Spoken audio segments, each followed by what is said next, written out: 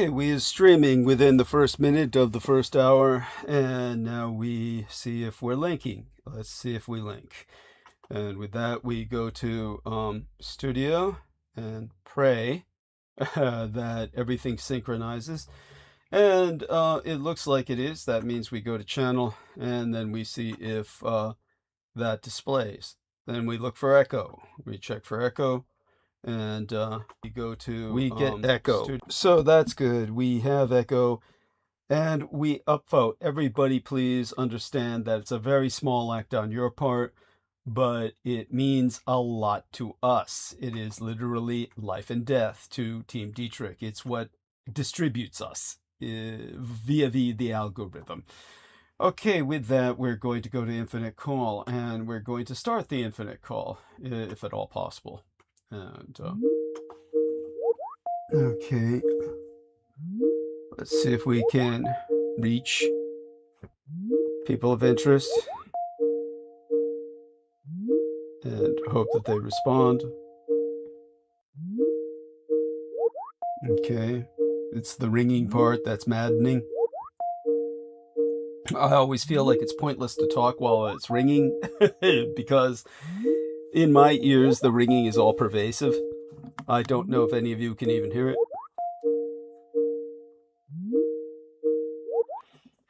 Okay, is that Aristides? Yeah. Excellent, excellent. Okay, so I'm here. Are you in the mood for the blurb? In the mood. Yeah. Okay, so the most important thing for the blurb tonight is we have to load my production card with $25 because I have to pay the Bluehost. And when the Bluehost charges me for domain renewal, it's going to bounce because they've got the wrong card because I had to renew my cards.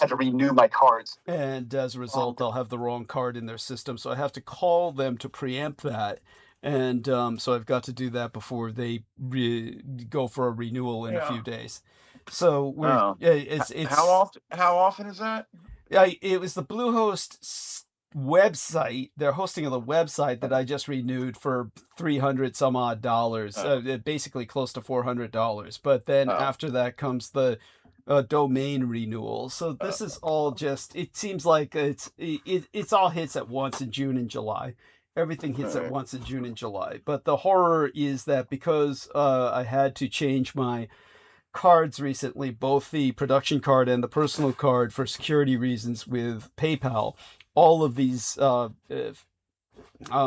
organizations, Google, Bluehost, Microsoft, they all have the incorrect information in their systems. And the only way you can change it is with Google, there's no way to change it. You just had to wait until they bounced, and then they inform you that they bounced, and then you go in there and change it. Yeah, yeah, because Google is unreachable. You might as well be trying to talk to God. Yeah, right. Microsoft is kind of the same way, and but Bluehost is different. They're a smaller organization, comparatively speaking, and I can preempt them ahead of time. But let me see, the due date for Bluehost for everyone to know is going to be the 21st. So the 12th, we've got 10 days basically. So I've got 10 days to pay them ahead of time to prevent that from bouncing with Bluehost, and preventing one added stressor of all too many that just all hit at once every time. And so when it comes to the production card, it's so important that I had to put the production card's PayPal address in the screen tonight, as opposed to my personal card. So you're just going to see a PayPal /me.DouglasDietrich instead of Douglas D. Dietrich, because I'm trying to encourage people to actually put it into the production card for tonight. So everybody hit that. You're doing this, or as in you want me to do this right now? No, I'm doing it, but you might as well do it too now that you bring it up. I thought you couldn't put links, but no, I can't put links. I'm saying I put the link on the display in the screen, the image in the thumbnail of live stream. Oh. Yes, that's all I can do. I can't put links in my own chat. I see. Yes. Yes. So, Okay. yeah, it's simply on display in thumbnail of live stream tonight of Douglas Dietrich in the bathtub, and of course all my makeup falls off, and then you see the real reptilian self. Ah, I knew it. Yeah. Yes, always do it. Yeah. Well, that's the dragon No, blood actually, I lineage. didn't. Actually, I didn't think that. But, Cool. Either way, it's fine. of all the things, I didn't think you were reptilian. Well, it's only in the terms of the All right, dragon blood let's get lineage. that. Yes. Yeah. Dragon blood Yeah. lineage from the Well, Japanese okay. nobility. The Japanese noble side has the All right. dragon blood lineage. So, yeah, that's what All it right, comes but from. not in any, like, No. majority sense. No. All It's right. serpentine. Yeah, That's- but I gotta in a see. big way. Shoo! Oh, Oh! So, all right. And believe me, Aristides has already heard some of this horror story, but I'll share the rest of the horror story with everyone soon enough. And, okay, but you thanks- need wait. What is it? You $25? Yes, $25 into the production card. Okay. Yeah. Yeah, just at paypal.me/Douglas Dietrich. I originally said PayPal/me.Douglas Dietrich. It's just the opposite. I'm gonna blow my nose. Yeah. So you keep All talking. right, I'm putting something in explanation. Okay. Yeah, Well, I I'll put keep talking while you it do should that. be. Yeah. Yeah. No, go ahead. I put so I put that one. Yeah. Production one in there. Yeah. PayPal.me/Douglas Dietrich. Yes. So T-Take Berry says loud and clear, brother. Thank you, dear brother. Let me minimize this. And so hugs at T-Take Berry. And everybody else has joined us.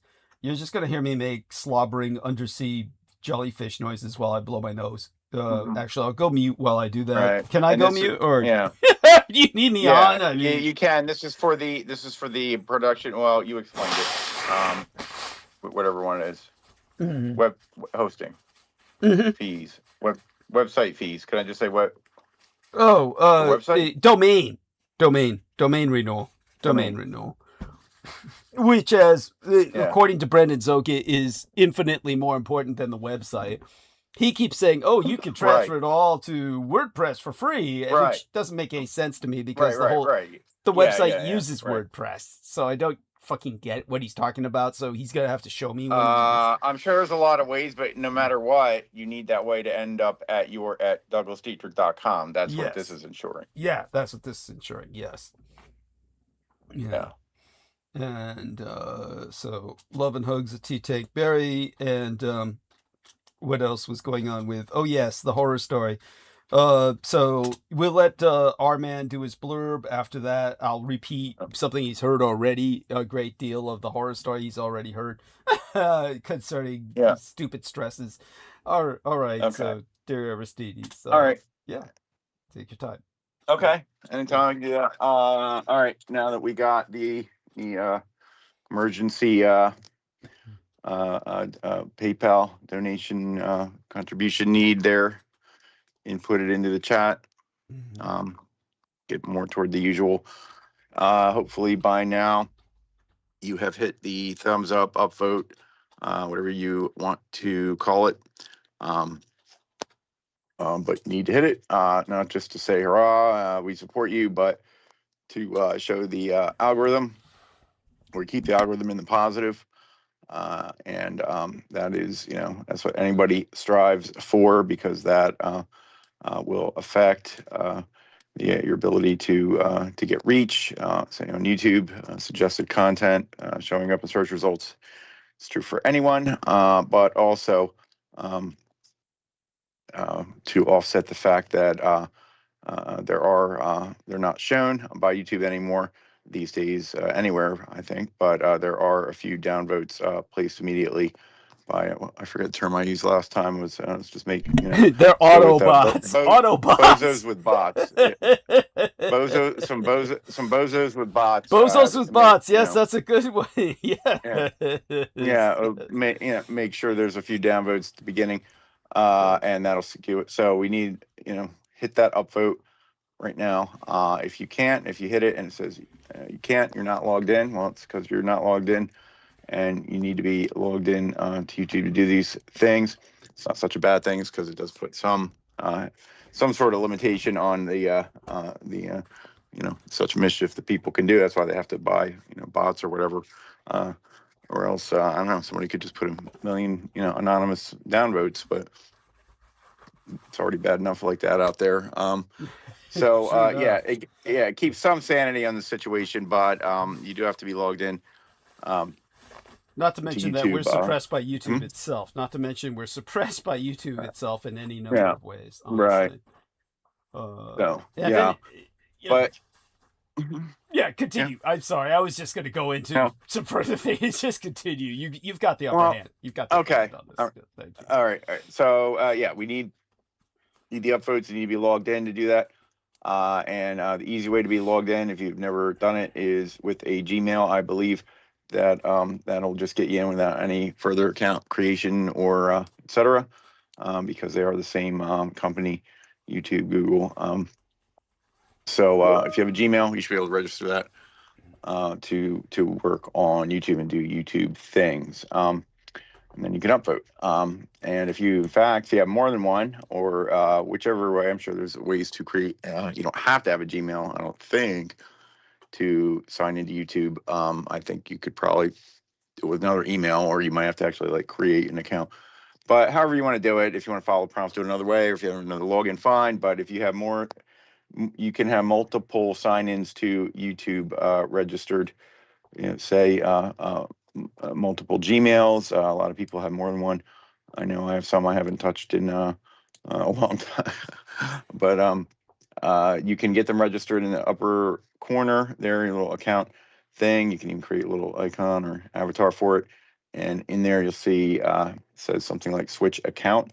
And it is in there that you register your logins. And the reason we're saying this is then you can switch between them, and you can switch to a different account being logged in, and you can upvote again. So the short of that is that's how you vote more than once in the Dietrich democracy. So as he said, YouTube does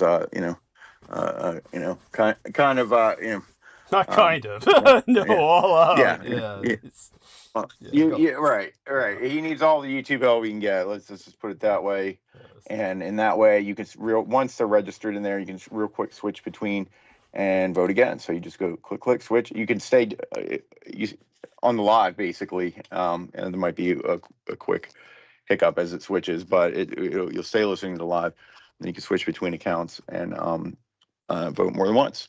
So isn't that great? You can't do that anywhere else. And even if you could do it somewhere else, it probably wouldn't matter anyway, because what does your vote mean in the real world? But here it means something. So yes. Thank you. No, that's beautiful. Yeah. Beautiful. Go on. And okay, say you don't want to have multiple accounts signed in. You can. There's still ways, even with just one account signed in, you can do multiple upvotes. If you would want to under your account create a channel or multiple channels. And that is a separate identity. That is what you use for publishing. That's like your publishing name on YouTube, because a person could, in general, sign it themselves into YouTube and then have multiple channels that they, administer. But so that's its own identity and name. And guess what? Channels can upvote also.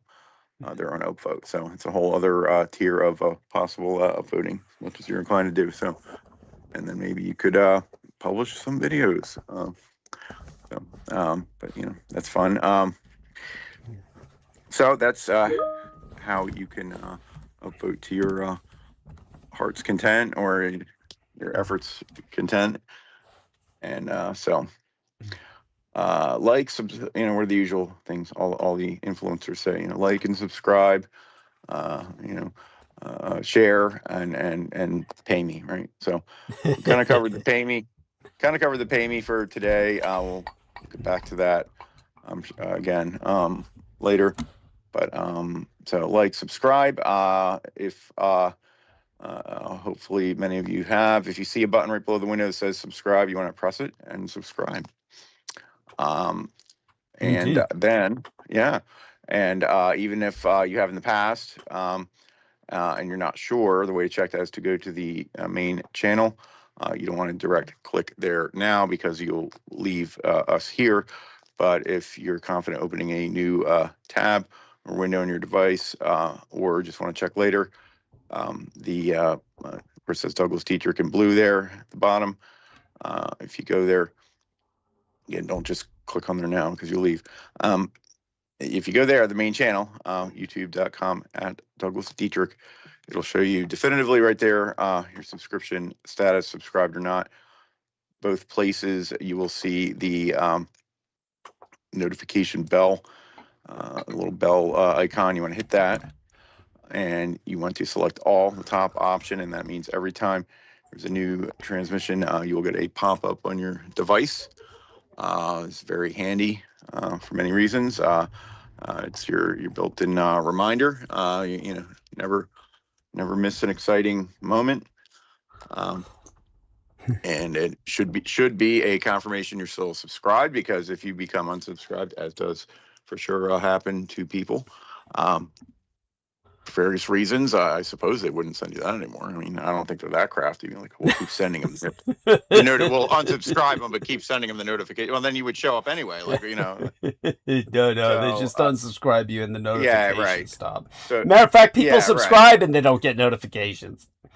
All right. Well, that's why you want to click the all, because the next one now, personalized. Well, that just means it has its own algorithm for what it decides to notify you about. Like sometimes, like some stuff that's important to me, I hit the all on channels that are important to me, and other ones I leave it alone. And then sometimes it'll just decide to show you, you know, something from another channel. But then you don't let it decide. You want to hit the bell, turn on all, and that way every time we're here, you get a notification, your little pop up on your device. So very handy. And nothing to remember, no reminder to set. It tells you you're still subscribed. So so do that. So that is like and subscribe. Share. The real easy way to do that, below the Windows button says share. So if you click that, if you click that, there's a little window that pops up, and you can copy the link out of there. It's basically the same link that you could copy right out of the browser window. Just a little more convenient, and then presumably YouTube feels you hitting those buttons, and its algorithm becomes, you know, excited accordingly, and then it gives you some other platform sharing options. It just opens up that whatever app with the link. So, but especially LinkedIn, you want to share it on your LinkedIn. Right? Yes. Impress your coworkers. Like, yes, I know about all the most secret shit in the world. See, look. What are you even talking about? You're crazy. Get out of here. Huh. You got the voice down too. Yeah, right. Yes, I will. I'm too good for all of you because I listen to Douglas Dietrich. Okay. Yeah, don't do that. Don't get an attitude. It never helps. Good advice. Yes. Yeah, right. But anyway, it gives you ways to share there. Just copy that link. Share it in your group chats, your DMs, your texts, on, you know, your Facebook profile, and your Facebook group with your all your high school friends, all your boomer family members. You know, keep them guessing. Anywhere you can think, drop that link. Your company, you know, your company-wide email, send all. If you have any mailing lists at your company, you know, they have, you know, use that. Just kidding. Don't get yourself in trouble. Yeah, don't do that. Don't. Yeah, unless you don't want to work there anymore. Then, you know, you want to make it interesting until you leave. Okay. Never take that. Don't take any of that. But do take the sharing seriously wherever it might feel appropriate to you, especially to people who you could tell have, you know, a little light bulb is turned on and they're striving for answers in this confusing world, and say, here, you know, I saw you over there, you know, your gears grinding, and take this. You'll need this, right? Yes. Yes, Yeah. it's the red pill. It is the red pill. Yeah. Of course, Yeah. most of the people who Yeah. want the red pill or claim they want the red pill, once they get it, they don't Yeah. want anything to do with it. So, Right. Well, we yeah. got to think of something. Red pill's too common. We got to think of something for you. Else for you. Like the blood red pill, right? Yeah, I like that. Very good. Because Yes. Very because good. blood red. People use blood red to describe a color. You know, well, what kind of red? Well, Yes. blood red, right? Yes.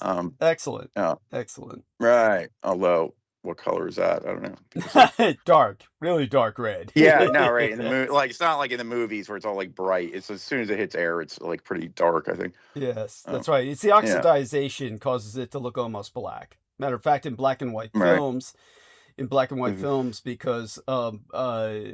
any thing colored like blood wouldn't even show up. They had to Right. use chocolate syrup. So chocolate syrup was how they emulated blood in black and white films. So there you go. How about that? Yeah. You could also share just the link. Not doesn't have to be for the individual program. Could be for the channel. Again, the youtube.com at Douglas Dietrich. We could even could put that link in there. Why not? Yes. Fire the links in there. So and at least that way that covers all. It's not, if you want to share a certain program that you just listened to, that's great. But maybe you want to just share the whole channel. So excellent. Yep. So yeah, don't always put that in there, but there, why not? In fact, I should add that to my little list of things to Thank you. to put into the chat. Yes. So yeah, that's the sharing. Share far and wide. Electronically, probably most realistic, but you can print out. I think we're probably past people taking a Sharpie and just writing it on somewhere. And nobody wants to type, and you could. I mean, if it was me, the channel, that's easy enough. youtube.com/@DouglasDietrich. But if you get an individual, you're not going to share youtube.com watch XID IEF NV. You're not going to write. You can print out QR codes. There's free QR code generators, and that's probably the best way. And people just aim their phone and they're there. Tape it up in the busy bathroom at whatever establishments you frequent. Assuming there is a legitimate bulletin board there in the. Don't get in trouble. Well, there you have that. Though in public bathrooms, of course, nobody giws a shit. It's right. Public all the things are happening. But you'd be like, right. You're sitting there, you'd be looking down at like needles on the floor, and be like, I don't know if I should tape this paper up. Yeah, don't worry about it. Nobody cares. But that is a way to share physically. So there we go. Like, subscribe, share, contribute. We did cover immediate needs in the production account. That we have linked there. So we'll leave that. We won't put the regular one until you have that need met. But it doesn't have to be just $25. It could be more. Of course. Yeah, you can always give more. So like, subscribe, let's see, share, and contribute. So those are the main things. And okay. So if it's if you don't have PayPal, then actually the production account, you don't. If you don't have PayPal, you can still contribute very easily, just having a card, and that would be by going to the website. That would be the one that you need $25 for to keep open, right? Yes. Yeah. So that would be simply DouglasDietrich.com. Just can't lose that one. I'm sure if you lost that, someone would snatch that up right away. Like, yes. I'm the real Douglas Dietrich. Oh yeah, that's. Oh yeah. So you can go there. This is to pay with just a card, not sign in. Some people don't want to have a PayPal. They have some issues with the company, but perhaps. But if you just have a card, go to DouglasDietrich.com. It is in the upper right-hand corner, yellow button with the credit card logos underneath it. Donate, it says. The one in the middle doesn't work. You can play with it, but you know. Yeah, it's It doesn't masturbatory. work. Yeah. That's a Yeah. decoy button set up by Yeah. by the programmer a long time Yeah. ago, the Yeah. designer. At this point, it does nothing. So we're just calling it our practice button right here. It's to affirm Master your- button. Master for masturbation. Yeah. It's not master button Oh, at I all. pulled a Yeah. good joke on some. I have a joke. You can't use it very often, but the guys were chatting like in the chat, and the one guy, they were talking about fishing, you know, legitimately talking about fishing, and then one guy's like, oh, he's like, for this and that, he said, like, I take, you know, sometimes you use a little fish to bait bigger fish. Yes. And he's like, yeah, I take the little so-and-so fish and I hook it through like the top fin, let it swim around a little bit. And he's like, if I don't catch anything, I'll just let it go. You know, I'm like, you sound like a master baiter. That's good. How do you handle that? The best guy at baiting the fish, right? Yes. Yeah. Master baiter. Yes. I use that once. How do you handle that? They just laughed. Okay. Was, you know, I used that only once before I legitimately used that. Guy was telling me, yeah, and when I was young, I worked on a fishing boat and blah, blah, blah, blah, blah. I was like, I'm like nodding. Oh, really? Fascinating. I'm like, oh, yeah? I mean, like, you did all the baiting. Oh, yeah, I did all that. Man, you must have been the master baiter. That's when everybody breaks out, you know, laughing. That's well, that's good. That's witty. That's yeah, right. I mean, yeah, it's not one you use too often, but anyway, getting back to paying with just a card. If you go to the website, DouglasDietrich.com, upper right-hand corner yellow button, click it. You get a little menu. It says Donate to Dietrich Productions Incorporated. That is, in fact, where he needs the money right now. Usually we prioritize his personal account, but the production one does take a little bit of fees itself. So add a little bit extra there. Call it $30. I don't know what the fee actually is, but over at least, you know, at least, I don't know, you said 25, but more. The 25 will cover at least the fee, but still, you may as well send as much as you can. Hell. Some shit would happen where like each fee would be a little bit more than you thought, and you were like 7 cents short, and then you'd be like, seriously, that just happened with the fucking. Or anyway, pharmacy. you said like you were, I mean, you were about to like, what, you know, you're about to, you know, go, you know. What was it? What's that movie with like falling down? You're ready to go for like falling down on people for like $16. Like, yes. That's, you know, this guy struggling for every dollar. So add a little extra, make it more than 25, and the one that says Dietrich Productions, because you take a little fee. You have your little menu there. One of the options: donate with debit or credit card. If you click on it, you don't need to be signed in at all. You just need to have the card. So. So that pretty much opens up to most people.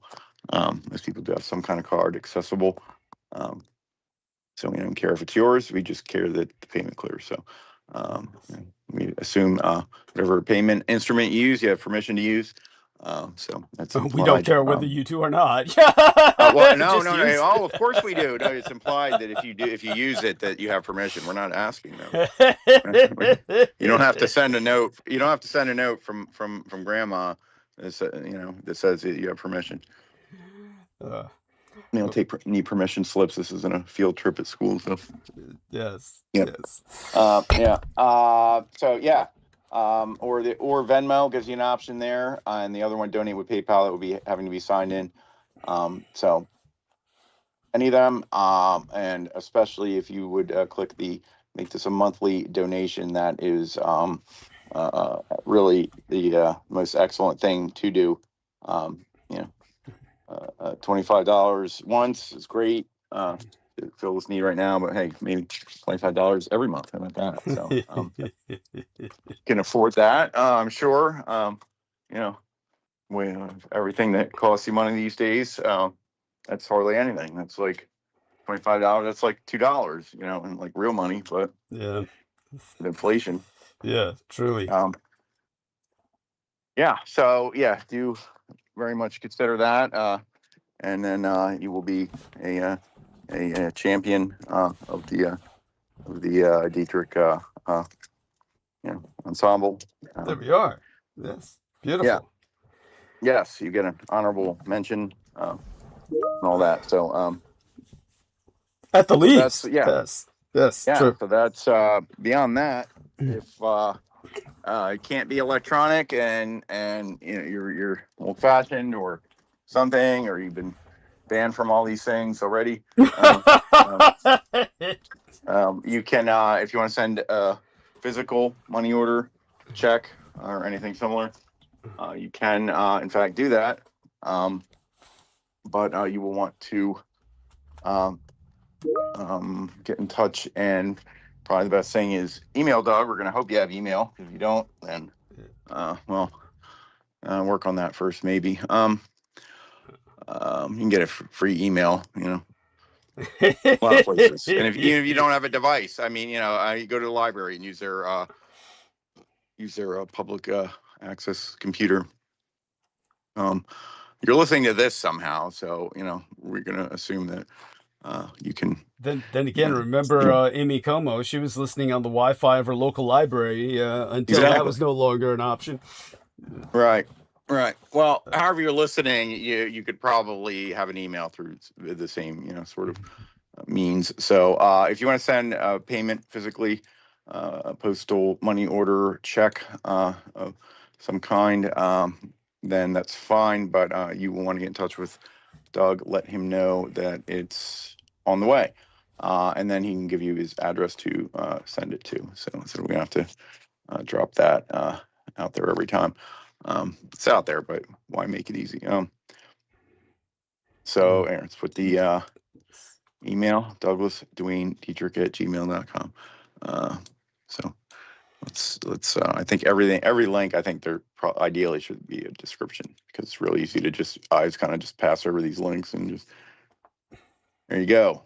There we are. Thank you. Yeah, capital letters.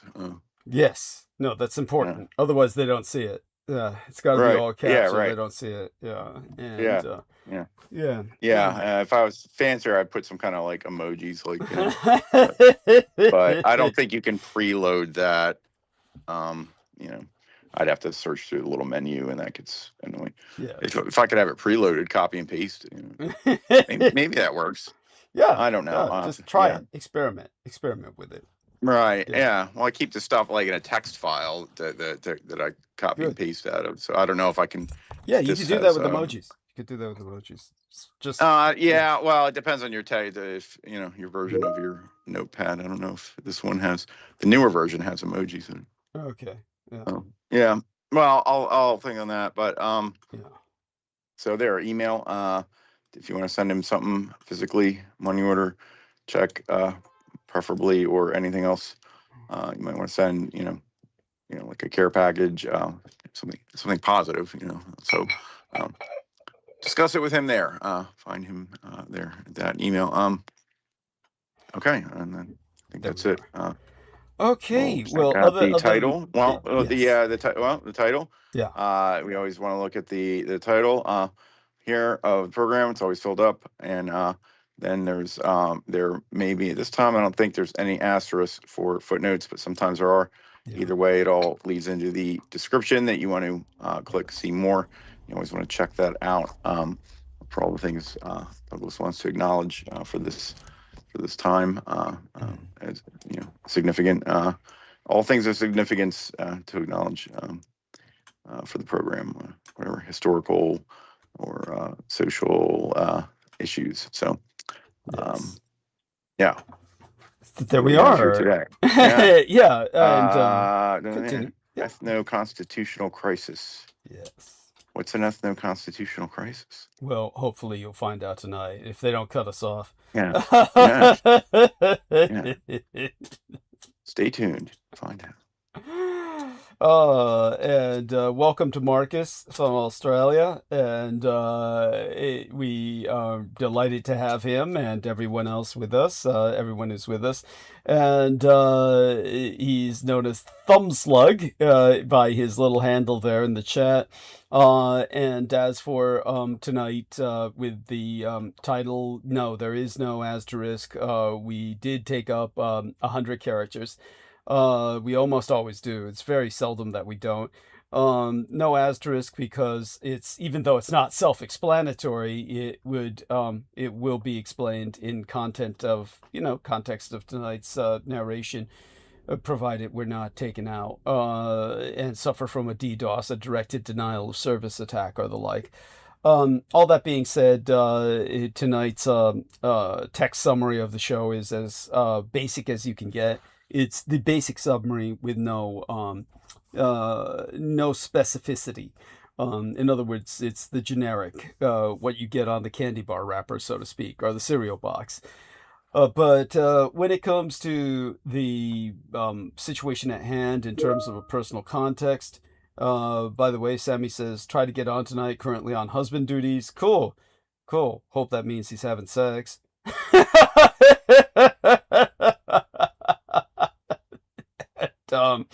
Aside from all of that, we welcome anyone to join us.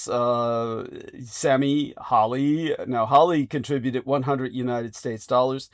The last time she'll be able to do so for many months, and at just the right time when I needed it the most, because I was denuded of all supply money this month by seeing the dentist, which normally I am covered for. Normally because I'm Medi-Medi, meaning Medicare, Medi-Cal, and I'm on the 250% working disabled program, by which I am eligible for full coverage at Kaiser because I maintain a underemployment by which I put back into the system for all the money that I put into the system originally, which I get out via Social Security disability insurance, which is nothing to do with Social Security per se. Obviously, they're all under the same Social Security Administration, which is SSA, but SSA is an administration. Social Security is welfare, and SSDI, on the other hand, is not welfare. That is something you paid into all your life, and believe me, I've paid into it more than any of you ever have, or any of you ever will. Not a false claim or braggadocio or some kind of delusion. It's simply a fact. Because while I was care provider for my parents, I was recognized for 24-hour-a-day care for each parent, meaning I was recognized as working 48 hours a day, and the only way I could get my parents insured, because my father had been in the military, but all the military bases were closed in the greater San Francisco Bay Area Metroplex region because of my exposition of the industrial scale human child trafficking sex industry that the United States military was involved with. It was such a national scandal that they had to conduct a cover-up that would have been impossible in the age of the internet. All of this happened just before the internet was released. As a matter of fact, the scandal was covered up before they even released the internet from DARPA. So just understand that the only reason the go-ahead was given to release the internet from its military domain under DARPA, the Defense Advanced Research Projects Agency, was because they had already succeeded in scrubbing, in a pre-internet sense, the entire scandal of the industrial scale human child sex trafficking that was going on throughout the United States military on every base, generally every base that they had all over the world. And at the time that the scandal went down, literally well over 100,000 children were being cared for on a daily basis by the United States Army alone in terms of military bases the world over. Okinawa, West Germany, Panama, I could go on and on. And the primary scandal that I dealt with was at both the Presidio military base and West Point. And believe me, I've paid for exposing that scandal for the rest of my life. The military has been after me ever since. And that's the madness of the world you live in. And that's the reason, of course, we're suppressed. But all of that being said, they had to organize a month of the military child, and they dedicate an entire month of the year to the military child. And it's part of the insanity of their hypocrisy. And all of this, of course, was integral to the exposition of Satanism in the military, which they then covered up with a super massive propaganda campaign called Satanic Panic, saying that this was all a panic, that this did not this never happened, that people were, all the children who were molested were just attention seekers. They were all simply damaging themselves, infecting themselves with sexually transmitted diseases simply because they were seeking attention, and bringing all these poor, innocent adults, victimizing them because all the evil children, straight out of Village of the Damned. They said all the military children were Village of the Damned kids that were just out to take down all adulthood. Talk about a war of the generations.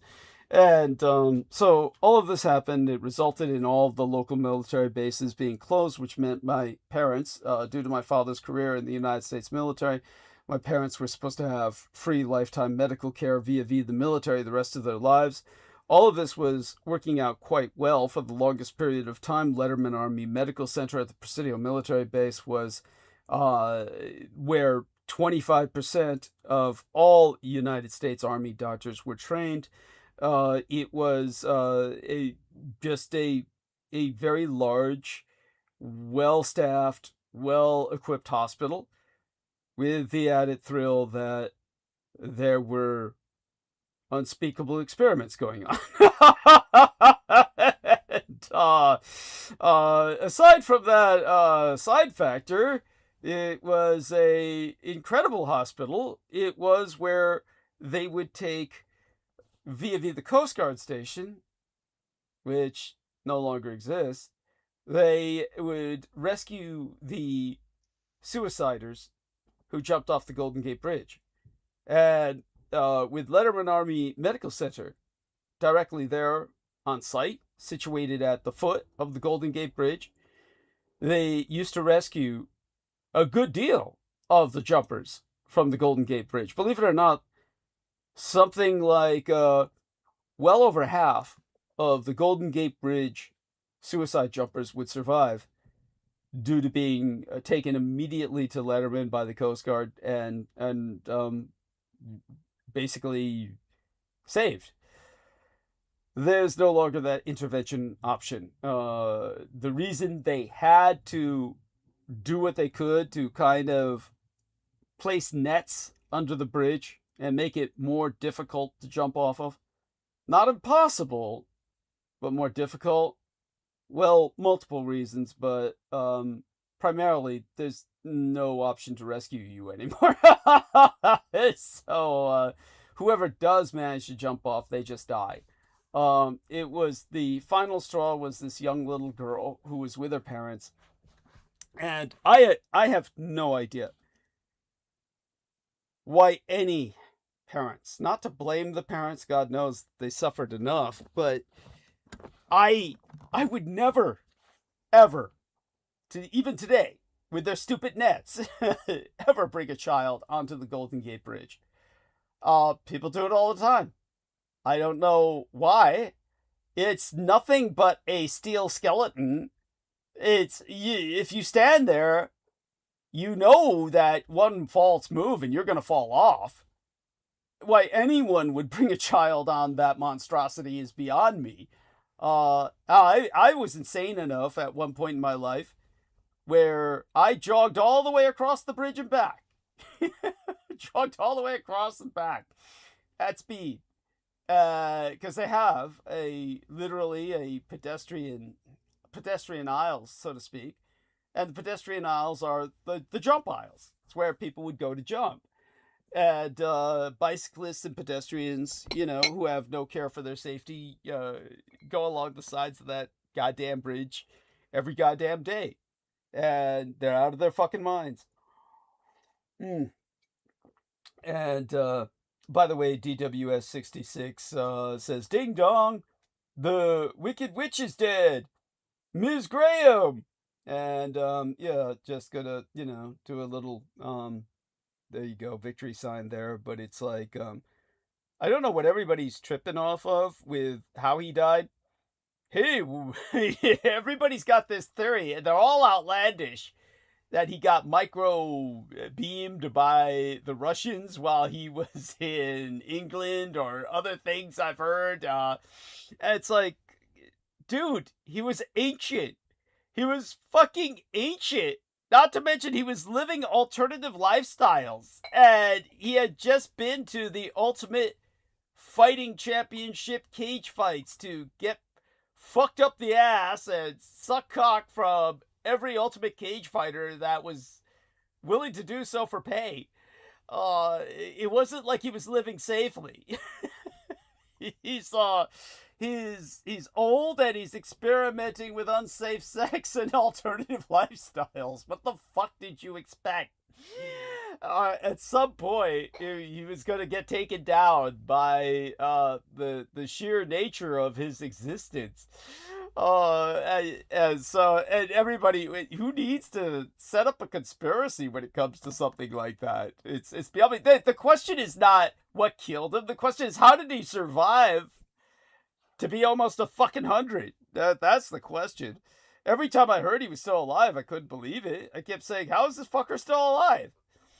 But at any rate, everything I explained about the Presidio and the horrors and the Golden Gate Bridge and my stream of consciousness there, it all comes down to the fact that after my career in U.S. government, which of course I paid full taxes for a decade, after my career in the private security industry, where I paid taxes, well, not so often. A lot of that work was under the table.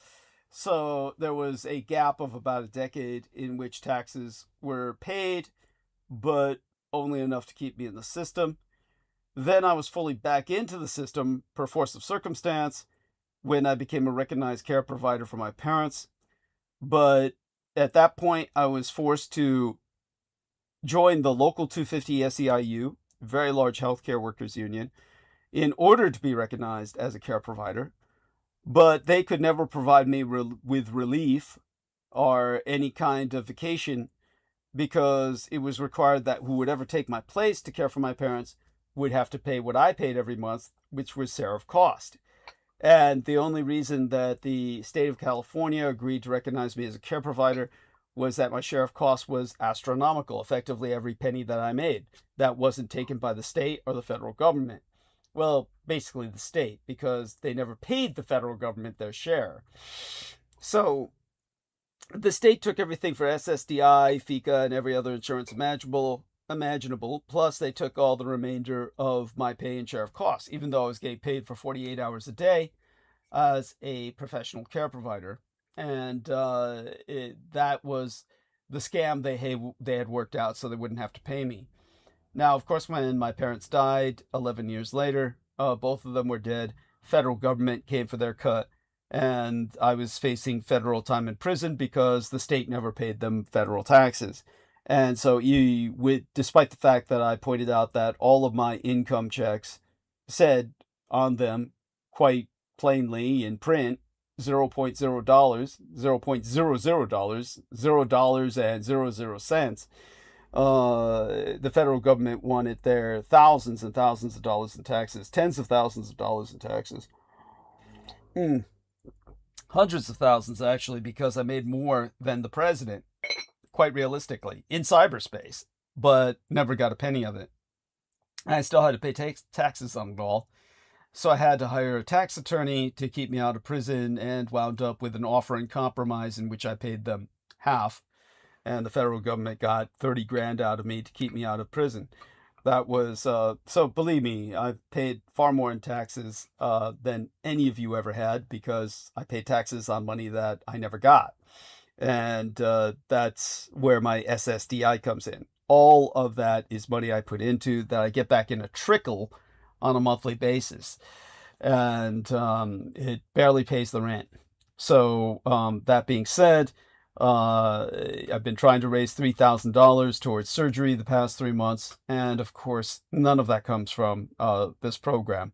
The only thing we're trying to do now, realistically, is load that card with $25. the card that you see in thumbnail of live stream, embedded in image thereon, and all the links provided in chat by our dear Aristides as Vril. And aside from all of that, I live off Meals on Wheels, basically 1 meal a day when I'm not at the estates, and have access to what I truly sustain myself off of. I maintain a caloric intake, and Meals on Wheels is changing its entire system. They have no idea when the deliveries are going to be. They're non-responsive from the social work area. But they made us sign a little form with our email so that they can email us warnings as to when to wait for it. Now, that usually happens after a show back in the delivery dates that are maintained until the middle of next month. And when I get up in the morning, I only get a few hours sleep, get the Meals on Wheels, then try to get back to sleep or take care of some responsibilities and sleep later in the day. Either way, it's fucked. And with the new system, they want you to be up all day and at home all day waiting for the delivery, and I just can't live like that. They're just basically trying to get people to get off Meals on Wheels. It'll just get a lot of people to simply stop accepting it. They're definitely purging. They've cut the meals in half in terms of what people receive anyway. And now they're just trying to get people off the system by telling them, oh, well, you have to be at home all day to wait for, the delivery. And, well, if you don't like it, just get off the system. Now, compounding all of that stress, when I went to the dentist, they at UCSF stole money from me, where I was trying to get a mouth guard because I gnaw my teeth at night. And the biggest problem is not what I do to my teeth, because I've indoctrinated myself to keep my jaw bones separate. Your teeth are never supposed to really meet each other unless you're chewing. You can ask a dentist, they'll tell you that. You're always supposed to keep your teeth apart, indoctrinate yourself to do that unless you're chewing. But in my case, at night, to prevent myself from grinding my teeth, I've indoctrinated myself to keep them apart, but my tongue falls in between them, or the insides of my cheeks fall in between them. And the insides of my cheeks are just lined with scar tissue. It's very fortunate that the inside of the mouth barely ever gets infected. It's very rare that the inside of the mouth ever gets infected. And that is, well, good luck, because I'm constantly chewing and grinding on the inside of my cheeks. So that is at night when I'm sleeping, or my tongue. So basically, to keep from turning the inside of my mouth into a hamburger, I've been asking for a night guard for years, literally fucking years. And UCSF has just been pissant, just a shit pile in terms of response to that. They're just, there's no words, just how wretched they are. And when they finally got around to doing it, of course it had to be while I'm trying to save up $3,000 for other surgery. So they charged on a sale. They had a sale of $451. And of course they couldn't take that at the finance office because I had cash. And so they said, oh, you have to go to the front desk. I went to the front desk and they couldn't give me change. And I said, well, you can't give me change. All I have is $100 bills. And, oh, no, well, yeah, we just take all the balance of the money and leave it in the system. I said, I don't need it in the system. I'm not charged for anything. I'm Medicare and Medi-Cal, and I'm on an HMO with Kaiser that, together with UCSF, has a deal that they cover everything. Except when Kaiser flipped for a year to a PPO, that I couldn't go to UCSF, which was of tremendous damage to my teeth. And then finally it flipped back after 1 year to an HMO again. Then I was able to go to UCSF again. But now that I'm back there, they said, oh, well, you have to, just leave it in the system.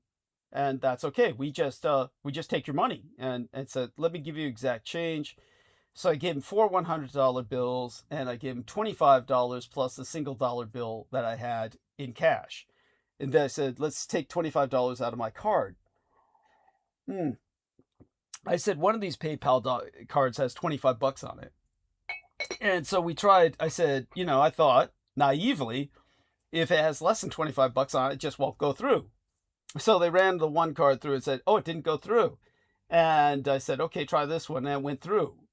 But they also stripped the other card of everything that was on it, 16 bucks.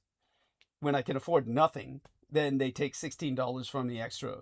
And so I called PayPal and they filed a complaint with UCSF, and I'll have to go back soon enough anyway once the mouth night guard arrives, and then I'll hopefully get an opportunity to speak with the financial office about it, get something done. Otherwise, they get a $16 tip, and it's just another theft.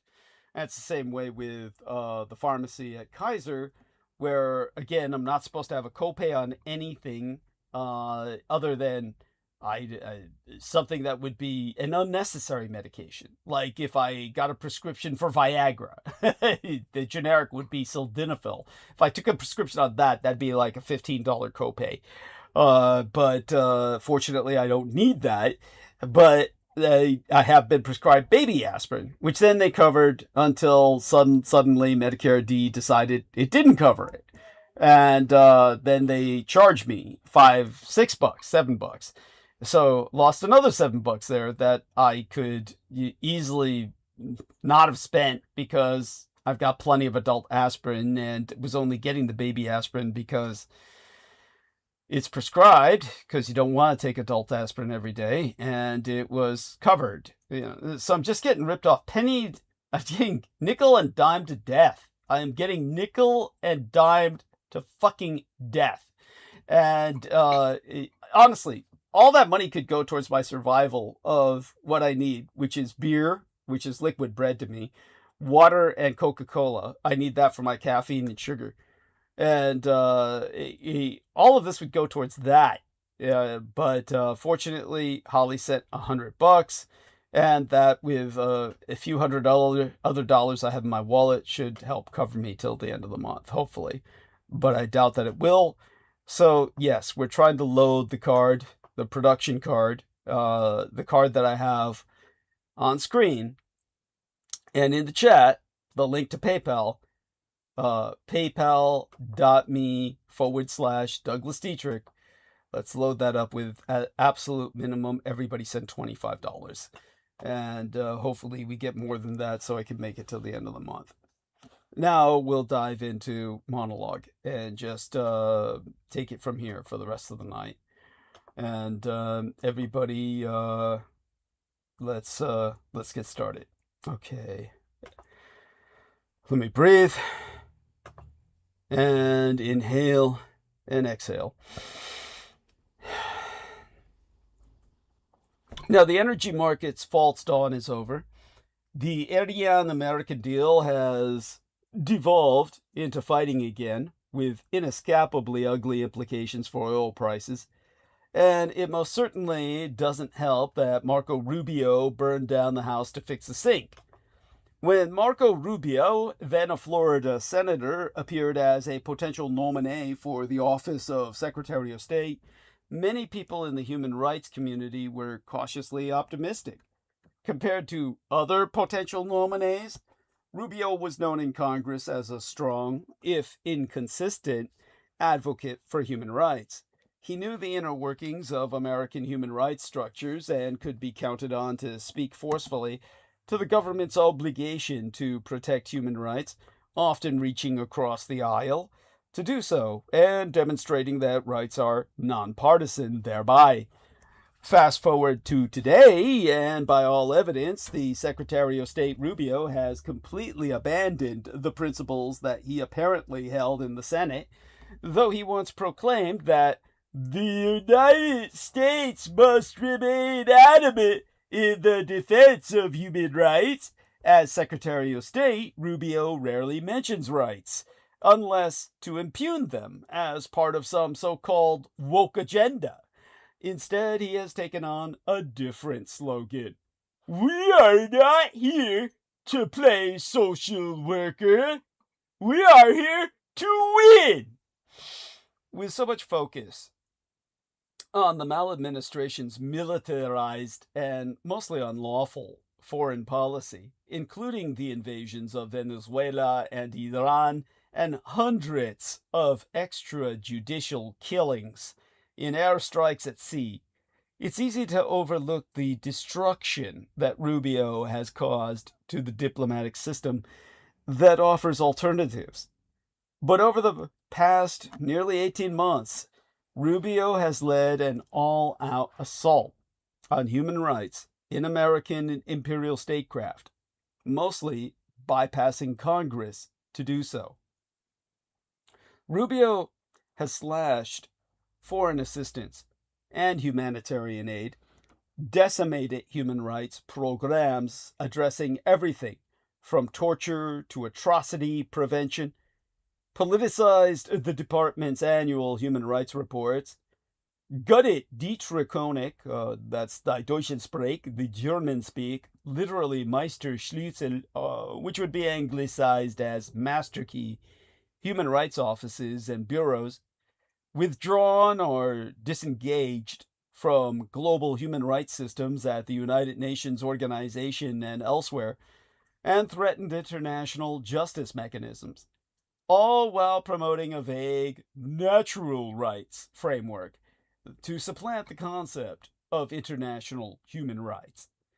At this point, the Secretary of State must be seen as the chief architect the chief architect of the Trump maladministration's assault on the rules-based order, and the catalytic implementer of dismantling the State Department systems that were designed to uphold and engage the rules-based order that protects human rights and promotes global peace and security.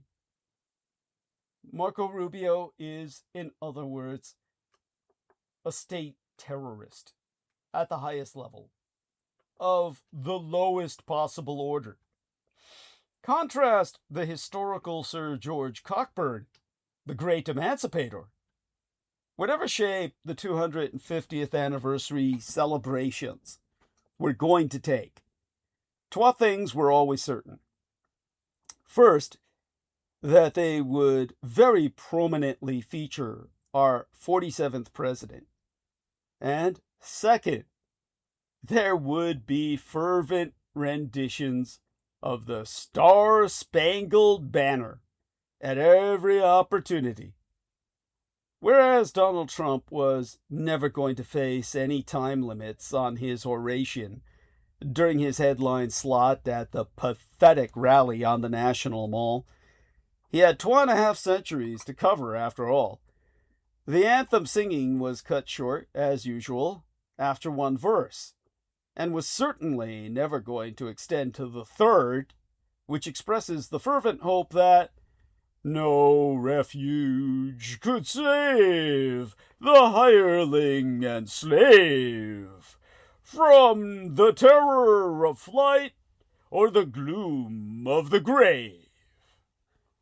Now, Francis Scott Key's malign desire that fleeing slaves should find no refuge was directly inspired by the actions of the Admiral Sir George Cockburn of Great Britain's Royal Navy, before he was knighted. I'll provide herein, both the chat and in our text box, an image of this man. I'm sorry to say, it's via Wikipedia, via Wikimedia, but there was no other suitable image that I could find. Behind him lies your capital, if you're an American, the United States, Washington, District of Columbia, burning down in flames. This was the second time the Capitol and the White House would burn. In August of 1814, this man in that painting fought his way to the White House at the head of an army partly composed of slaves he had freed, armed, and trained, and torched the place, along with the Capitol and much of Washington itself. Over the course of a 12-year campaign, he rescued as many as 6,000 slaves, and despite Francis Scott Key's hopeful verse, not to mention angry demands from the United States government in toto, he sailed them away to freedom.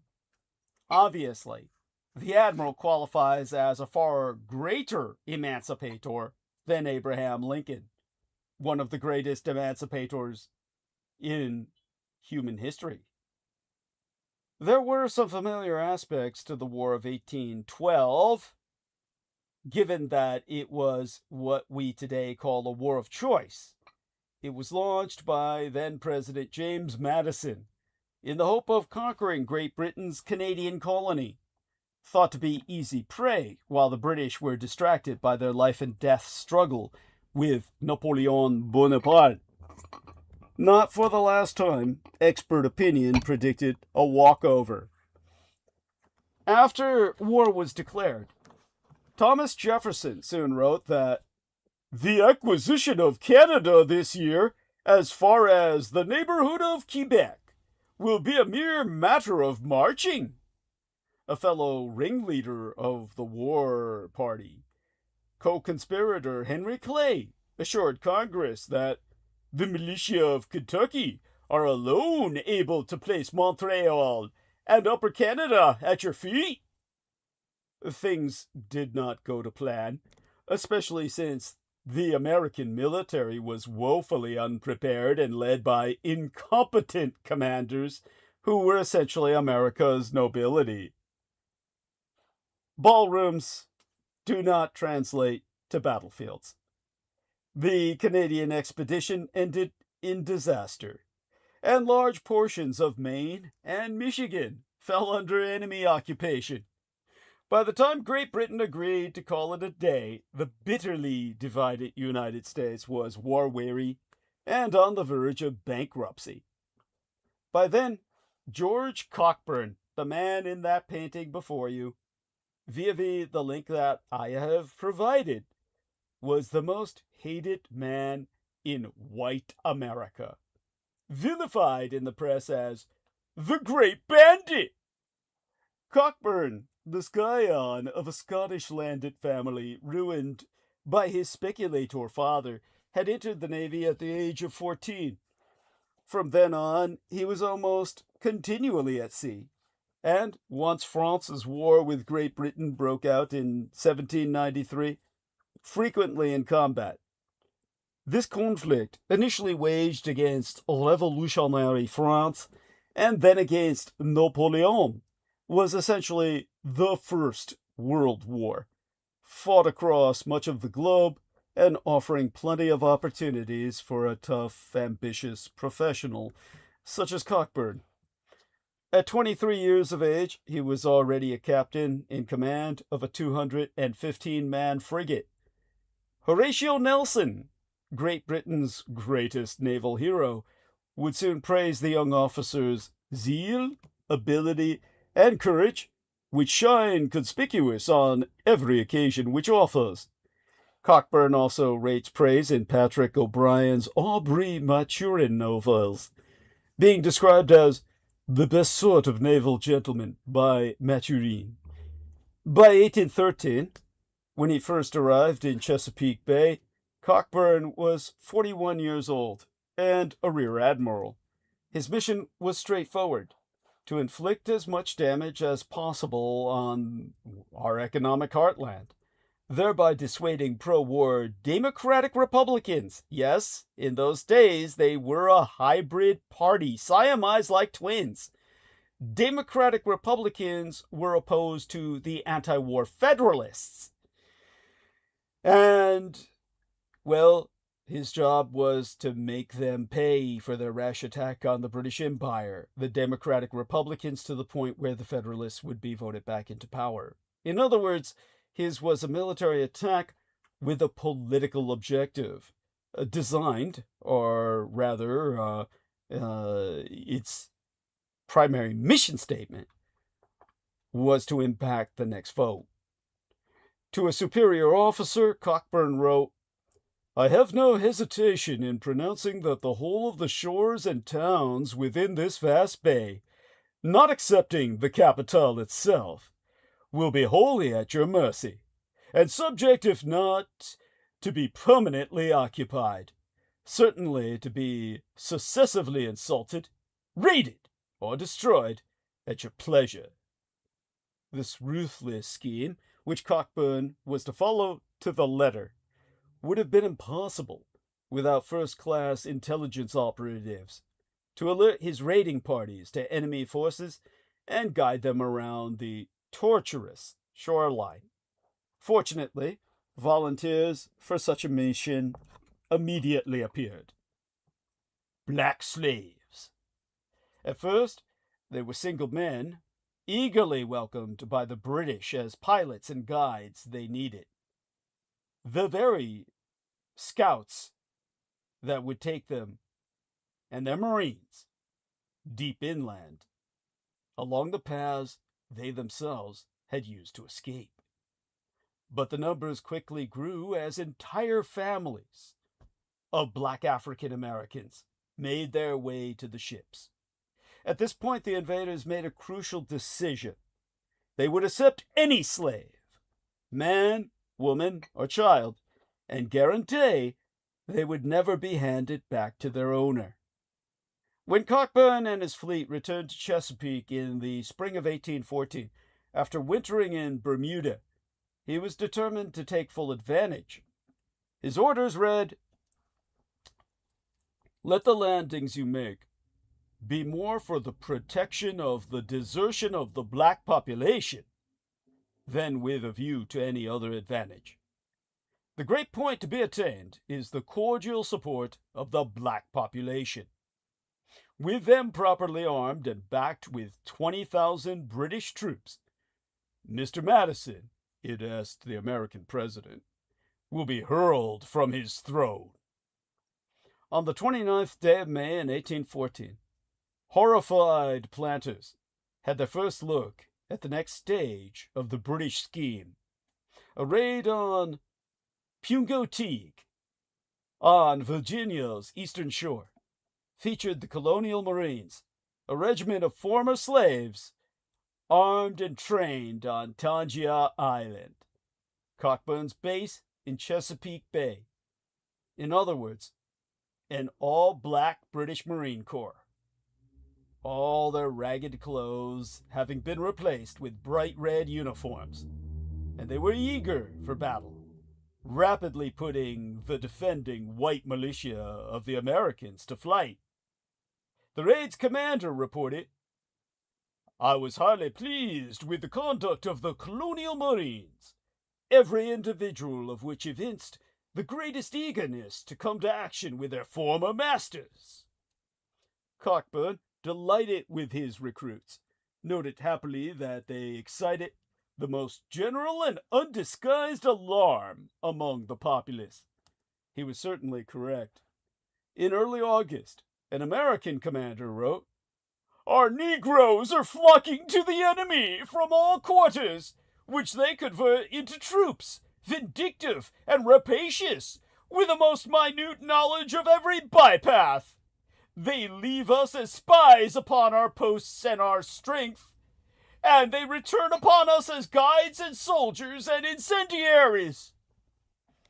Raids along the coast in the spring and summer of 1814 left dozens of towns, plantations, and stores burned, with livestock and freshly harvested tobacco carried away. Yet these were merely precursors to Cockburn's ultimate plan to strike at the heart of the enemy by raiding Washington, D.C. itself. This, he calculated, would be a devastating psychological blow, discrediting the American Madison administration and drawing enemy troops away from Canada. Furthermore, the Americans had burned York, as Toronto was called in those days, so this could be billed as justified retaliation. The advance on Washington, with the Colonial Marines very much to the fore, was launched in the third week of August. As Cockburn had predicted, the American defenses were in a sorry state. A hurriedly assembled militia was swiftly routed on August 24th at Bladensburg, on the outskirts of the capital.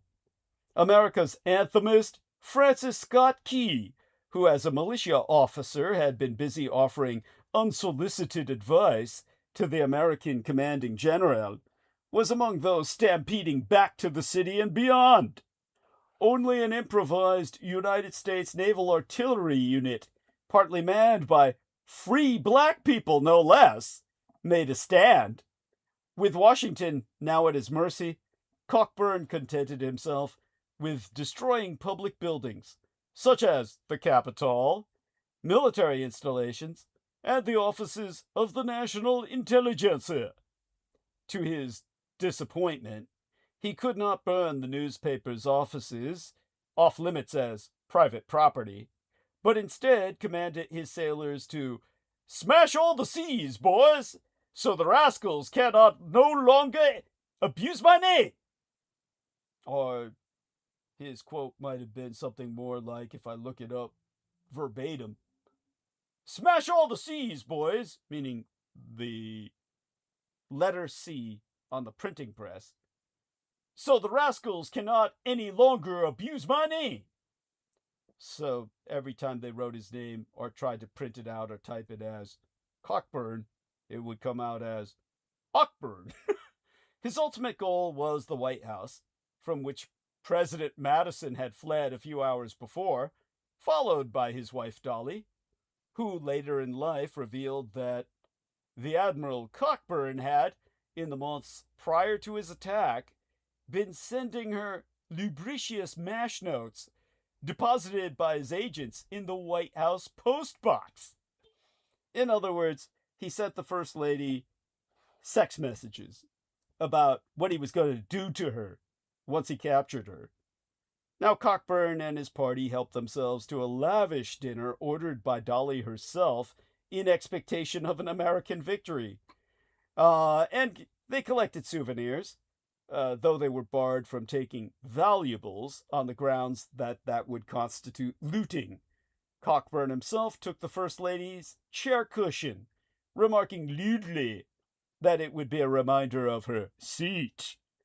Then they piled up the furniture and torched the place. Following the subsequent failed attack on Baltimore that inspired Keyes's verses, Cockburn moved south to harry the Georgia planters from a new base on Cumberland Island and rescued even more slaves. The motive for his rescue work clearly went beyond military expediency. He continued to encourage fugitives up to the last days of the war, and indeed into the peace. Despite outraged American insistence that the peace treaty mandated the return of all property, i.e., former slaves, Cockburn bluntly refused to hand them over and shipped everyone off to Bermuda. Most eventually settled in Canada, but the colonial Marines accepted an offer of land in Trinidad. Settled in villages, each under the command of their company sergeants from the old regiment, they were known as the Americans. Their descendants live there in Trinidad and Tobago to this day. Cockburn, who was knighted, and thereafter referenced as Sir Grand Admiral Cockburn, following his successful exertions in the American War, was given the important assignment of bringing the defeated Napoleon to his exile in St. Helena.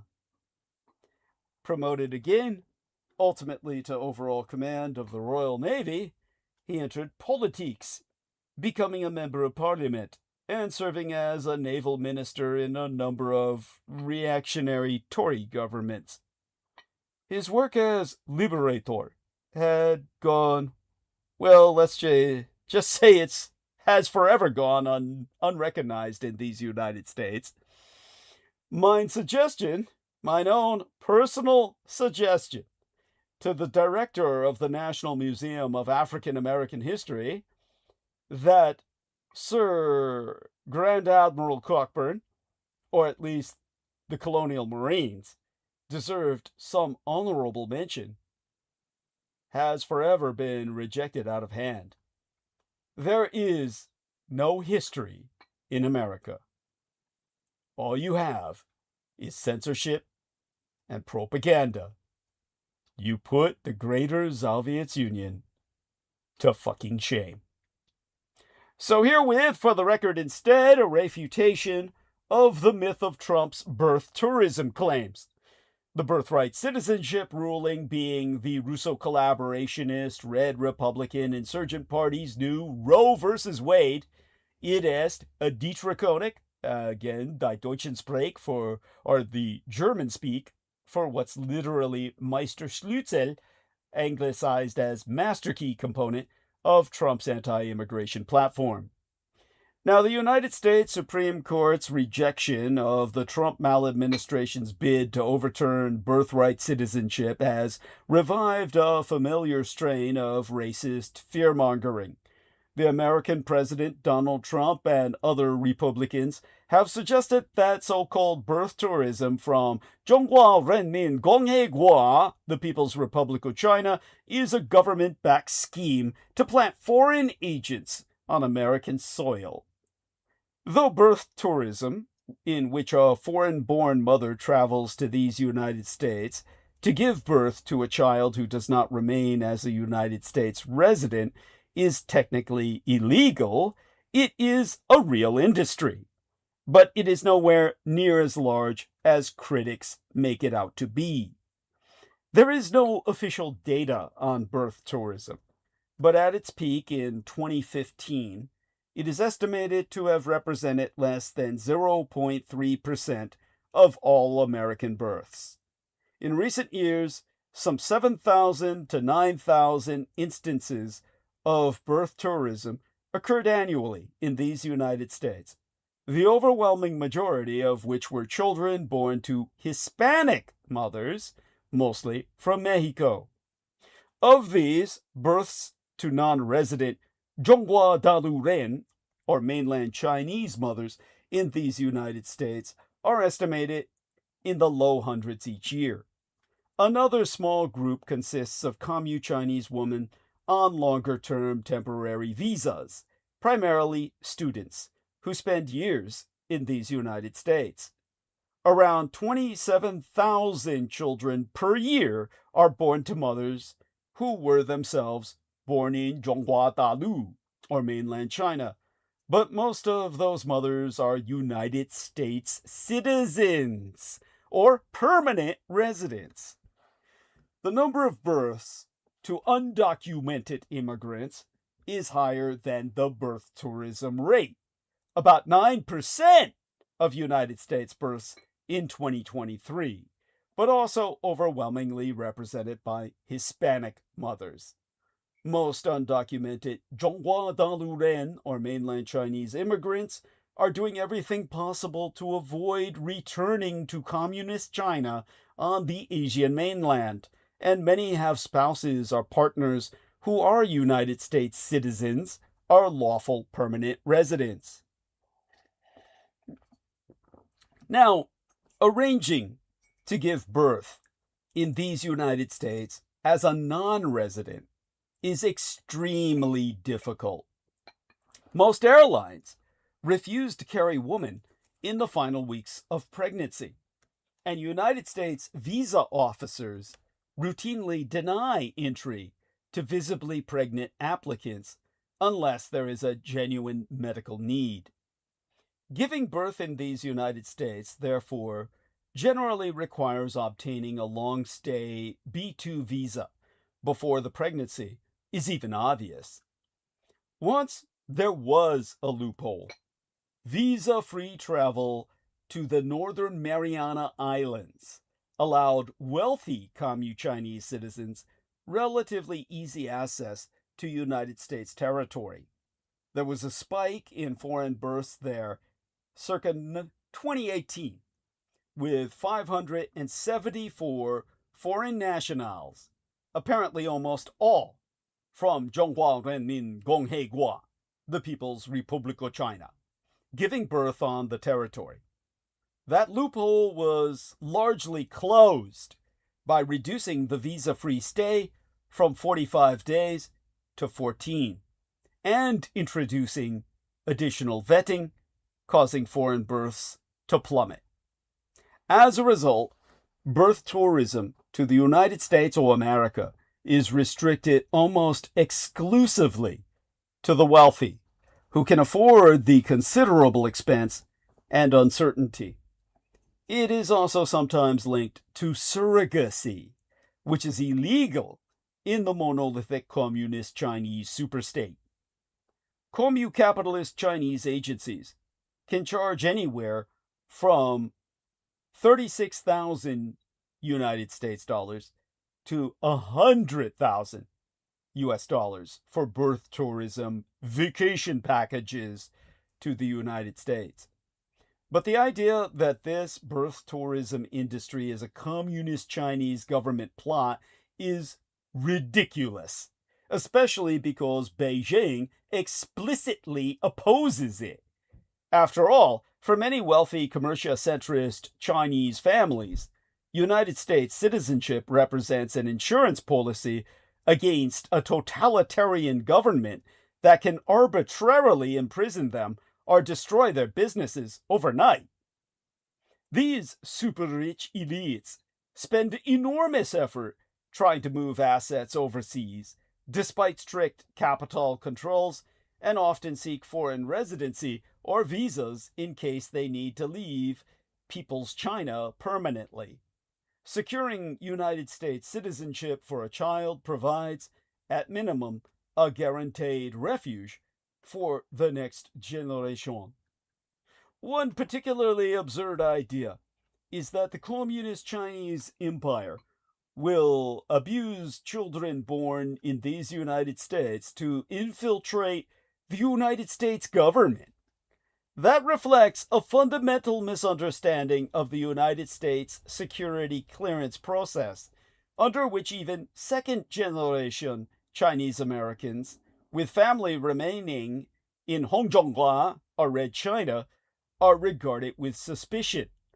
Someone raised in the communist Chinese super surveillance state with few genuine ties to these United States would have no realistic chance of receiving one. The Republican panic over red Chinese birth tourism reflects how legitimate concerns about Chi-Com espionage and Beijing's growing influence can tip into racism. Chinese Americans often have the language skills and cultural knowledge that the United States government needs to understand the centralized single-party state capitalist China. They are potential assets, not liabilities. More importantly, they are Americans, entitled to the same rights and equal treatment as every other citizen. Regardless, the birthright citizenship ruling is the Russo-collaborationist Red Republican Insurgent Party's new Roe v. Wade. Anti-abortion politics helped make the modern Russo-collaborationist Red Republican Insurgent Party. Activists supplied energy and votes to the retro-conservative movement for nearly half a century after the Supreme Court's Roe v. Wade ruling in 1973. That energy has dissipated a bit in recent years, but justices may have handed the right a new rallying cause: birthright citizenship. This Supreme Court ruling is the Russo-radicalized Red Republican Right's new bloody shirt. The Georgetown University's Addison Francois said that the Supreme Court's narrow ruling last week upholding birthright citizenship, or was it the week before last by now, just handed right-wingers a new bloody shirt to wave in every single political campaign. The topic will become the new Roe v. Wade for Republican politicians trying to appeal to anti-immigration voters who want to keep the American-born children of migrants from automatically becoming citizens. The issue will be more salient because the highest court in the land voted 5-4 in the case. Per the Atlantic magazine's Adam Server, retro-conservative activists now know they are only one vote away from eliminating birthright citizenship by judicial fiat. At First Things, Rachel Bouvard of the Conservative Partnership Institute said, "The conservative legal movement is far better equipped today than the anti-abortion movement was in 1973. The right overturned Roe through, in her words, decades of activism, thought leadership, strategic litigation, and judicial appointments." Now that model should now be aimed at birthright citizenship and must act as a litmus test for every future conservative nominee, granting unquestioned citizenship to the children of migrants, in her words, incentivizes illegal entry, rewards birth tourism, and erodes the meaning of citizenship for generations to come. Now, at the Dispatch, Jonah Goldberg said that the debate about birthright citizenship is about to get worse. We have seen this story before. Rather than settling the issue, Roe v. Wade failed to spare the country an ugly debate over abortion, Jonah Goldberg's words. The same will be true of citizenship. The court has more than likely turbocharged the debate over immigration. Irregardless, the Russo-radicalized Red Rights crusade against birthright citizenship is just getting started. At Newsweek, Thomas G.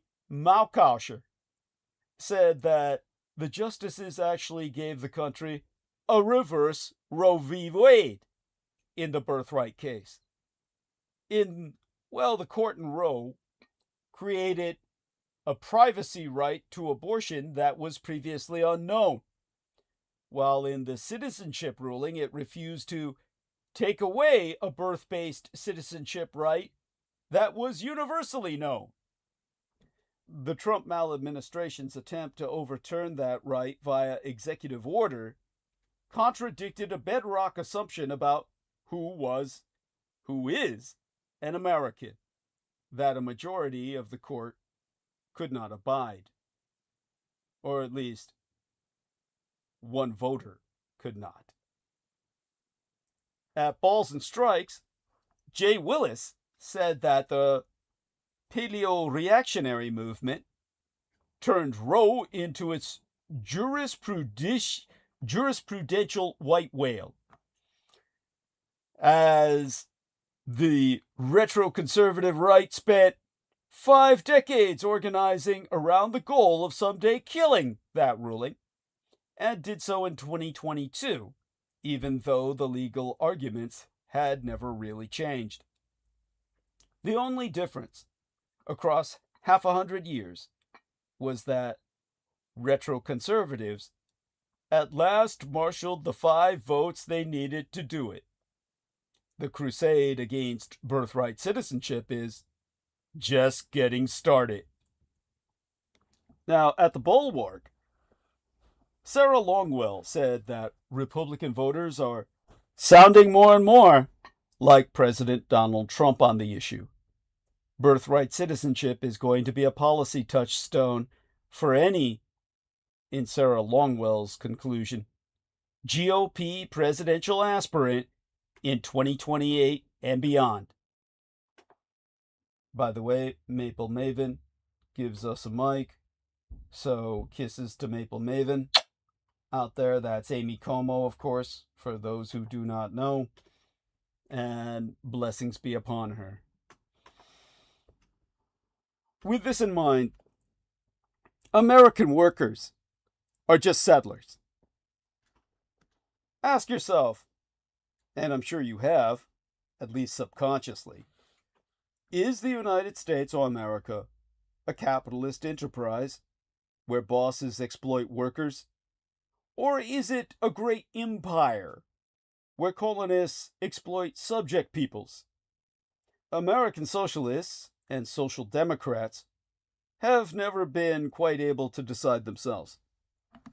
In 2019, Bernie Sanders told GQ magazine, "There are people who are very big into diversity, but whose views end up being not particularly sympathetic to working people, whether they're white or black or Latino."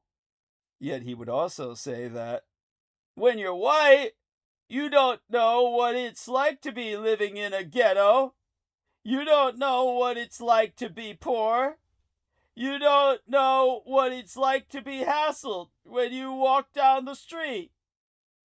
All of this is bullshit because I'm often taken for white, mostly by blacks, and I've lived in a ghetto all my life. I've known what it's like to be nothing other than poor all my life, and I've been hassled walking down the street all my life.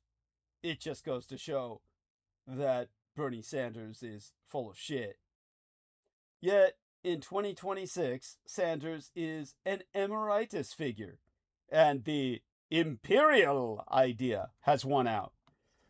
What distinguishes the new crop of victorious DSA, or Democratic Socialists of America candidates, from Sanders is the idea, not new, but ascendant, that the white American worker is not really the victim of the bosses, because they too are sharing in the guilty riches of these United States, an imperial project.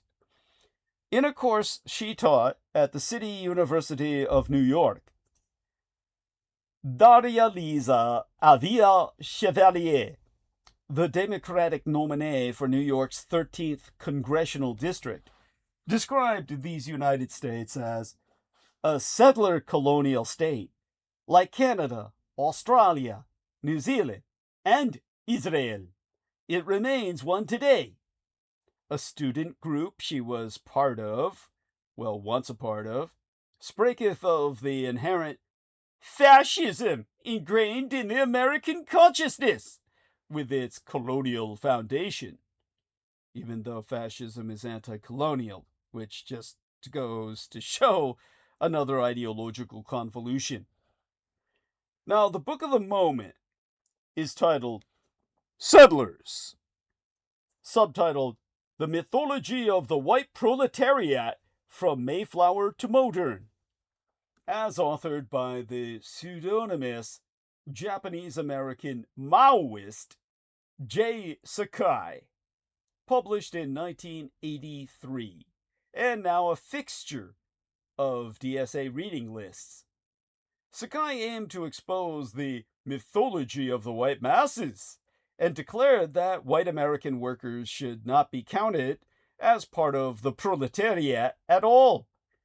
The initial act of theft involved in the European settlement of North America, land seizures, and slavery generated what Marxists call super profits, a higher profit than one could extract under normal market conditions, which allowed even the meanest settler to set themselves up as a member of la petite bourgeoisie, a petty lord with their own broad acres. White American workers never developed a class consciousness because they never needed to. Each could reasonably hope to raise themselves up into the ranks of la petite bourgeoisie on the stolen land and labor of the empire's oppressed peoples. Sakai goes on to say that cooperation between white workers and the country's real proletariat, the national minorities, and the wider global south against the bosses can only ever be tactical and temporary, because the white workers have an interest in maintaining the settler colony that gives them a higher standard of living than they would otherwise enjoy. Indeed, the white labor organizations work to drive oppressed peoples out of various industries, like dockyards and railways. As a result, according to Sakai, it is impossible to create socialism without first settling the national question by breaking up the U.S. empire and ending the U.S. oppressor nation. The idea is a variation on an old theme. So long as there has been a workers' movement, there has also been a national question. The bourgeoisie exploited the proletariat by extracting surplus value, but it was also noticed that the twain would often combine in joint enterprise to conquer other peoples, and that the profits from these conquests could be used to buy off the proletariat. In the 1880s, Engels warned of British factory workers gaily sharing in the feast of empire and losing their revolutionary potential as a consequence. Lenin thought this process of buying off so essential to the survival of capitalism that he declared imperialism its highest stage. In these debates, the national principle has usually won out. In 1849, Engels cursed the Slavs as one of the many reactionary peoples, fated to be conquered and absorbed as part of history's forward march. But when they came to power, the Bolsheviks made common cause with such reactionary peoples at the Russian Empire's fringe, and accused the worker and peasant, toilers, of great Russian chauvinism against their new acquisitions of territory populated by, well, reactionary minorities. With the rise to eminence of people like Chevalier, the national question returns. It implies a different sort of American left, one that bars the way to another Sanders-style attempt to rouse the white working classes. By Sakai's lights, this simply means petite bourgeoisie reformism on behalf of a privileged labor aristocracy. It also renders suspect things like free college and universal health care, the left populists' signature demands in the 2010s. With the settlers' theses, there will always be the feeling, nagging and insistent, that these things, like free college and universal health care, could only be paid for with the loot of empire. Third worldists, having already made similar criticisms of the Scandinavian welfare states. A third worldist not being a pejorative of refugees or minorities, but rather an ideological category promoted by people who hold that ideal themselves. They identify with the global south of Latin America, Africa, South Asia, and they call themselves third worldist in their paradigmatic perspective. Of course, settling the national question in these United States does not imply social democracy in the North American continent, but its opposite. Any left-led partition of the American empire, which would mean the end of the United States dollar as the reserve currency, would lead to a brutal period of adjustment and austerity in which the welfare state would largely disappear. The Sakai turn, more than anything else, betrays that the American left has given up on the transformation of society. Only a dour national settling of accounts remains. The far left, in the 2010s, spraketh of family abolition and free love in polycules, a portmanteau of polyamory and molecule. Polycule, get it? Implying interconnected networks of people in consensual, non-monogamous relationships. A 21st century hippie love culture. But now there is a new enthusiasm for the social life of the oppressed peoples in its stead. A rigmarole of aunties and abuelitas. Tellingly, one of Chevalier's main campaign promises was a child tax credit, dubbed Babies Not Bombs. The Sakai diagnosis, in its full meaning, calls for a great cataclysm, the breakup of these United States. But the American left, which now only thinks of harm reduction, has never been less interested in one. In perversely synchronous contretemps, Thomas Jefferson himself was but a second-rate thinker and a hypocrite. Second-rate because his reputation was based on his derivative channeling of the likes of the English political philosopher John Locke and the English agitator Thomas Paine. Hypocrite because Tom Jefferson, the man who wrote "All men are created equal," was a major slaveholder. Even the structure and content of Jefferson's Declaration of Independence are derivative of England's 1689 Bill of Rights, and was firmly in the tradition of English declarations of liberty, from the Magna Carta onwards. Yet Jefferson, Viś-à-Viś the declaration heard round the world, is celebrated and mythologized, whereas Locke, Paine, and many others, whose thinking led to Jefferson's 4th of July in 1776 paean, are all but forgotten. The injustice of it all. Thus, at the bottom of it all, 'twas a very English revolution. America's revolutionary achievements were grounded in Anglo-conservative constitutional thought. Keeping the all-American birthday party going, everyone has their own way of thinking about America's Declaration of Independence.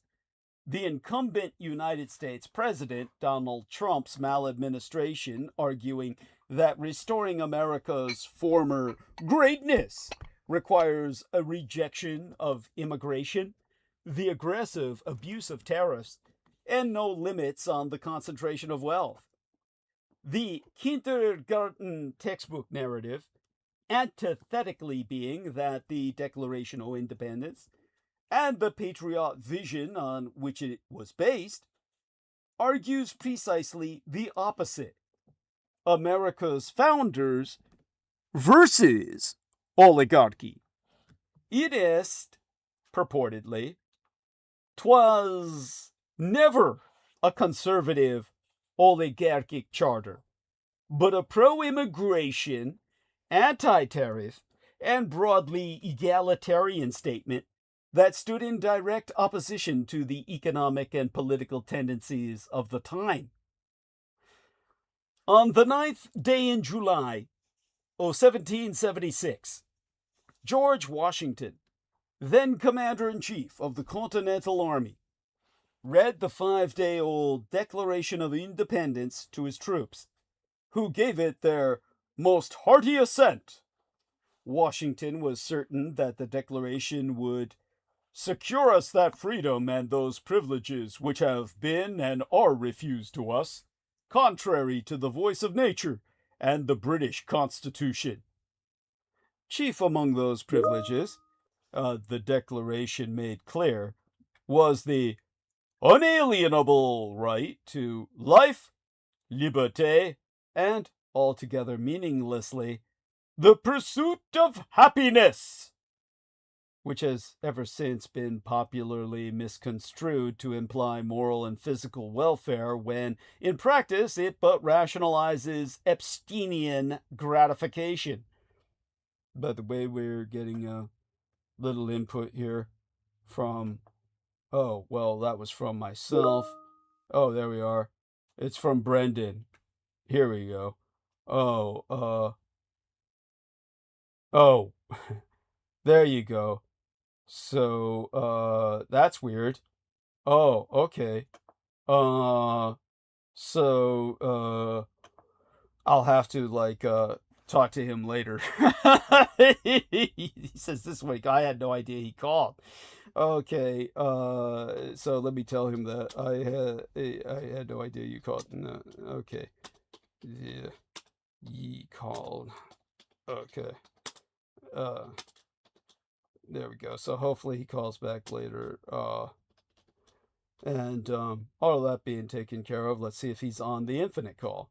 So then we go to infinite call, and well, that doesn't help me. I have to see who's on the call directly. There we go. Okay, he's not there. Okay, with that having been ascertained, all right, with what we've discussed thus far, taken into account, the founders' economic vision, according to what we're taught in kindergarten, is that the Declaration's authors, the Committee of Five, condemned King George III, for cutting off American trade with all parts of the world and for restricting immigration. They saw free trade and open borders as essential to prosperity. Jefferson and Franklin had already called for equal trade privileges with other nations, and the Declaration echoed this, framing independence not as a retreat from Europe, but as a move to situate these United States among the powers of the earth. And there was, of course, the subject of immigration and economic growth being directly linked. The founders believing that well-designed states should promote population growth. They welcomed immigrants as skilled workers and consumers who would boost production and demand. Franklin noting that new settlers cleared farms and established villages and towns, creating markets for American goods. By the way, just checking into the response from Brenzo here, who's typing, I was being sent to virtual messages, I guess. I'm not quite sure what the VM is for, but hopefully he'll explain. He's still typing. That being said, we had, quite obviously at the time, an activist government, as demonstrated in his piece titled The Heart of the Declaration. Steve Pincus frames the founders as proponents of activist government, a state that actively promotes economic development, supports new industries, and invests in public works. This stands in contrast to the fiscal austerity and retrenchment of British ministries, which the Patriots opposed. So here you can see the oligarchy versus egalitarianism. Popular misperception positioning the founders against oligarchic tendencies, concentrated wealth, restrictive trade, and exclusionary immigration, which we have ever since been indoctrinated to see as hallmarks of the British imperial system. The Declaration's posited egalitarian spirit, combined with its call for free trade and open borders, has ever since been promulgated as a rejection of such oligarchic control.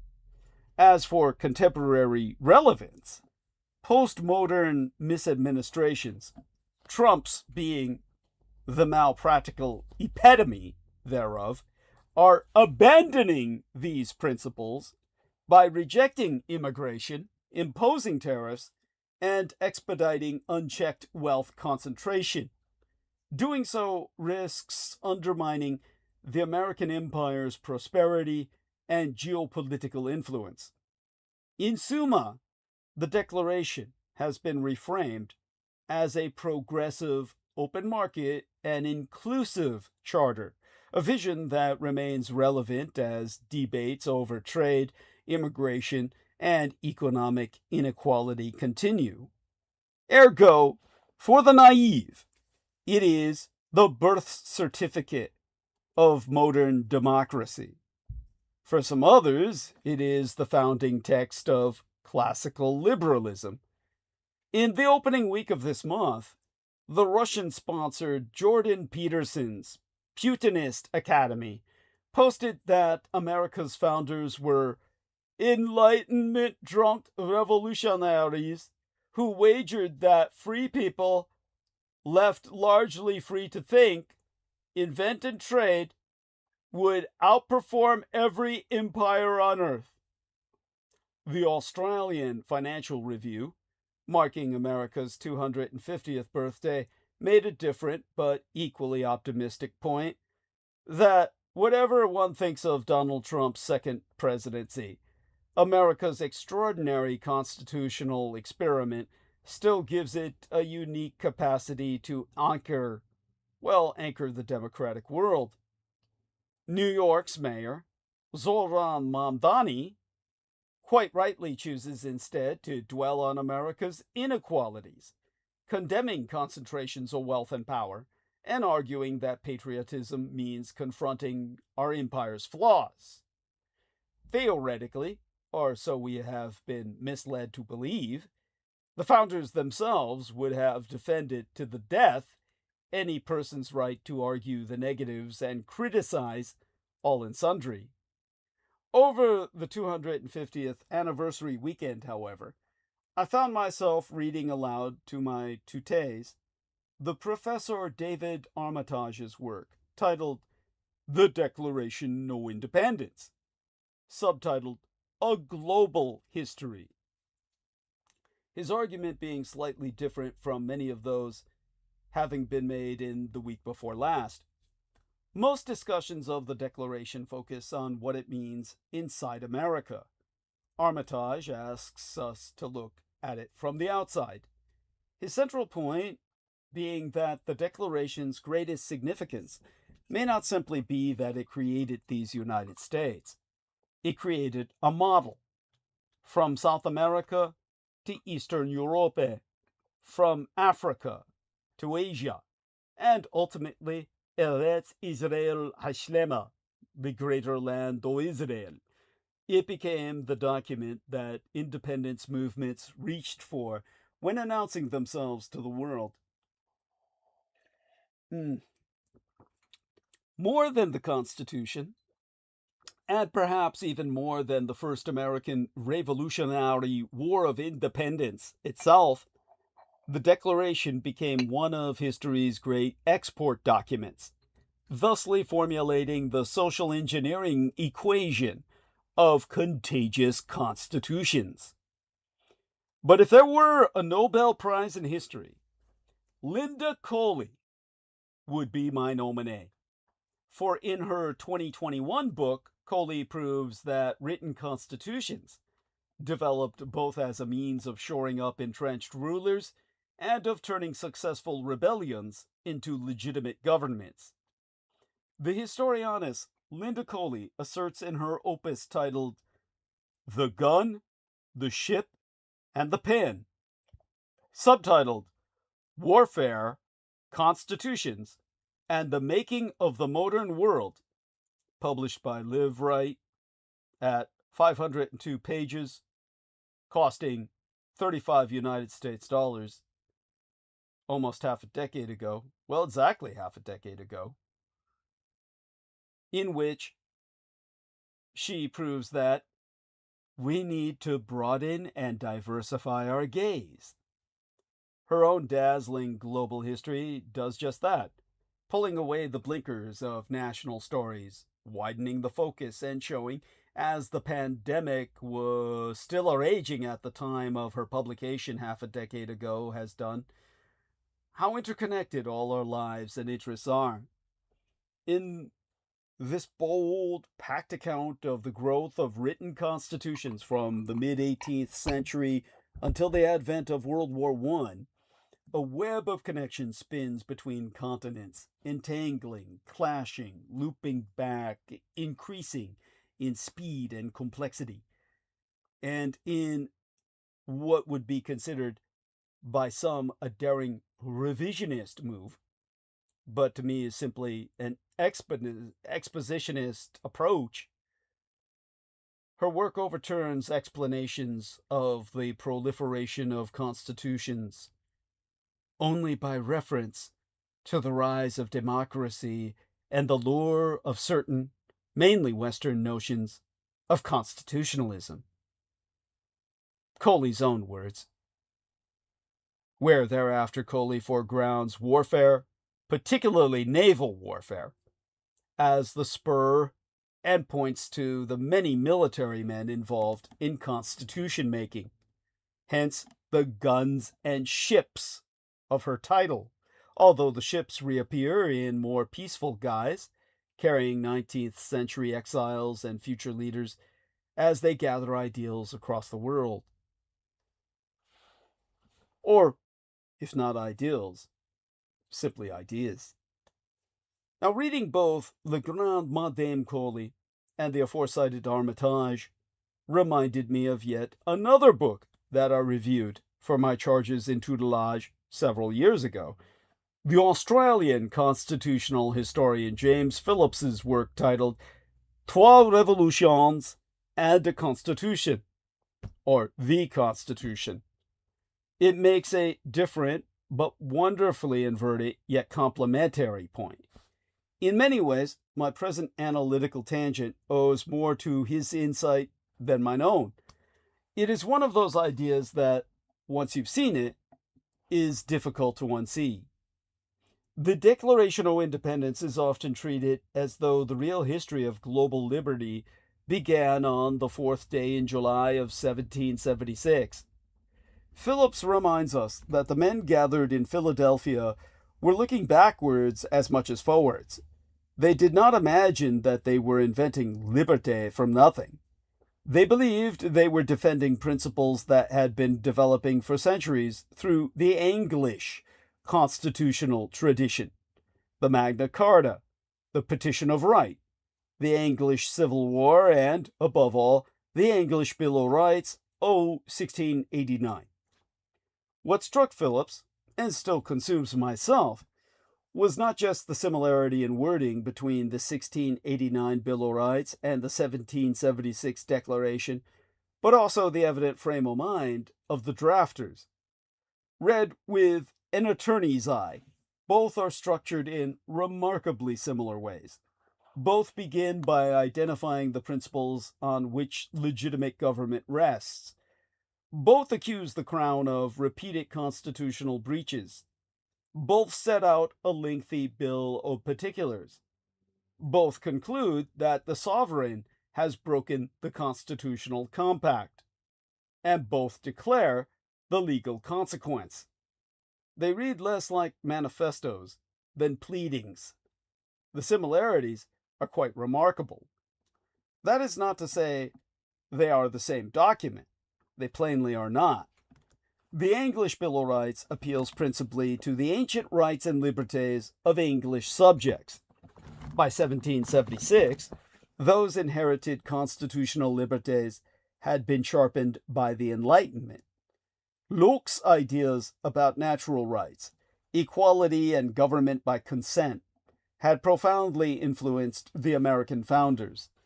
Jefferson's immortal words, "We hold these truths to be self-evident," reflect a philosophical language that simply was not deployed in 1689. But the legal architectures remained strikingly familiar. In both cases, the argument is not that government itself is illegitimate, quite the opposite. Both documents accept that government derives its authority from constitutional arrangements that impose obligations on ruler and ruled alike. The complaint in both is that the king has violated those obligations again and again. And there is almost a lament as they declare, however, that the remedy must follow from the breach. That is a remarkably English way of thinking. You know the rules, you've broken the rules, and now consequences must follow. The American founders were unquestionably revolutionary in what they achieved, yet they were deeply conservative in the constitutional thinking by which they arrived at it. They inherited an English legal tradition and clothed it in the richer philosophical language of the Enlightenment. They did not discard one in favor of the other. They combined them. Seen together, the bracketing male historians, Armitage and Phillips, that bookend the central insights of Madame Coley in my stream of consciousness, answer trois different questions. Armitage explains what the Declaration became and its incredible global impact from there. Phillips explains where it came from. Perhaps that is why the American project has proved so durable. It was an act of extraordinary imagination, but it was anchored in deep, long evolved institutions that had worked and were still working in the motherland. It was also founded in history and accumulated constitutional experience, norms, and conventions. The founders were bold enough to embrace Enlightenment ideas about liberté and equality, yet practical enough to build on foundations they already understood. Plainly put, the American revolutionaries, unlike the French, did not throw the baby out with the bathwater.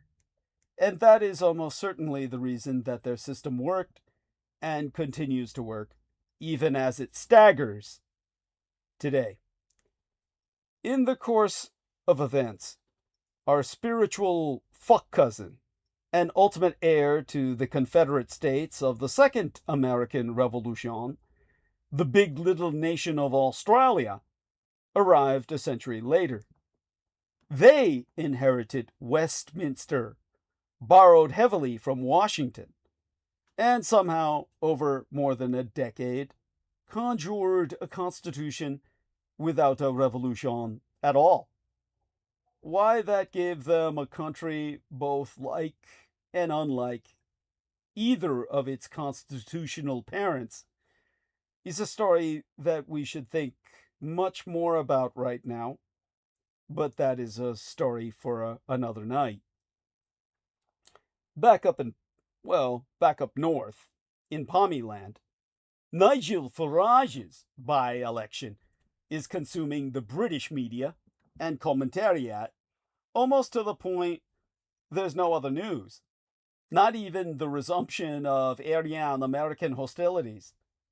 From the reform leader's friend in the Americas, Donald Trump, to Marine Le Pen, the postmodern populist playbook casts accountability as persecution. The reform leader's latest performance shows both the power of that strategy and the backlash that comes when the audience sniffs a rat. The fact that their former MP, Minister of Parliament, Nigel Farage, has turned their constituency into a national joke isn't lost on many who live there. And while staunch reformers might say they are perfectly relaxed with the fact Farage was gifted 5 million quid to splurge on Ferraris if he wants to, history tells us his boohoo, poor me theatrics are not going to end well. What unfolded on the 7th day of the 7th month of July this year, the Memorial Day au commencement of total war in Asia circa 1937, and the Roswell atrocity but a decade anon circa 1947, was unexpected, even by Nigel Farage's standards. After trailing a statement on his future in public life, he avoided saying anything meaningful. Instead, in a 15-minute speech straight out of the Trump playbook, he baselessly accused the media of harassment, dodged scrutiny around his donations, and avoided addressing any central questions about his political funding. Something is clearly happening, and it was visible throughout his broadcast. Farage looked rattled, furious even. While his resignation suggests a panic, he is desperately trying to gulp down. But having run out of convincing answers, he has fallen back on the oldest trick in the book. Flood the zone with shit and turn your plight into a martyrdom circus by forcing a by-election. But if this looked like smart play at the beginning, it's backfiring spectacularly a few days on. And that is because this isn't our first rodeo when it comes to the politics of victimhood and chaotic, I should say, shit sewer gameplay. We are wary enough to know that this particular rabbit usually gets pulled out of the hat, well, out of the ass, when there be no credible way to escape damaging allegations, or even the threat of criminal investigation. We know from Donald Trump's many tantrums how accountability is presented as persecution. Legitimate questions become part of the conspiracy. Far-right actors across the West have learnt from the president, the defining modern practitioner of dummy spittin' politics. Over the past decade, Trump's habit of flooding the zone with every toy tossed from his pram has inspired many others to follow his lead. From his attacks on the media during the 2016 presidential campaign, to his assaults on investigations into his political and financial misconduct, and eventually all the way to the 2021 Capitol riots, Trump has repeatedly shielded himself from accountability with his PR tactics, which amount to PR theatrics. The Judeo-Bolshevik message was always simple. The leader, like the nation itself, had been betrayed by a rotten system and had to fight back.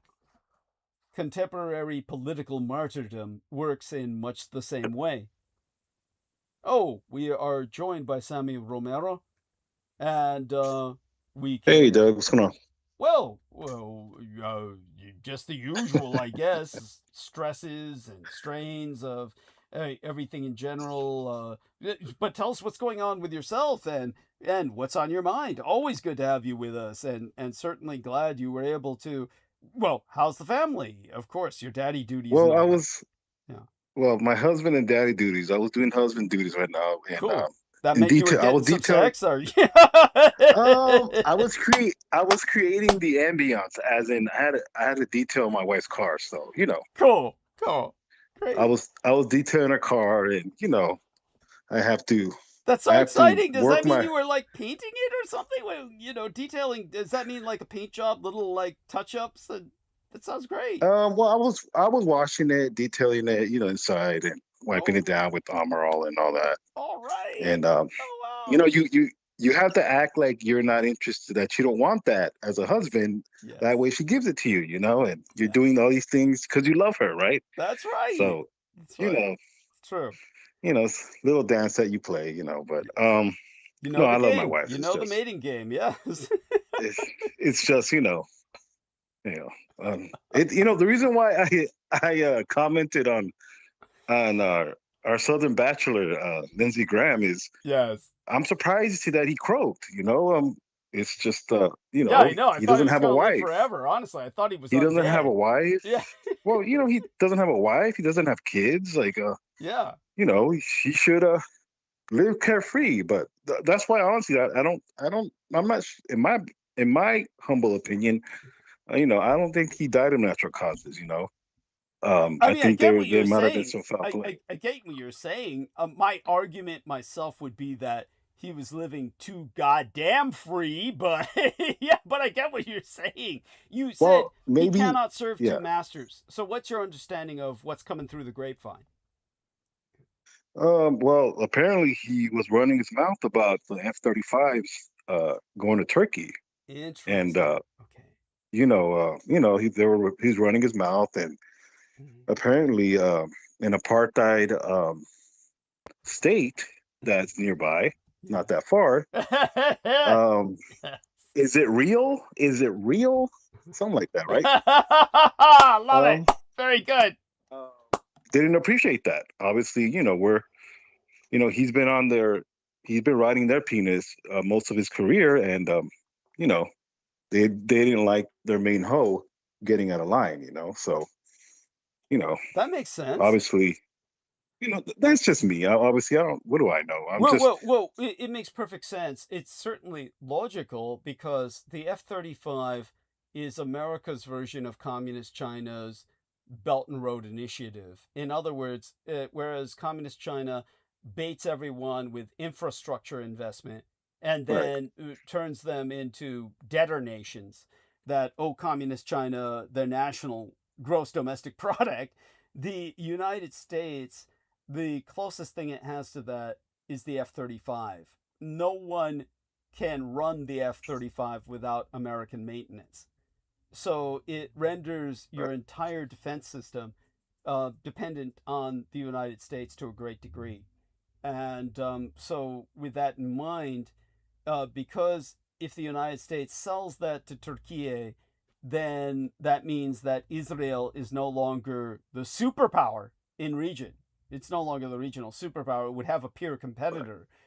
That would, Lindsey Graham going on about that would bring that kind of wrath down upon him. It would turn him into a lightning rod. So I appreciate what you're saying. I still think the fucker wasn't helping himself health-wise, but that's well. No, I mean those mint julas that he was, and forgetting the safe word with his his lover probably didn't mean too. So come on, you can't all be winners, right?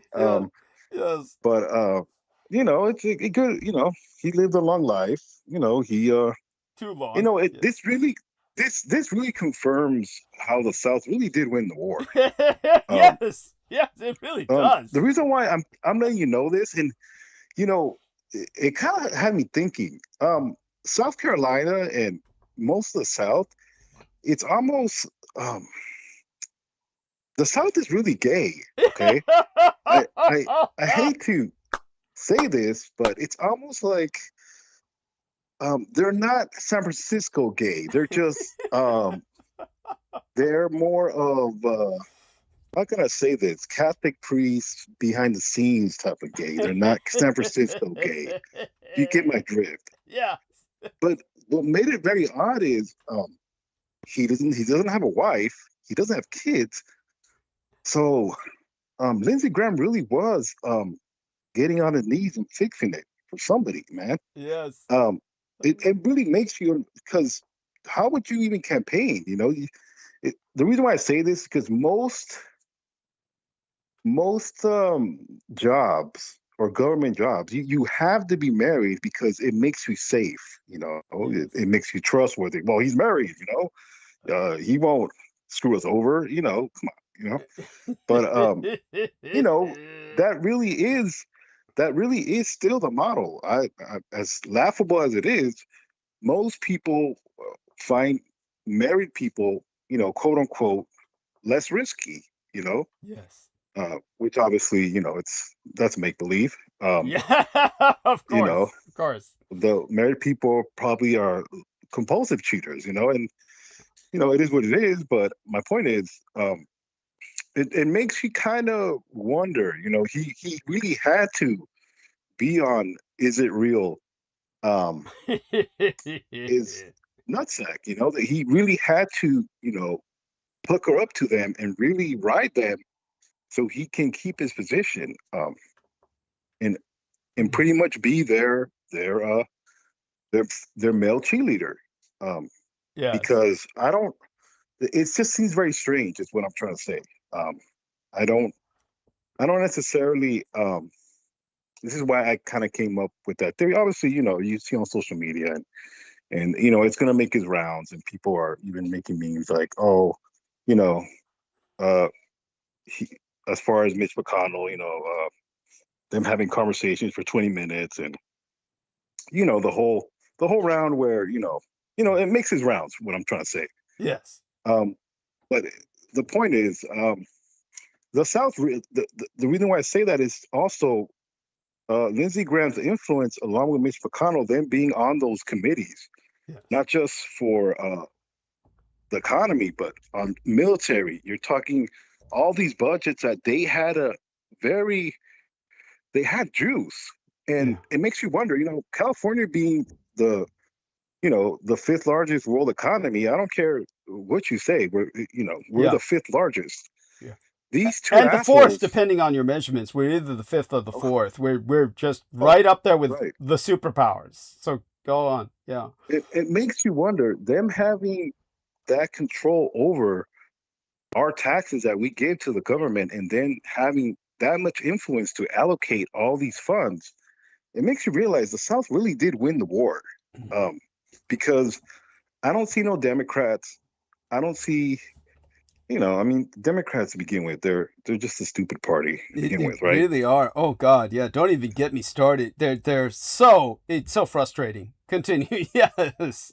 But it makes you really realize, we pretty much, our tax money is slave marketed to. We're just really a welfare state to all these shitty ass states that really don't deserve our tax money. Yes, the red states. Seriously, for those of you who do not know, the blue states support the red states. The red states are all in the red, and it's the blue states that provide them whatever they fucking have that gives them any semblance of a quality of life. The red states absolutely could not function without the blue states. Specifically, everyone relies on California. Sammy Romero's point being that if California were to Cal-exit or secede from the United States economy would fall to below third world levels. We'd be down there with literally like the what Trump would call the shithole nations. You'd be down there with literally like I'm trying to think of something that comes to mind. Really, Mozambique or something. It'd be like Zimbabwe. Right. United States would be down there with that without California. It's California is the American economy. But back to Sammy with that. Yes. So them two figures pretty much being gone with us physically now. Obviously, Mitch McConnell's hasn't been quote unquote confirmed, but he might as well be.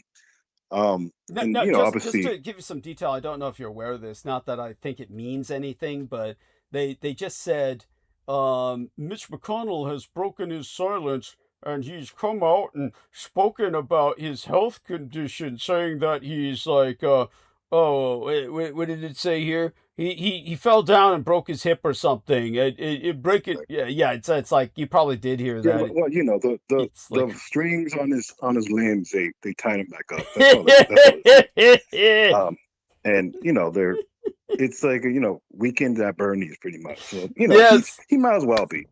Thank you. And they're stalling. They really are stalling because the midterms are right around the corner. So obviously we've seen all the. They're ramping up ICE now, which it's they're never late on that. And they're just going to get more erratic and more belligerent. Yes. Obviously, to the point where Scheinbaum, with that gentleman in Houston that got unalived. Yes. She's already wanting to press charges on these ICE agents that obviously murdered. This immigrant, yes. Which go figure, right? But this is going to start to get more and more intense as far as the pressure. Yes. Obviously, these ICE agents, quote unquote, didn't have no body cameras, which, the budget that they have, come on, they should be having body cameras inserted in them, rectally. Yes, pretty much. Seriously. They might as well, as much funding as they had, right? Yes. So they've got more funding than anybody. It's of course, right? Yeah, go on. Of course, that's still in its stages where someone's gonna have to fall on the sword. Obviously, yes. That's gonna happen. And the reason why I even share that whole Musk, little thing on Instagram is because to kind of make my point that this man's wealth is really based on his government contracts. Thank you. Um, Tell people to the about point, that. Yes. well, to the point that well, Donald Trump in his his demented brain, where it's pretty much he has dementia. It is Of what it is. course. Yeah. I don't care what people say. This man's 80 years old, whatever. Yeah. He tends to repeat his rants Yeah. where he forgets, and then his brain just keeps recycling old shit, Yes. and it's just repeated, and he's pretty much threatening the muskrat as far as to take away his government contracts, Yes. which that's one His of the things welfare. that Basically, his welfare checks. well, Yes. yeah, absolutely. He's no different. He's no different than somebody that is going and collecting food stamps. It's just he did it in a way where because he's quote unquote white. It's not fraud. Of course not. It's not fraud. Absolutely not. But he's pretty much a welfare recipient. It's just he has his companies. They have equity, but you're talking about layers upon layers of. Well, what happened pretty much is we sold our space program to this idiot, Yes. and now we're seeing the repercussions of it. Where Thank the you. shuttle program, which obviously Morehouse Nixon, Yes. we should have continued this. We should have expanded in our shuttle program, and Thank you. it's pretty much extinct. It's Yes. unfortunate, but it's extinct, and this is what we have. We have someone who positioned himself to monopolize our space program, and Yes. obviously he's a control asset and he's a fraud. Thank you. And Yes. obviously, as far as when it comes to blunders with this administration, the list goes on. Mhm. Obviously, Mhm. obviously everybody knows about. Everybody's aware of that bacteria that's been going on that causes violent diarrhea, which is hilarious. It is hilarious, but it's obviously I don't know because I go obviously I ate some tacos today and it had cilantro, so I might get it. So I hope I not. probably shouldn't be talking, right? But if this is a health advisor, everybody, wash your produce and try to cook your meat thoroughly. Unfortunately, Doug, that probably means you're probably gonna have to cook your meat thoroughly, even though you're a rare steak type of dude. But like this is really bad. This explosive diarrhea is really making a rap to the whole nation.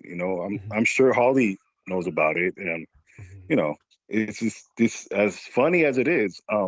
I'm sure it's not funny when you're fighting for your life on the toilet. Yeah. So No. That's. I it's don't want to get well, there. especially you, Doug. Yeah. You might as well dig a hole and go because of your toilet situation. Yeah.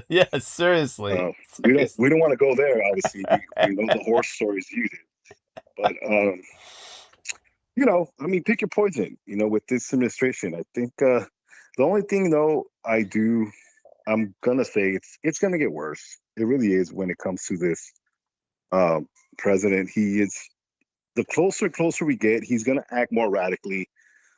What just bugs the hell out of me is his tweets. He really the whole praise Allah type of shit that he does. It's very just lame. It really is because it's like, oh my God, I'm just done with it. I'm really done with it because it's like you don't have to tweet everything. It's almost like, why are you showing your cards right before? You really do think about it. He really had a lot to play in with these deaths that have been going on with his his senators and congressmen. Yes.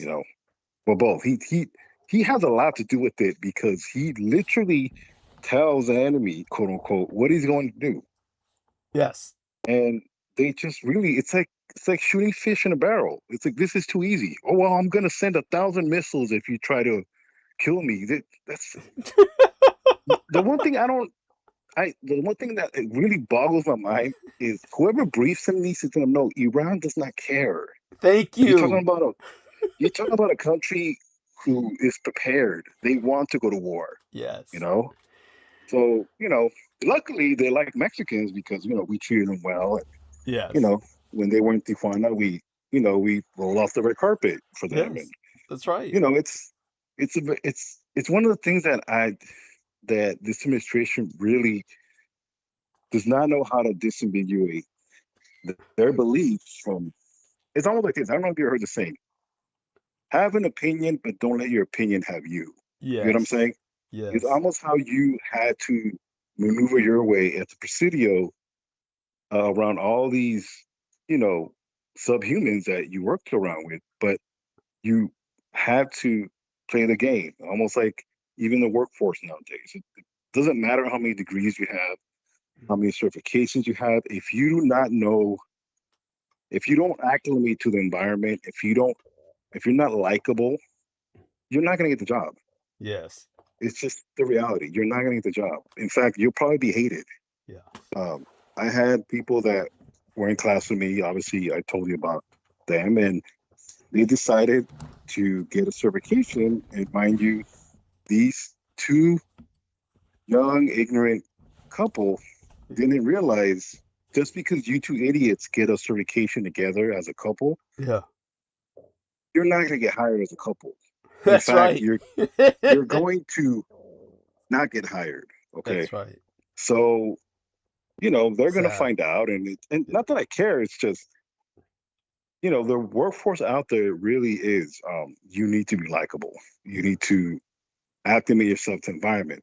I say that with this country is globally, we are that individual who does not know how to act in the atmosphere of our global empire. We've lost our global empire because we cannot differentiate our opinion of the world, and we've taken on our own opinion and not being able to roll out the red carpet to the people that that we live around on this planet, and we are reaping those issues. We're gonna.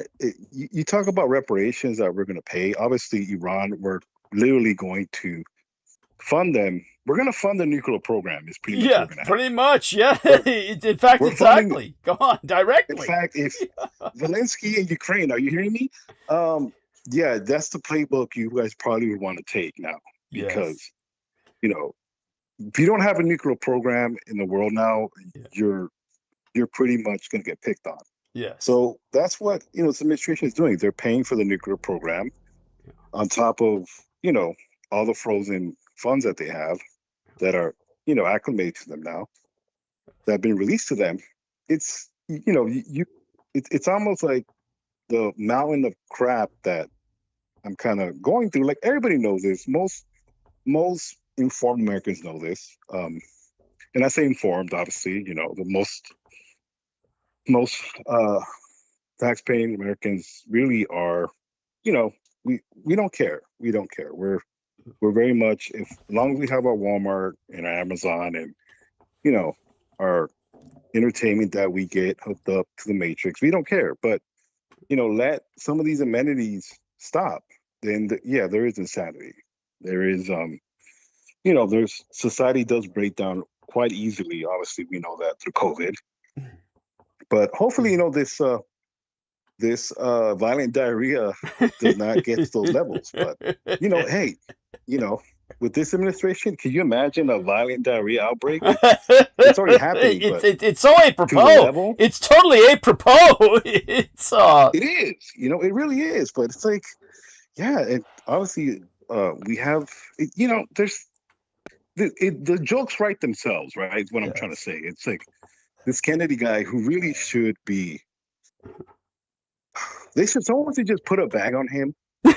Should put a brown paper bag on him and just have him cover his face. Yes, he really should be. Okay. Seriously, I agree. They should. Okay. In fact, I would respect them more if he just walked around with a brown paper bag over his head, because I don't want to imitate him. God forbid. That'd be you know, I'll refrain from irritating them, but it's like, come on, man. But you know, that's just a little nutshell of what I'm seeing around, at least my own little world. And to be honest with you, you have to laugh at what we're seeing, because the reality is, you know, it's going to get worse before it gets somewhat respectable. Yes. Because to turn the ship that we're on and say, well, you know, we'll fix racism and we'll fix inequality, and you know, Dr. King was right, you know. No. I really hope maybe one day every ethnic group has their own system.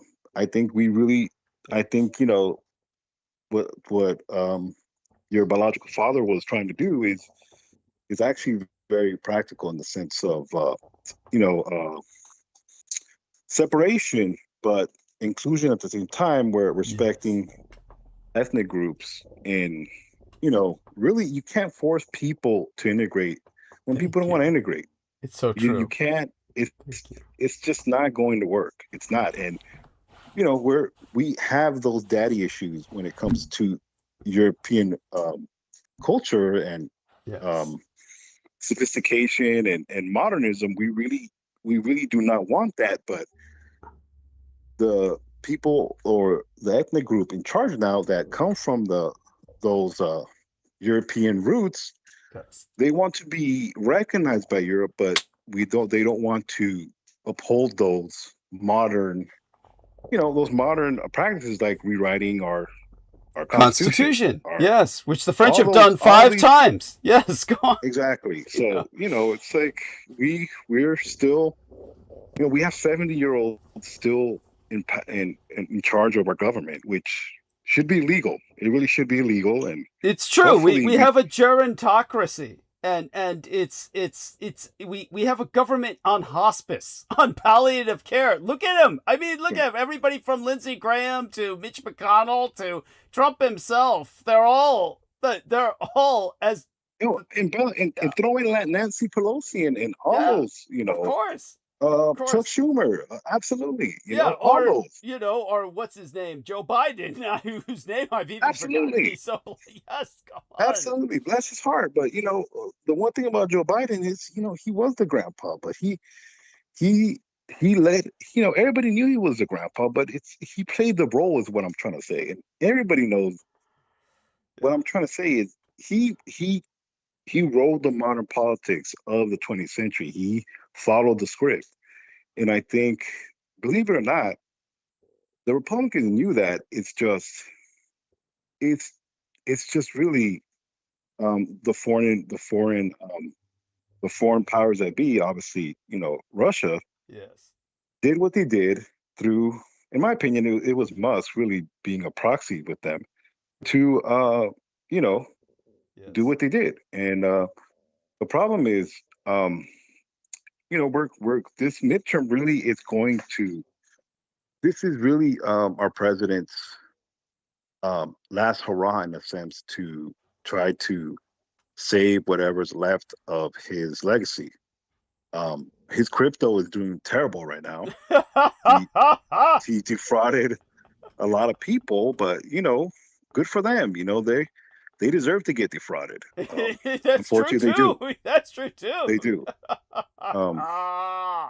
The one thing I've learned about this country is being broke is not necessarily a bad thing. It's just, you know, it's really having money, having money to invest in things, and then also believing people that have more money than you and thinking they're going to help you make money. Then that's the complete opposite. They just want to take your money. You know, it's, you know, most banks want to, you know, loan their quote unquote money to people that don't need it. That's true. Just the reality. You know, they feel more comfortable. They'll literally beg you to take their money if you don't need it. You know, everybody knows the tax system. Everybody knows how our financial society works. It's backwards, obviously. And you know, I can get into all that, but you know, let's just say there's an apartheid state that we fund. And Mitch McConnell and Lindsey Graham were a big part of that apartheid state. Is it real? I don't know. Maybe fake. Wink, wink. That gets all these funds. And I said it, I'll say it once again. Imagine for 1 year, we got all the American taxpaying electorate got their funds for 1 year. Can you imagine how much of a big difference that would make? And it's unimaginable. It's actually unimaginable. I mean, we've been impoverished for so long. Yeah, no, I hear you. I'm right there with you. Call me a commie, but I don't see nothing wrong with the American people getting a break.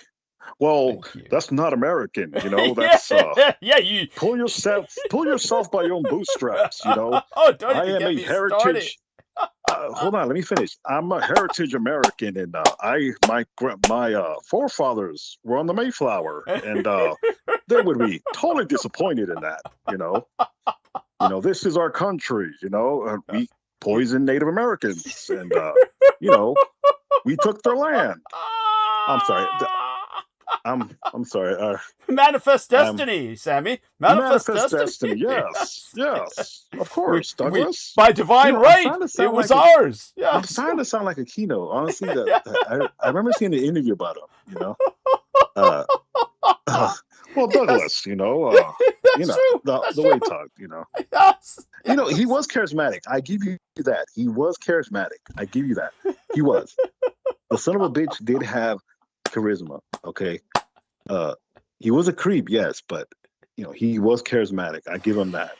Well, he certainly had brains none of the rest had. Let's put it that way. It's like what oh God, what was his name again? The French guy Jacques Vallée. Like what Jacques Vallée said when people asked him why he was such good friends with Anton Szandor LaVey. And he said, "Oh, he's good conversation, and good conversation is hard to find." And you know, well, my point exactly. Yes. This is what people that are. Let me describe people that I'm describing. People that are, you know, that think, you know, that are of European descent, mostly probably Celtic, maybe. You know, that believe like this land belongs to them and they're anti-government, but most people in that run your government are totally incompetent, but they can talk their ass off. Yes. You know, this is politics 101. Yes. But my point is, the reason why I have to circle back to Lindsey Graham to me is not likable. Even as a gay, I'm sorry, he's downright repulsive. Sorry. I mean, not likable, he's repulsive. Well, I was going to say but on a scale, I still have a problem. Which one is worse? In terms of repulsivity, him or RFK Jr.? It's a hard call. You know what? I have to say RFK Jr. Okay? Yeah, I agree. I agree. The Southern Southern Belle charm. Twang. Yes. He's a Southern Belle, Southern whatever you want to call it. But the Belle from hell. Yes, go on. The Southern charm, the racism tickles my fancy, so I have to kind of let him slide. Yes. Almost like Brooke. I love Brooke, you know, but Brooke used to say some racist ass shit to me. But you know, I get it. My point with her is I get it. I get your Southern charm. You know, I love Brooke. You know, if she listens, I love her to death. She's a sweetheart, but she's racist as hell. Well, what are you talking about, Sammy? I'm not racist. Don't fucking say that, Sammy. You better watch her mouth, Sammy. Okay.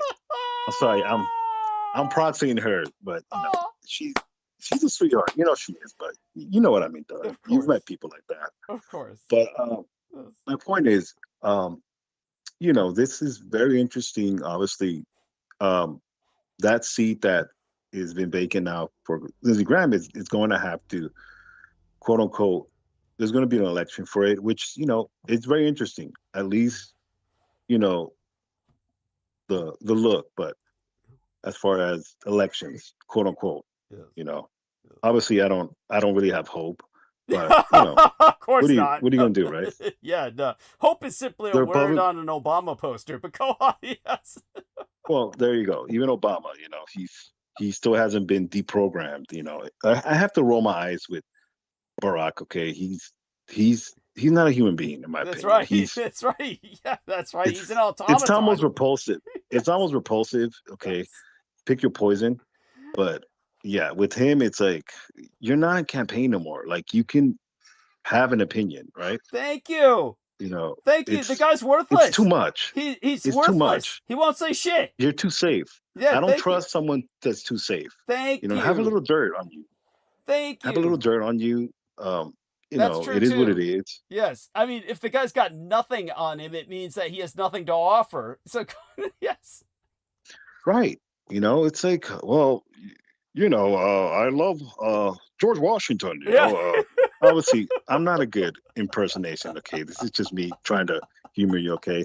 Yes. But he talked about George Washington as, you know, well, he did own slaves, but you know, he is a founding father. Like, come on, like, get it? That's his white daddy. That's still he has that white, daddy issue. Yes. White daddy issues. You know, you're going against your daddy, but you know, you're not. He's not Anglo. He's not white. He's black. You know, as much as he wants to say it, just like Doug. Doug is Asian. Unfortunately, he's not white. He knows that. It's just, you know, at least he knows it, right? Pick a struggle. My point. I always say pick a struggle. Know what you are or know what you're not. But I really do think it's going to be great entertainment. Okay. Do I see this administration is going to crash and burn? Obviously, everybody knows. They're going to. It's going to be very entertaining. And you know, we're going to be laughing and crying at the same time. But you know, at least we'll be laughing, right? Well, I hope so. We're probably going to be squealing in pain. But the point is that two things Sammy pointed out here, both about the administration and myself, just so people get an idea of what we're talking about. Now, my late and sainted legal sire, who raised and guided me, George Joseph Henry Dietrich, a sailor, a man of the sea. This is one of the reasons I was recommending that Historianus Coley's book, was because she attributed so much of constitutions spreading around the world to militarized navies that spread constitutions at gunpoint. My father would have understood that perspective. But my father, again, God bless him, he was my legal father, in this case, George Dietrich. He always considered me a white man because he was white and he wanted his son to be a reflection of himself. So to see himself in me, I was white to him. He was the exception to the rule. To the majority of white people whom I wasn't their biological son. Good example was this guy whose name I'd have to look up. This was 10, 12 or more years ago by now, when I was on this show with, oh God, what was her name? She did that Project Camelot. Does anyone remember her name? The Project Camelot woman? Bless her heart, poor dear. She interviewed me once, and it was after that there was this individual who worked with the FDA and was also, Carrie Lynn Cassidy was her name, Carrie Lynn Cassidy. So this individual worked with the FDA, was on Carrie Lynn Cassidy's show. And the big question is, what the fuck was someone with the Food and Drug Administration doing on Carrie Lynn Cassidy's show at all? But this guy went out of his way to bring me up. And when he brought myself up, he said, yeah, Douglas Dietrich is half Japanese, half Chinese. No, my mother was half Japanese, half Chinese. In other words, the fact that I was half white and only a quarter Japanese and a quarter Chinese did not register with this guy at all. The white part of myself was completely non-existent to him. Something not to even be taken into account. His 23andMe dar. His 23andMe dar simply did not process that part of myself, even though it constitutes half of what I am, and ergo half of my identity is meaningless to your average white American. sadly. And that's what I had to grow up facing. In terms of what Sammy's pointing out about our administration and its collapse, well, they're going to try and take the rest of us down with them. It will very likely be a bloody affair. Trump is mobilizing the National Guard for the midterms. He is militarizing our midterms. This isn't going to be any fun. This isn't going to be pretty. It's going to be, well, as I keep forewarning, we are headed towards civil war. And it brings us back to the tactics of these politicians. And Donald John Trump has always been communist. He has even said, I'm the best. If I were a communist, I'd be the best communist that ever was. That's an actual Trump quote. So, Sammy says he has to do his daddy duties. Daddy duties. Excuse me. Daddy duties. It's Barack Obama who's got the daddy issues. But Sammy has to do daddy duties. He'll try and come back on. Yes, he was doing his husbandly duties earlier.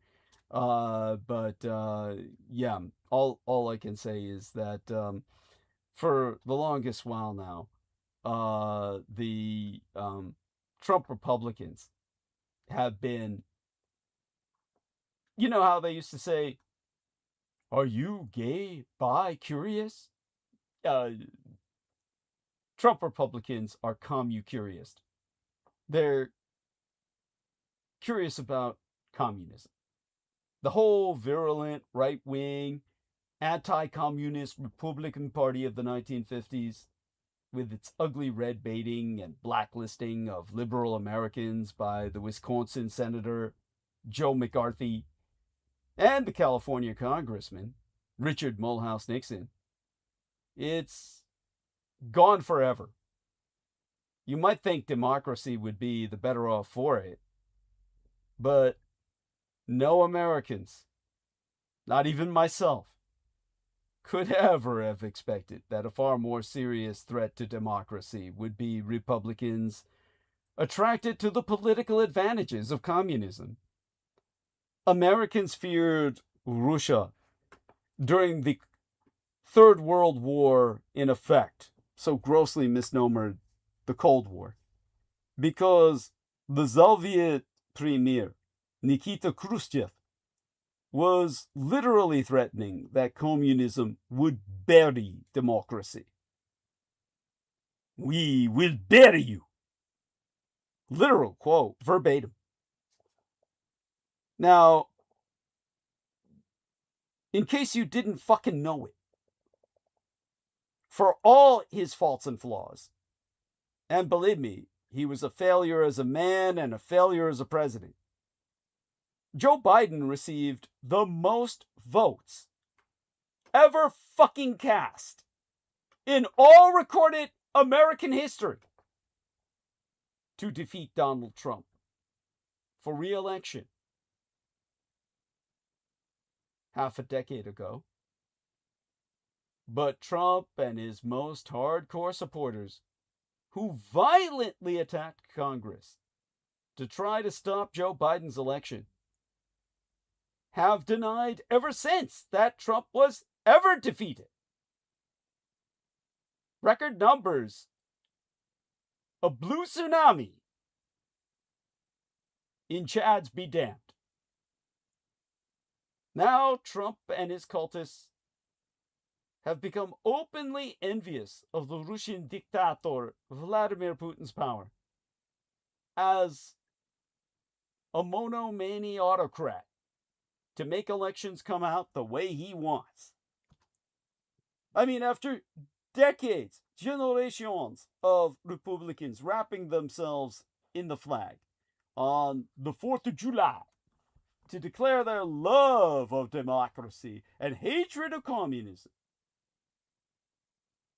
The Red Party of America now pledges its allegiance to Trump as their nominee, their dictator, while he promises to let Russia do whatever the hell they want to destroy Ukraine, both Ukraine and democracy itself throughout Europe.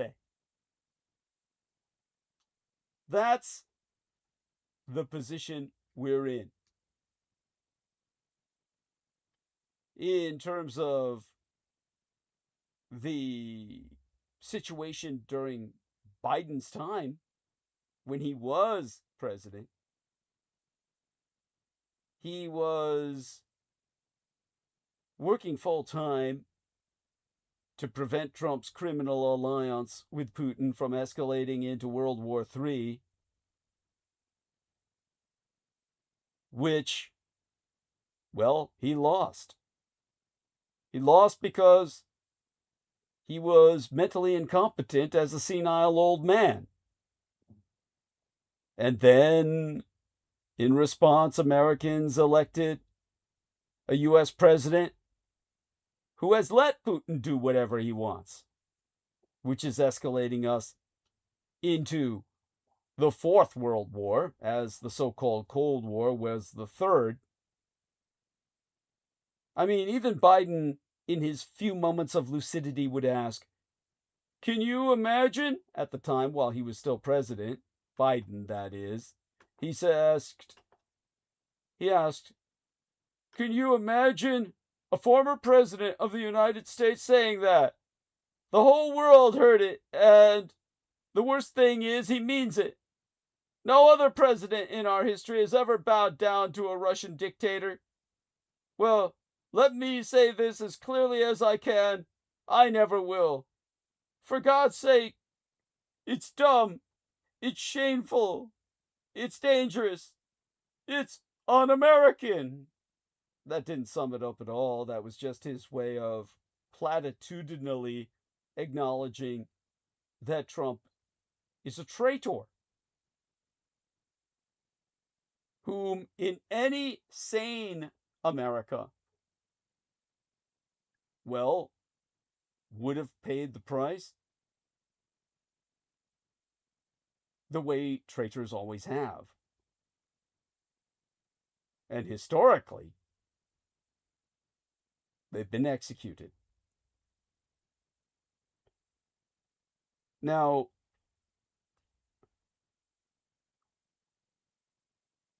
the incredible thing in terms of all of this is that, well, I guess Biden himself spelled out the profound difference between their two presidencies for every voter. Are you going to stand up for freedom, or are you going to side with terror and tyranny? Are you going to stand with Ukraine, or are you going to stand with Putin? Will we stand with America or with Trump? Now that about said it better. In that statement, Biden exposed that Trump is the antithesis of America itself. By the way, Heather Manic-Tala says hi. She's welcome to join us on the call. Thank you so much for the $60 contribution from yourself and Vin Manic-Tala. Lovely Heather. Heather Holman or rather Heather Manic-Tala and Vin contributed at least 60 United States dollars a few weeks ago. That's on my private card. It in no way will be able to pay because they took everything out of the card at UCSF. All that is gone now. There's nothing I have to pay the people at Bluehost with. So everyone, we still need contributions. Everybody out there, 25 United States dollars is needed. Absolutely necessary, or I'll be unable to maintain my domain. So this is, of course, a cause for a rallying. Consider this a fund drive. We've got to get that $250, $25 loaded onto my card tonight. This is, of course, the production card. Its address is displayed on screen and in chat. And it's a matter of life or death. So let's everybody rally behind that cause. In terms of Heather, aside from saying hi, feel free to come on and say hello to everybody and let us know how both yourself and Vin are doing. Definitely would appreciate your participation. Other than that, as I've said, when it comes to the communism that's infecting the Republican Party, has turned them into the literal Red Party that we're all contending with as a threat against our nation, our culture, our heritage, everything that represents America. The Republicans at this point in history, well, they're a fifth column on our shores. They're they're a Russian insurgency. And ergo, they are the enemy. We will be confronting that reality in civil war all too soon enough. So everyone, prepare yourselves psychologically, physically for that reality. And in interim, what we've got is well, in order that I can continue to play the Paul Revere of our second stage, well, our third stage of American history. Well, your financial support is the only thing that can keep that happening. Okay, that having been articulated, back to task. The Judeo-Bolshevik message has always been simple. Basically, that the leader, like the nation itself, has been betrayed by a rotten system. The infrastructure that has kept everyone, the ship of state itself, afloat until this point. That the dictator has to fight back against the ship of state itself. A captain against his own ship. Contemporary political martyrdom works in the same communist manner. It's a form of propaganda that too many politicians and journalists still soften by calling it populism or dismissing it as Trump farage, simply being Trump farage. This normalizes the performance, making it easier for others to imitate, borrow, and recycle the same style. And the pattern has thus become visible across European politics. Marine Le Pen, parliamentary leader of France's National Rally, reached for it after her 2025 conviction for embezzling European parliamentary funds, presenting a legal defeat as an attempt to stop her from reaching the presidency. Matteo Salvini, Italy's deputy prime minister and leader of the Lega, they abused the same script during the open arms trial, turning the prosecution over a blocked migrant rescue ship into proof that he was being punished for defending Italia's borders. Similarly, Geert Wilders, leader of the Dutch Party for Freedom, has taken a leaf out of the very same playbook, labeling hate speech proceedings against himself as an attack on free speech and political dissent. In each case, the substance of the allegations is pushed aside and replaced by a misleading story. The leader is not accountable, but is under attack. By changing the political weather, they change the narrative. They jack the narrative, the story of their own national culture. and perverted. And martyrdom works. Even when far-right actors claim to be under attack, they are rarely pushed out of politiques altogether. Many remain in power, close to power, or even better positioned to take it. Le Pen is the clearest example. Despite her criminal conviction, this week's ruling means she can still run for the French presidency, while she has also announced an appeal. During the uncertainty over her future, her protégé, Jordan Bardella, is keeping the national rally electorally powerful, framing her criminal conviction as politically motivated. Here, martyrdom shows how easily powerful movements can dodge accountability and turn it into mobilization, especially when they already have money and a disciplined political machine behind them. But it is also a playbook that only so many politicians can rely on for so long, and its clacked-in version already looks badly botched. This was the moment for discipline and clarity. Instead, the whole thing looks like amateur hour, which is fast descending into a Bodie McBoatface farce. There is, first, a procedural problem. A by-election will not be enough to make Farage's troubles disappear. The investigation will continue one way or another.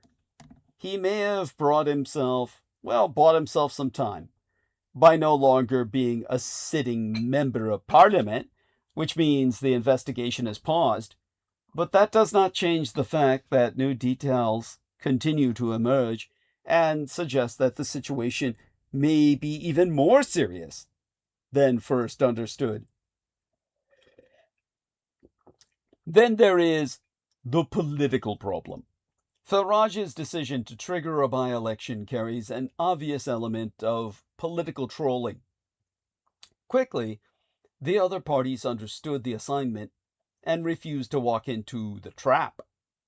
Since they have declined to field candidates in the constituency, Farage is left to compete in a contest that looks like a political stunt, with Count Binface as his most visible opponent. That shows that the party system is currently united against Farage, and he is more isolated than ever at a time when reform has already been falling in the polls. Ultimately, the electorate are sick and tired of political egos wasting their money and time while they watch the cost of living soar and schools and hospitals crumble. Years of attacks on journalistic ethics have served a clear purpose: to make it much harder for people to be held accountable. But no party can rely indefinitely on legal threats and accusations of harassment as a substitute for accountability. With Prince Harry losing in court, there is a vibe shift. Suddenly, people are waking up to the fact that the journalists may not always be the bad guys. More importantly, it was journalism that exposed the multi-million-pound donations at the center of this storm. And similarly, it was journalism that exposed Angela Rayner's unpaid property tax. You can't decide that scrutiny is only fair when it's being applied to one side of the political spectrum. This combative approach always had an expiry date. Based on the latest developments, that date may now be approaching. The public can smell a rat. Regardless, Farage's ability to create so much noise, albeit from a one-man band, has meant that, in less than 12 years, he has pulled his agenda back to center stage. However, aggressively playing the victim may also have placed him in a potentially career-ending situation. There be no easy way out of the current crises. Others have abused this tactic more effectively, but it should not be surprising that a political vehicle with a hollow manifesto and little purpose beyond damaging the conservatives, might find itself exposed at the height of its popularity. Farage helped to open this space, but he no longer controls it. Rupert Lewis' rapid rise, fueled by Elon Musk's X, is testament to that. The result is a toxic algorithmic mix that has handed Restore Britain visibility and a ready-made audience. There is already a more extreme rival waiting to exploit the path paved by Farage. In POLITIK, even martyrs like Saint Nigel can be replaced. But Farage isn't the Clacton candidate obsessing the media at the moment. It's his only officially declared opponent, space alien and serial by-election candidate Count Binface, actually a comedy writer who has worked for the BBC, who's been all over TV and radio news programs with his rather entertaining election pitch. That Binface is Farage's main challenger is itself farcical. Farage says that's the establishment's fault. The Tories and other political parties say the farce is all Farage's. With the soaring temperatures, the sight of Count Binface standing against Reform leader Farage in Clacton-on-Sea often felt like a fever dream. But there are serious issues at play. According to a recent government report, the most deprived neighborhood in England is to the east of the Jaywick and St. Osyth area of Clacton-on-Sea, and more than 60% of Clacton's neighborhoods fall into the 20% most deprived nationally for both health and education. And who's the man coming to save them? The man behind the mask, promising Bindependence Day. Me? I'm for Count Binface. We need to put rubbish in a bin to clean up POLITIK, as exemplified by the politicization of support in the violent rage of North African hooligans. A police officer was hospitalized on Thursday night in London as Moroccans vented their fury at losing to France in the World Cup quarter-final. Riot police were deployed to the Edgware Road after Moroccans set off fireworks and chucked debris at officers. Police arrested 4 people for violent disorder. There was also tension overnight in several Dutch cities, although the rioting wasn't as bad as a 14 night, the old in English there for fortnight, literally 14 nights. It is 12 weeks agone when Morocco beat Holland in the World Cup. On that occasion, police subdued hooligans with a water cannon, and numerous arrests were made.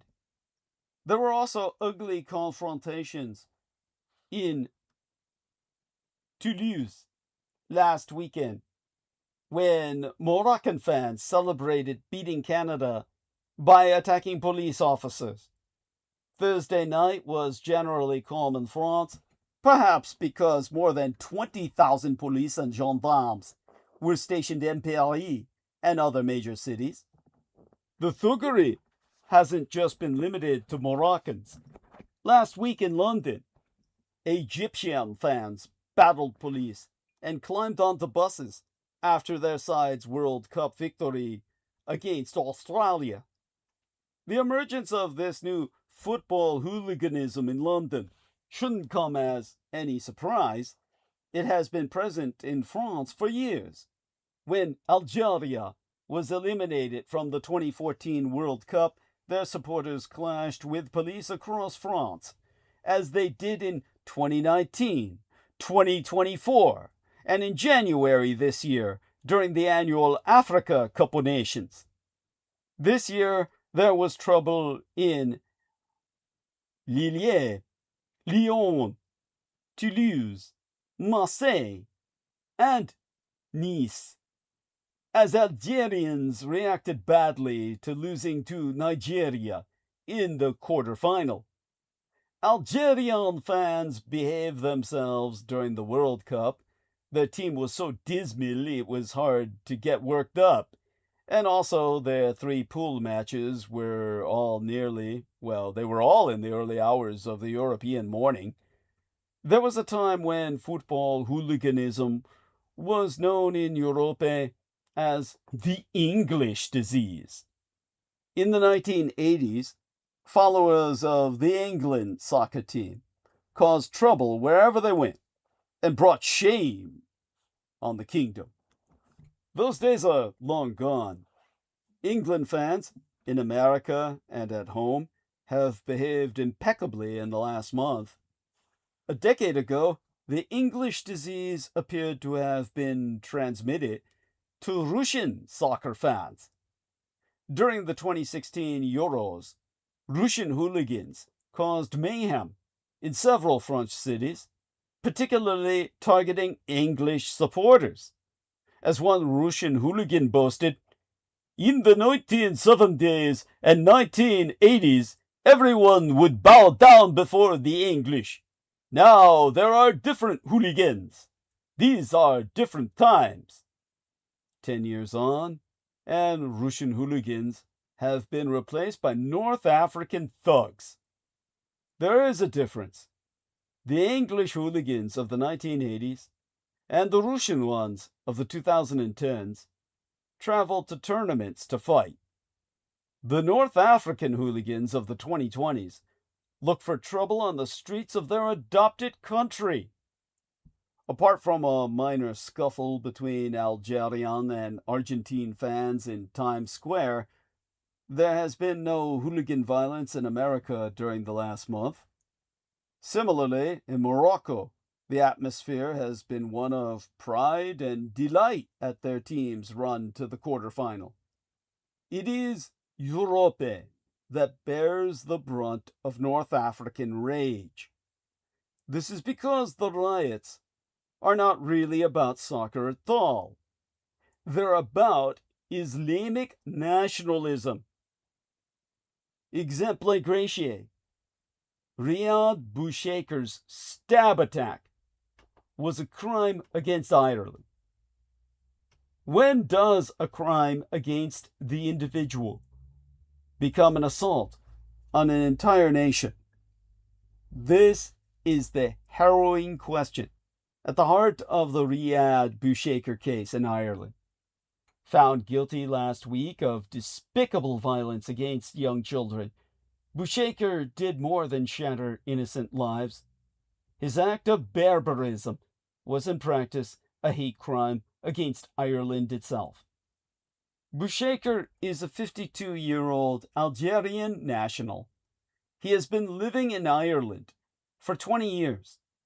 On the 23rd day in November of 2023, armed with a foot-long kitchen knife, he carried out a frenzied attack at an after-school crèche in Parnell Square in Dublin.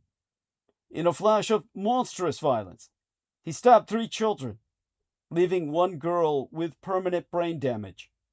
He also stabbed the child care worker Leanne Flynn, who heroically shielded the kids with her own body.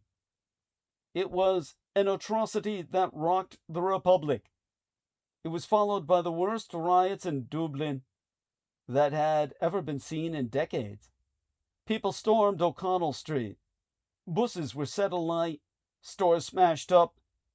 There had long been smoldering dissent over mass immigration. After the bloodshed at the crèche, that fury exploded into public view.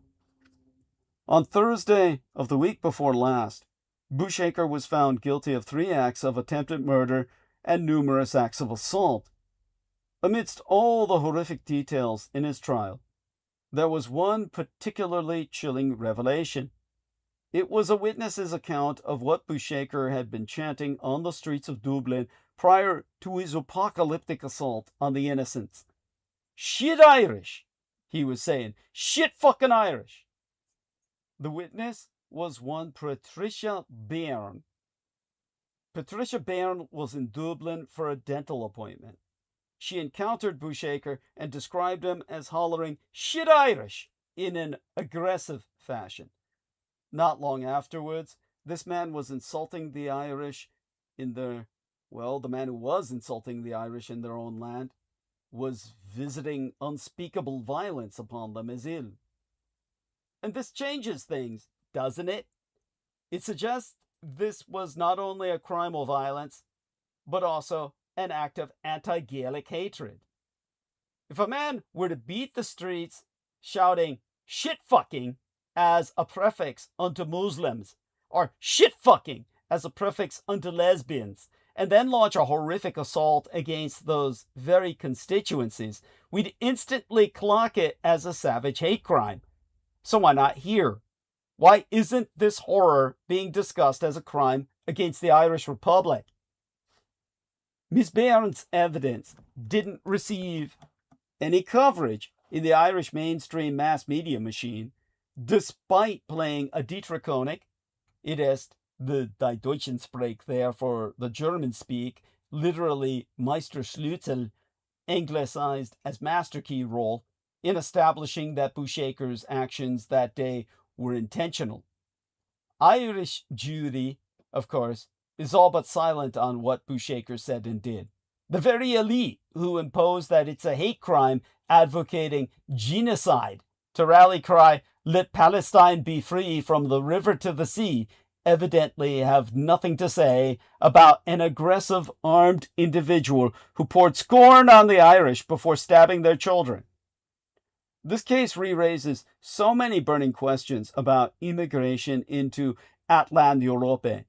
There was an audible sigh of relief in Dublin's chattering classes when it was first reported that the suspect in this barbarous assault had been in Ireland for 20 years and was a naturalized Irish citizen. You could almost hear them say, phew, oh, he wasn't from one of the new lot who live in migrant hotels. Yet that makes it worse, surely.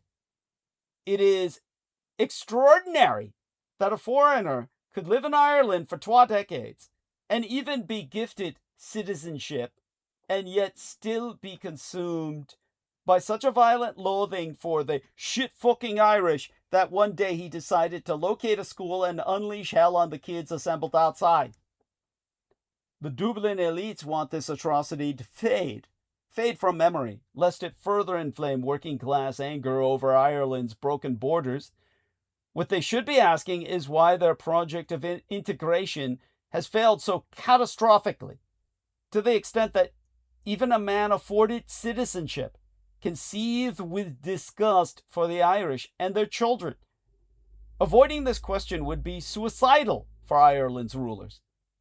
When will we be allowed to talk about crimes against the nation? It's not only Ireland. Britain, too, has recently suffered atrocities that obviously cross the line from acts of criminal evil to acts of xenophobic bigotry against the kingdom itself. One thinks of the Sudanese asylum seeker who shouted, "Fuck England," when he was sentenced last month for raping a woman in the park. Or the smirk on the face of one of those small boat illegals who was found guilty of gang raping a woman on a beach in Brighton.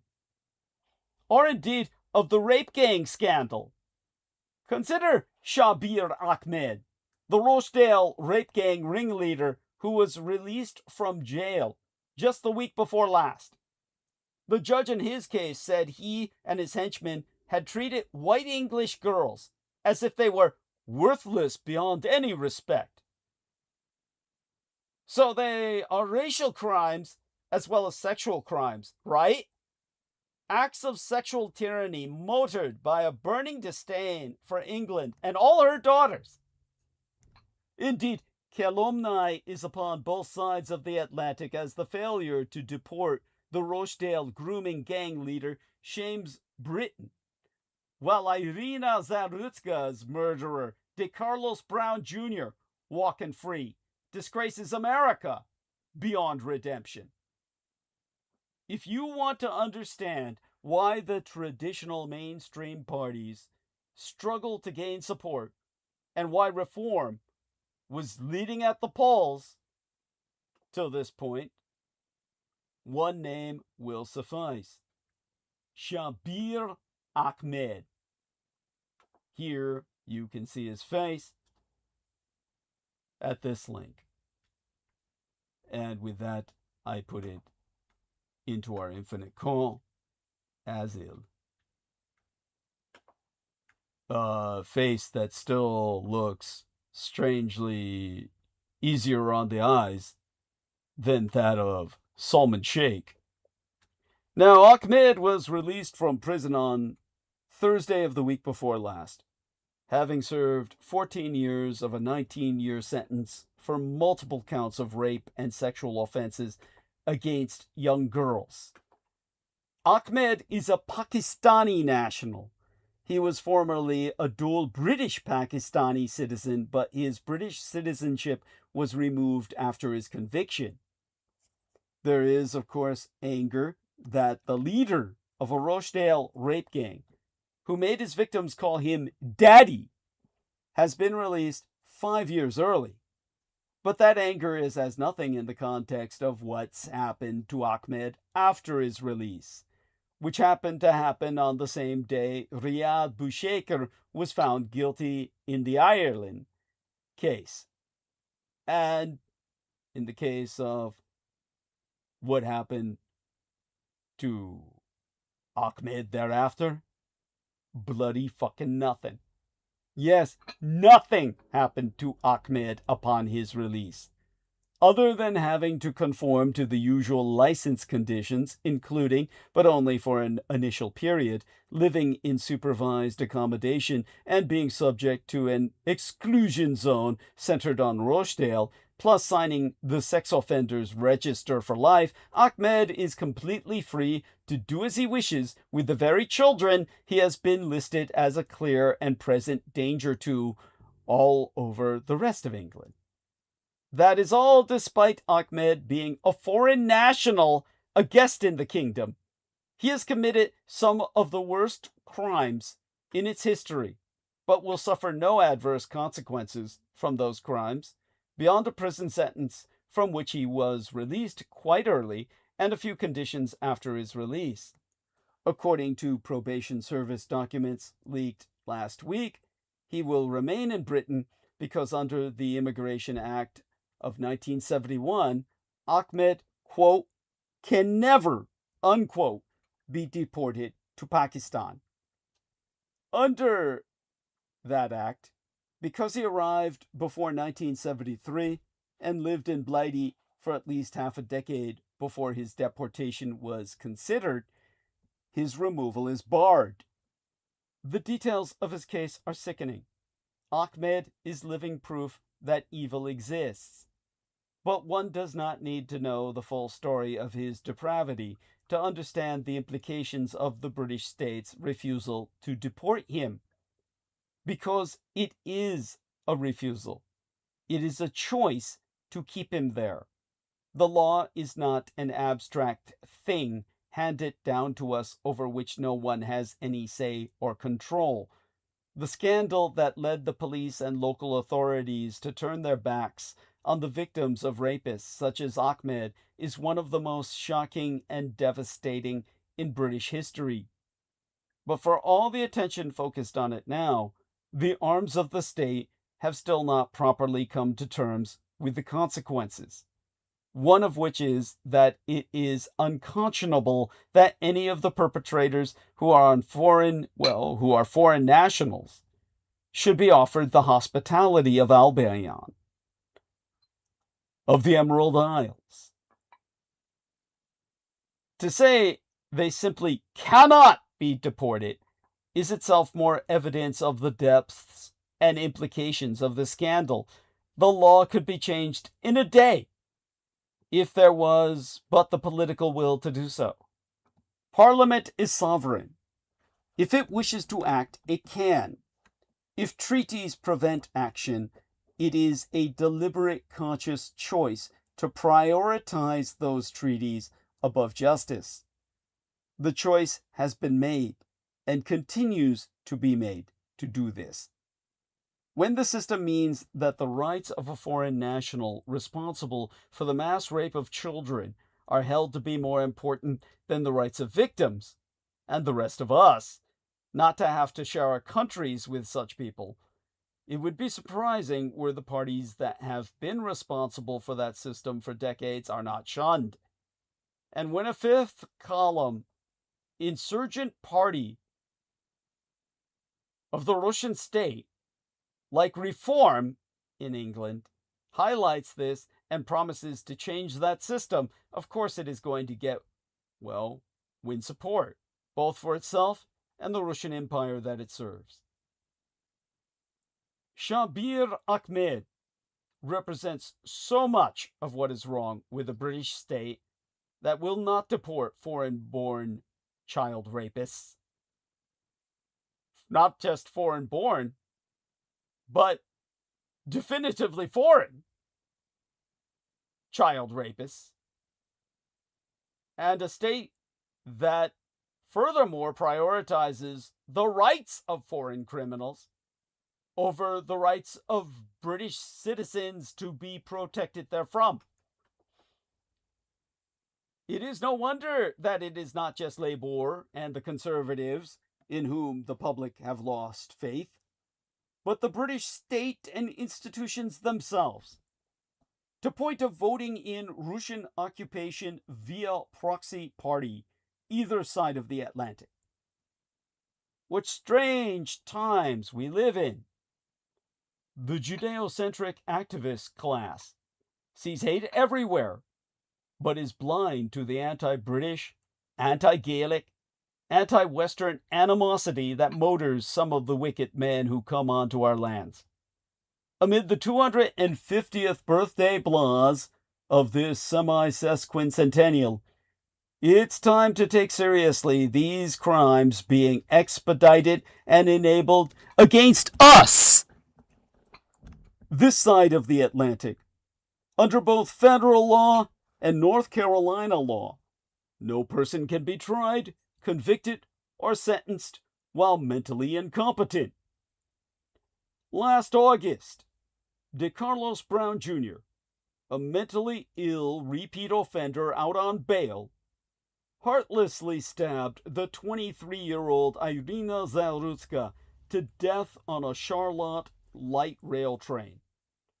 Video of the shocking murder prompted widespread outrage, pushing the North Carolina legislature to pass a law named for Zalutska and meant to overhaul that state's criminal justice and mental health system. But Zalutska's killer will never be brought to justice. According to a federal judge, Brown is currently mentally incompetent to stand trial. As a result, he will never face a jury.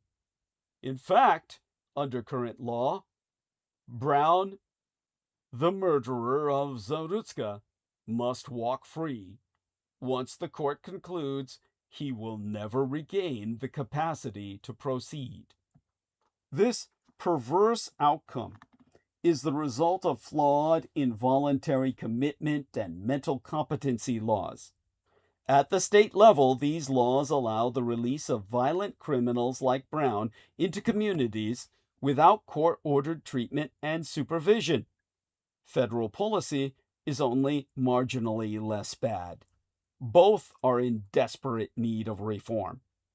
Brown faces both state and federal murder charges. His tax dollar-funded attorneys have abused the same strategy at both levels, seeking a declaration of incompetency to stand trial. Under both federal law and North Carolina law, no person can be tried, convicted, or sentenced while incapable of understanding the court proceedings. So far, Brown's publicly provided barristers have found resounding success with this strategy. The state case against him was delayed until October after authorities found him incapable to proceed in court. Earlier last month, a judge delayed the federal case for the same reason. At the time, Brown was in federal custody. He was thereafter sent to a secure federal medical facility where he is undergoing psychiatric treatment for 4 months in hopes of restoring his competence to stand trial. Authorities will only extend this period when his condition never improves. If the feds cannot restore Brown to competence, they have only two options: hand him off to North Carolina or continue to hold him while they determine whether to keep him in indefinite civil commitment under federal supervision. The first scenario is the most likely, as the crime happened on city-owned and operated public transportation, and the federal government does not have direct jurisdiction. Even if Brown is found to be unrestorable and referred for civil commitment, the federal government reverts to state laws and practices, which will only allow Brown's case to be dismissed, thus setting him free. Once he is remanded to state custody, the outcome will be predictably outrageous. Under North Carolina law, Brown will then be released back into the community with all charges dropped if further treatment does not restore him to competence. Specifically, if he is found not restorable within the maximum term of imprisonment, 10 years for felonies, Brown's charges will be dismissed and he will be released with the same untreated mental illness and history of violence. For a dangerous individual guilty of murder, this outcome is almost inevitable. The critical final decision over Brown's competence to stand trial will fall to the clerk of the court in the North Carolina county where the trial takes place. By any reasonable standard, Brown is dangerous. But North Carolina's judgment of what counts as dangerous is already questionable. Before he killed Zarutska, Brown had 14 arrests, all for violent crimes, in Mecklenburg County, as well as a schizophrenia diagnosis. Despite Brown's increasingly erratic behavior and 9/11 calls motivated by delusions, the state repeatedly charged him without ever completing any competency evaluation until Zarutska's murder. Nor does the process governing the clerk of the court's decision inspire confidence. The law does not require the clerk to order any psychiatric evaluation or even to consider such an evaluation when determining whether the accused should ever stand trial. The law simply states that the clerk may order an evaluation and may use that evaluation to determine if someone is capable of standing trial. North Carolina's laws make this outcome inevitable. The state would have to revise them to prevent it from occurring. A better system would make competency evaluations mandatory, expand them to lower-level crimes when the perpetrator's mental state is in question, and make the result of the evaluation part of the perpetrator's permanent court record. These steps would help prevent mental health issues that cause repeated criminal behavior from spiraling out of control without the court system ever even knowing about it. When a court finds a defendant incompetent to stand trial and clinicians determine that treatment is not likely to restore competency, residential treatment must be mandatory. At least it should be in a saner world. Under no circumstances should the state allow an administrator to release a dangerous defendant simply because a court has declared him incompetent. North Carolina is not the only state where involuntary commitment and mental competency laws need radical reform.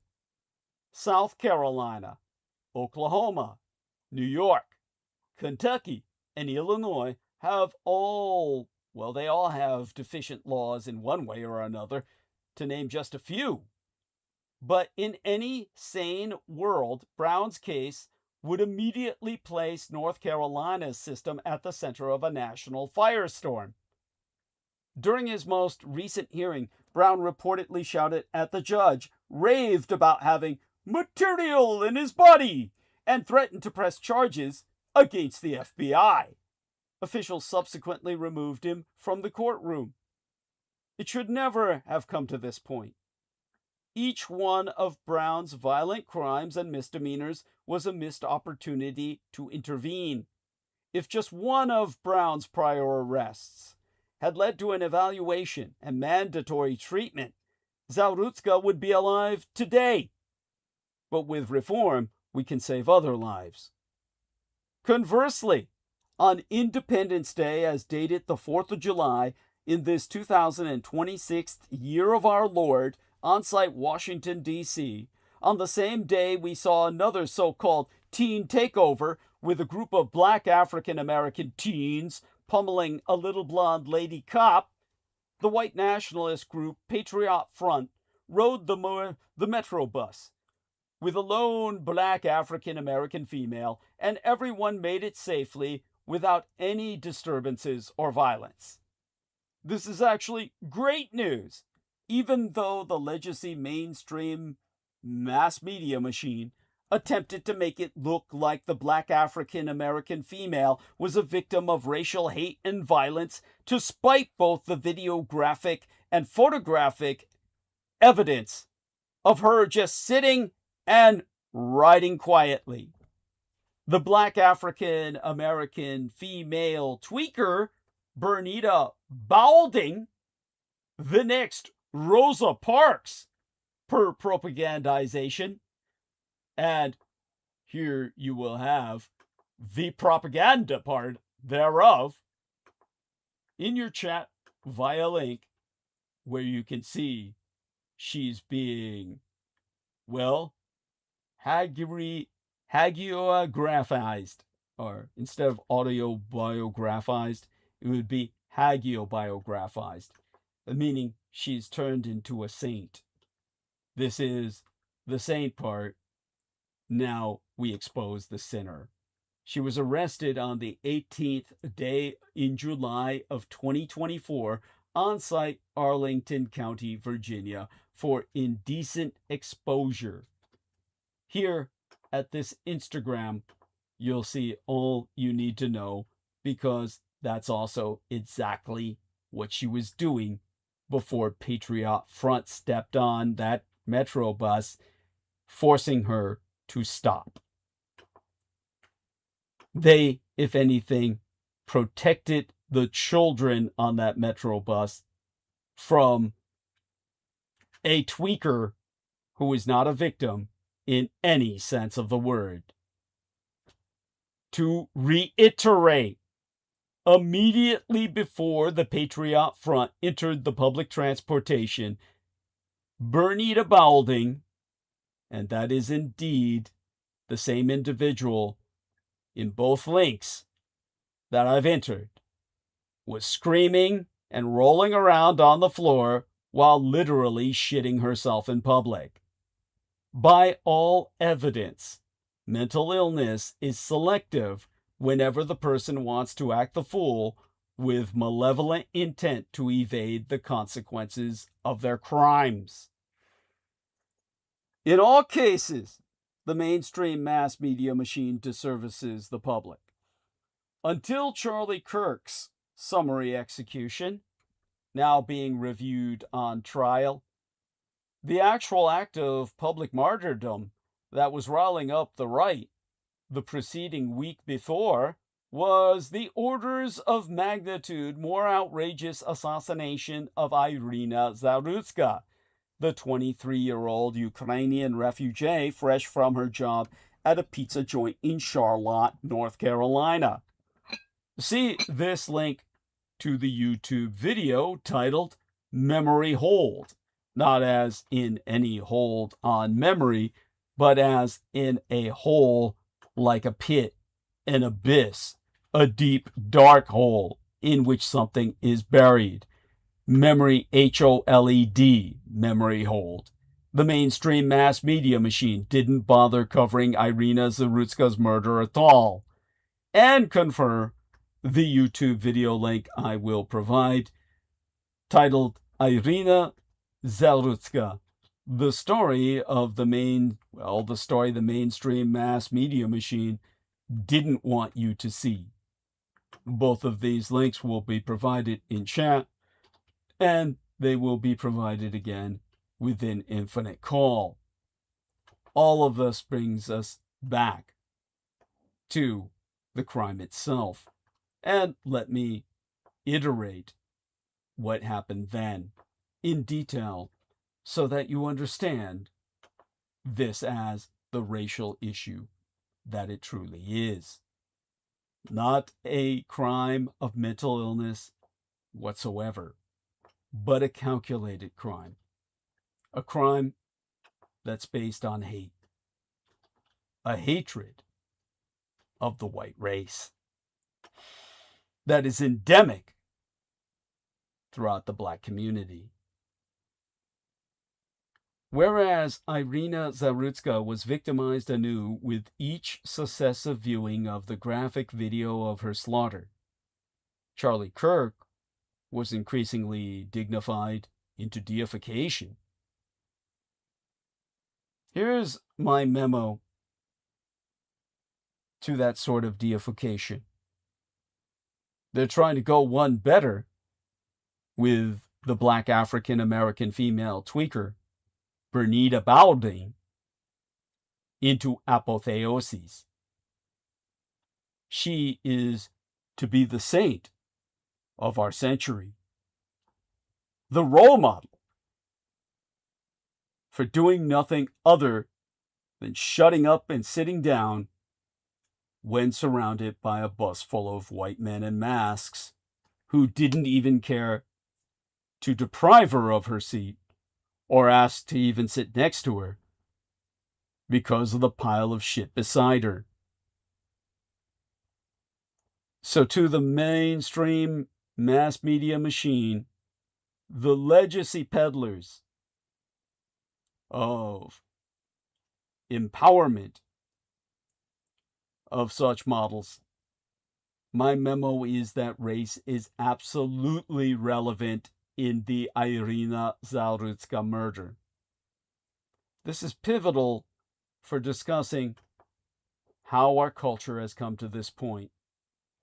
On the night of August 22nd of yesteryear, Irina Zarutska, a 23-year-old Ukrainian refugee who had fled the horrors of war in her homeland, boarded a CATS, CATS, Charlotte Area Transit System, light rail train. She had just finished a shift at a local pizzeria. Zarutska sat down on what was effectively an all-black commuter carriage, one row in front of a disheveled black African-American male with a knife. Her headphones were on, and her mind was perhaps drifting to the life she was building in America, an empire she mistakenly believed offered safety from the violence she had escaped. 4 minutes later, she was dead, stabbed 3 times, including once in the neck, by a man she had never met. Her murderer, DeCarlos Brown Jr., a 34-year-old with a rap sheet boasting at least 14 prior arrests, walked off the train in open conspiracy with the all-black passenger rank and file, who inquired as to his physical well-being while helping him in discarding his hoodie. Albeit he was arrested shortly thereafter, they are all conspiracy and murder and engaged in the killing, the slaughter of Irina Zarutska as actively as if they had lynched her.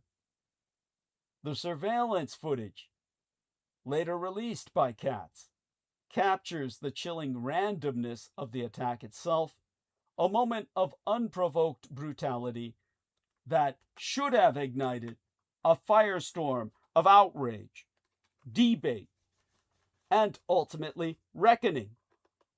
It's as horrific as anything you'll ever see happened to an innocent person.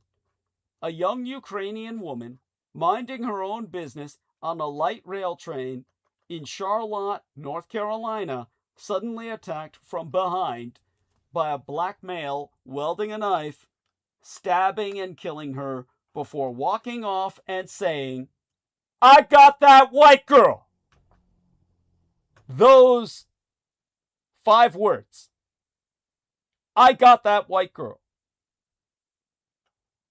Betray intent, calculation, and knowingness of his act. There is no mental illness here.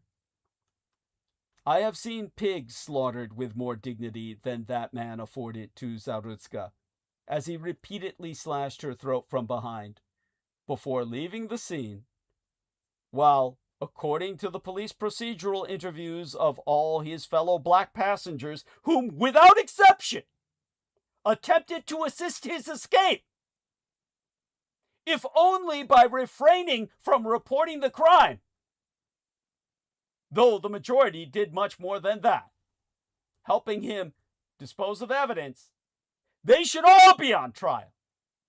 This was a black lynching of a young breeding age white woman for no other reason than a seething community cultural hatred of another community based on ethnos. The attack inspired outrage on the right, some but not all because of the killer's obvious motive, which, if the races were reversed, would have prompted a great national mourning. There would have been a holiday if the Patriot Front had stabbed the tweaker, Bernita Balding. We would have a national holiday in her name, in which we would be forced to kneel before God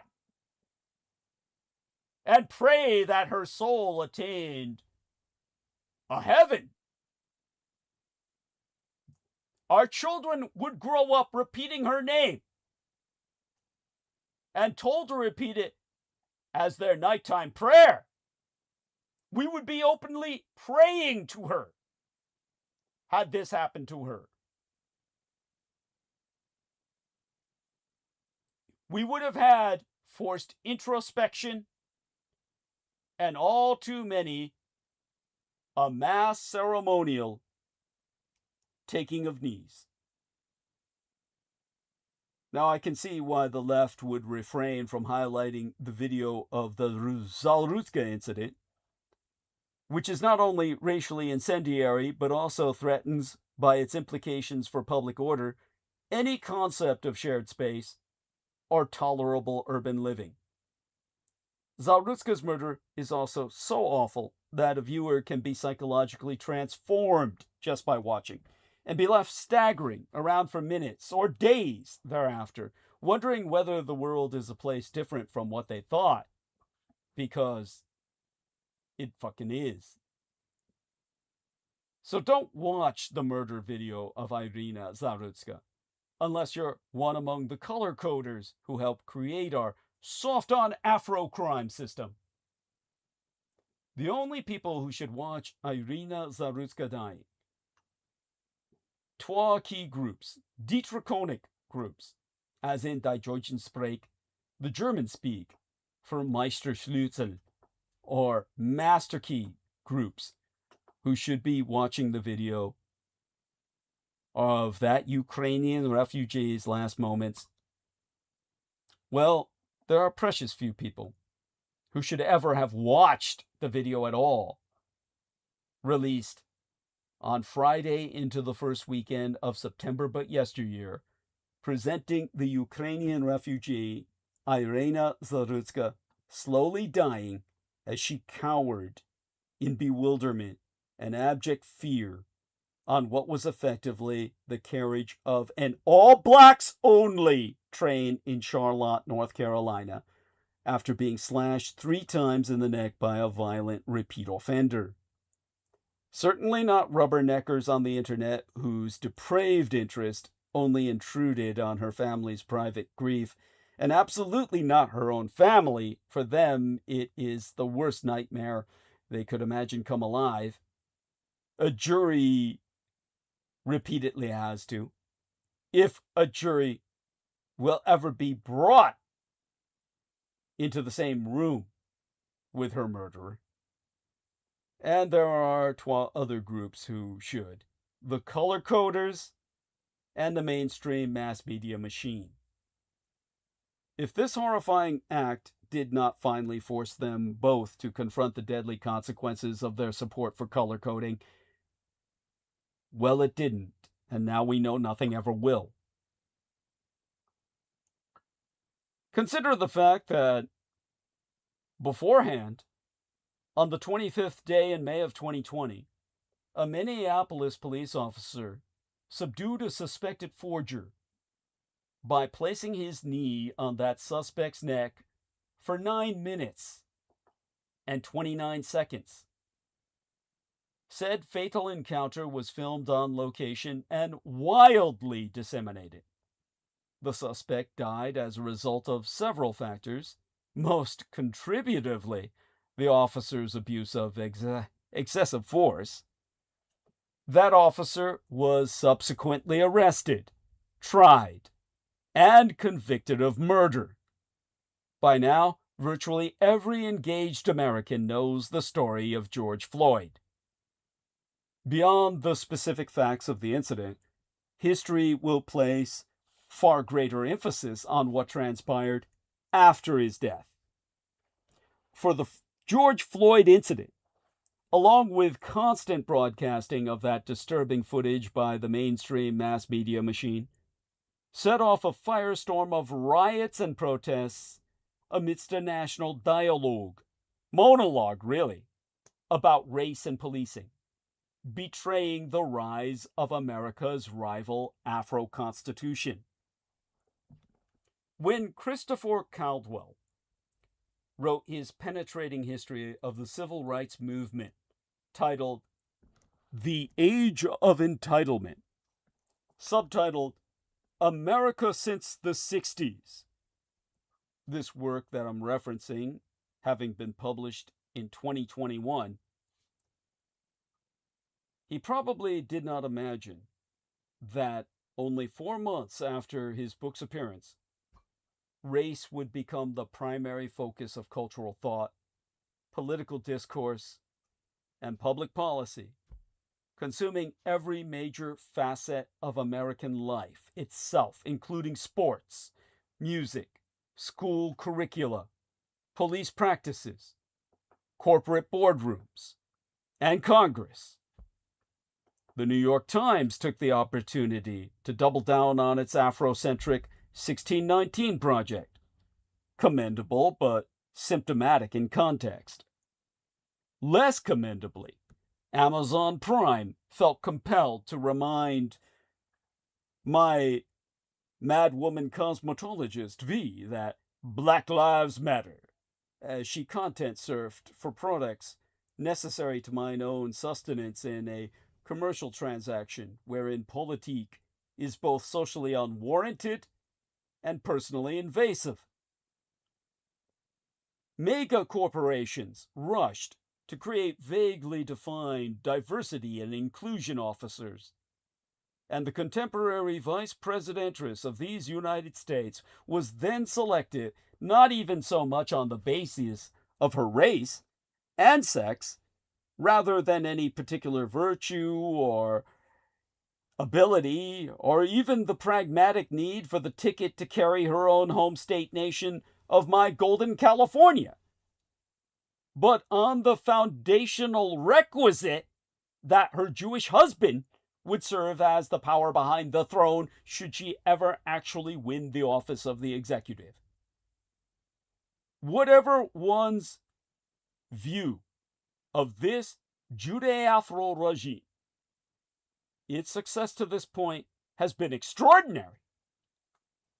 If one wants to understand the intellectual underpinnings of the hyperreaction to Floyd's death, then The Age of Entitlement is essential reading. Caldwell's overarching narrative holds that modern America is governed by two fundamentally irreconcilable constitutions. The first is the actual Constitution, the one that preserves liberté through the structural protections of the separation of powers and federalism, and the rights articulated in its first 10 amendments. The second Constitution, what Caldwell exposes as the rival Constitution, is a complex web of civil rights statutes, judicial claims, policies and regulations, bureaucracies, and an Afro-cultural attitude of enlightenment, what is basically a form of Afro-cultural entitlement, which provides a community sense of entitlement, to the point of taking white people's lives, upon which this entire power structure has been constructed and organized. This is less an extension of the Civil Rights Act of 1964 that ended de jure segregation based on race in public accommodations, and more the hardening of an all-embracing ideology of forced diversity. As Caldwell explains, and here I read from his text but a paragraph, much of what we have called polarization or incivility in recent years is something more grave. It is the disagreement over which of the two constitutions shall prevail. The de jure Constitution of 1788, with all the traditional forms of jurisprudential legitimacy and centuries of American culture behind it, or the de facto Constitution of 1964, which lacks any traditional kind of legitimacy, but commands the mandatory, unanimous endorsement of judicial elites and civil educators, and the passionate allegiance of those who received it as a liberation. Reading The Age of Entitlement prior to that 25th day in May of 2020, the existential dimension of Caldwell's argument might have seemed alarmist and overwrought. Today, however, it is surely undeniable that the 2020 unrest, ignited by a single instance of police misconduct, but inflamed by selective legacy mainstream mass media machinery coverage, COVID-19 lockdown boredom, BLM or Black Lives Matter ideologues, an acronym which subsequently translated into burn, loot, and murder, along the demagogic architect of the 1619 Project and assorted left-wing anarcho-activists, was an outburst of political violence in the name of this rival Afro-Constitution. For those who favor the actual Constitution, as I myself do in the sense of templating a reconstitution therefrom, how we arrived at this moment matters, and Caldwell does an exceptional job of guiding us through the relevant milestones of history. Those reviewers who criticized The Age of Entitlement for being short on history miss the point. Caldwell's historical analysis is limited, but that is, I suspect, by design. In modern America, all roads lead to the Civil Rights Act of 1964. So the book primarily focuses on the episodes, attitudes, and motivations that birthed that act, fueled its transformation, from equal protection enforcer to racial preferences gatekeeper, and created its contemporary political and legal superstructure. To quote from his writ, civil rights transformed the country not just constitutionally, but also culturally and demographically. In ways few people anticipated, it proved to be the mightiest instrument of domestic enforcement the country had ever seen. It can fairly be described as the largest undertaking of any kind in American history. No serious person today would dispute the need for federal intervention to dismantle the racialized ancient regime of the segregated South. And at the time, most Americans, black and white alike, who did not live in the Jim Crow South, supported the 1964 Act and considered it necessary and just in its aims. They reflexively understood, as Caldwell contends, that government-sponsored racial inequality was a contradiction of America's constitutional principles and an affront to its Christian ones. In his famous "I Have a Dream" speech, the Right Reverend Dr. Martin Luther King Jr. elucidated this contradiction when he appealed to the architects of our republic, who wrote the magnificent words of the Constitution and the Declaration of Independence, that all men, yes, black men as well as white men, would be guaranteed the unalienable rights to life, liberty, and the pursuit of happiness. Nevertheless, using polling data from the 60s, that decade into which I myself was delivered from my mother's loins into this vale of tears, Caldwell demonstrates that blacks and whites had divergent conceptions of what desegregation and integration entailed. Whites saw the race problem as something distant. It had to do only, or mainly, with the exotic culture of the South, where segregation was legal. Non-Southern whites believed racial harmony had arrived long ago, so civil rights legislation needed only to end desegregation as a matter of law.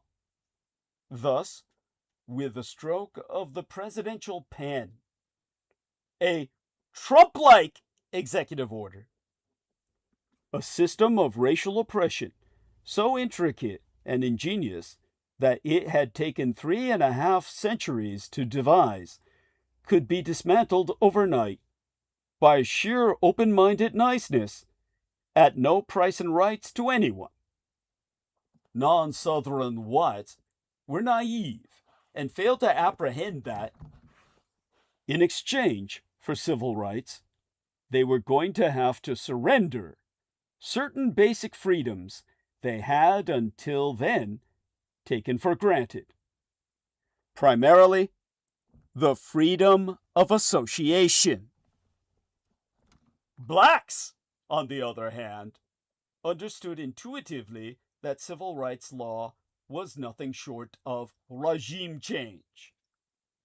The professor, Alan David Freeman, a sociologist of race, and to whose ideas the age of entitlement repeatedly returns, explained that in a system of oppression, blacks were the victims and whites the perpetrators. They see the world differently. To quote from his writ of the reference sourcebook at hand, victims see racial discrimination as a system of corruption that burdens them in a variety of practical, measurable ways, with lack of jobs, lack of money, lack of housing. They are unlikely to view the system as repaired until those practical burdens are removed. Perpetrators, on the other hand, see an ethical failure on the part of society's leadership, and feel society will have done its duty as soon as most people are behaving ethically, speaking out against prejudice, and refraining from acts of overt discrimination. It's not difficult to extrapolate the structural or systemic language that we hear so much of today from Freeman's victim-perpetrator paradigm.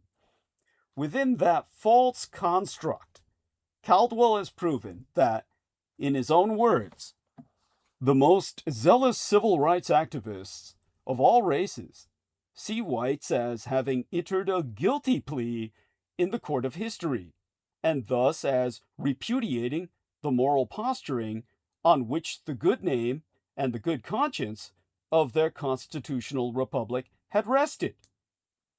In the end, the system's view would prove to be more in sync with the regime change that civil rights law precipitated. In 2020, over 55 years after the 1964 Act's passage, it would herald a fundamental reorientation of American society toward something more racialized, identitarian, redistributive, and borderless. And it would demand silence in the face of screams that whites must shut up and listen, literally physically bend the fucking knee before BLM protesters, and pledge allyship to designated groups within an intersectional hierarchy of the oppressed. By 2016, when Caldwell's historical inquiry ends, the list of victims would include women, undifferentiated POCs or POCs, peoples of color, save for any and all of us Asians, who are considered something called white adjacents, as well as in the list of victims, legal immigrants, illegal aliens, the mentally ill, drug addicts, the disabled, homosexuals, transgender people, Muslims, the poor, and over and above anyone and everyone else, violent criminals, the gods of the new order. One of them, an orange motherfucker, becoming president. This non-exhaustive list left only one group, the white male, and a singularly model minority, Asians of any gender, as perpetrators. White heterosexual Christian males and every single Asian of Oriental descent in America, age, faith, gender, and sex orientation be damned. This monolithic Eurasian villain, personified in someone like myself and his educated technocratic working class Orient elite, the whites and the Asians who manage their world, would serve as the cause of all America's problems, not only with respect to race, but also the distribution of wealth, schools, equal justice, meritocracy, housing, law enforcement, and foreign affairs, framed invariably as capitalist conquests on behalf of racialized imperialism. This monolithic duopoly only has crimes for which it must answer, never any achievements worthy of celebration, save for the singular act of 1964. For 3 generations, Americans have been exposed to the national victim-perpetrator ahistorical narrative, and eventually required to embrace it in accordance with the demands of those who occupy the commanding heights of the Judeo-Afro culture. It is no wonder, then, that debate would give way to broken windows. The 2020 riots were not merely the work of aggrieved minority militants. Some of the most wanton acts of property destruction and performative nihilism were executed by young white malcontents, pillaging under the banner of social justice. The riots also resurrected a political and pseudo-intellectual project over 30 years in the making that, until the post-Floyd reckoning, had found no serious constituency outside the ivory-towered precincts of academia. And academia infiltrated by communists. In 1989, an obscure legal academic at UCLA's law school named Kimberly Crenshaw wrote a law journal article to which she gave the suitably jargonistic title, "Demarginalizing the Intersection of Sex and Race," subtitled, "A Black Feminist Critique of Anti-Discrimination Doctrine, Feminist Theory, and Anti-Racist Politics." Crenshaw described how race, sex, class, and other characteristics intersect, and argued that black women, like Crenshaw herself, face discrimination that is neither exclusively racist nor sexist, but a combination of both. The result is multiple layers of manifest injustice to the victim classes. Caldwell, however, offers his own critical study of intersectionality, a philosophical-sounding term for the political strategy of bundling different minorities into a coalition, the dynamic political force of aggrieved minorities could benefit in some ways from civil rights law and continue to divvy up the spoils by rallying other non-white groups to the cause. Or, as one critical commentator put it, intersectionality takes the form of sweeping denunciations of disliked beliefs, concepts, and social institutions, and functions as a normative identification strategy to imbue the characteristics of racism, sexism, white supremacy, and other bigotries onto the oppositional target of the activists' political agitation. Now, and my thanks, of course, to @Town22 and entering that here, and here we are, Town22. My respect in return. There we are.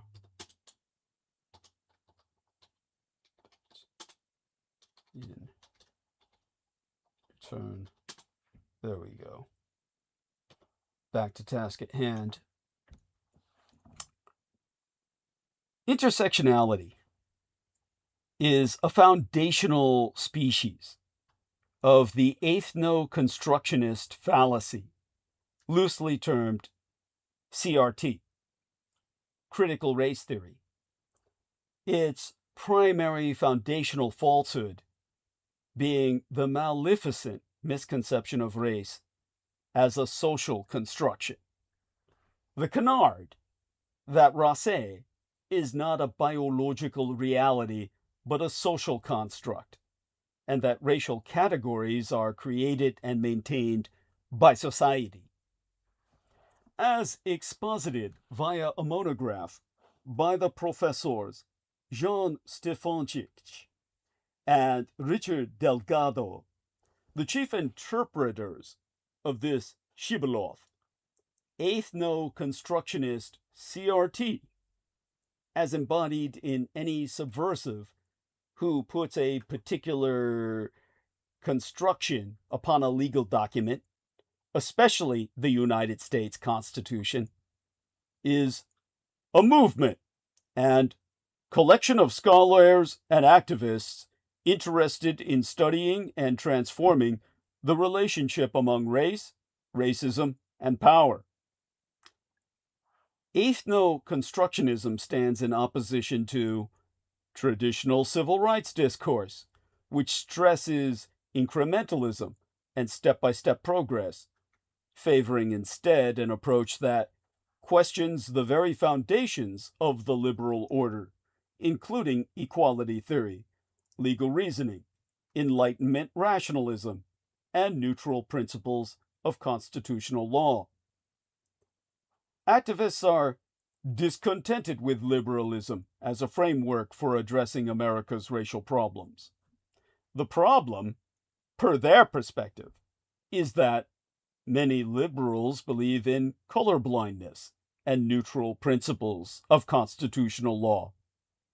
Their stated objections to the liberal order and neutral constitutional principles reveal the Afro-authoritarian impulse that animates ethno-constructionist ideologues.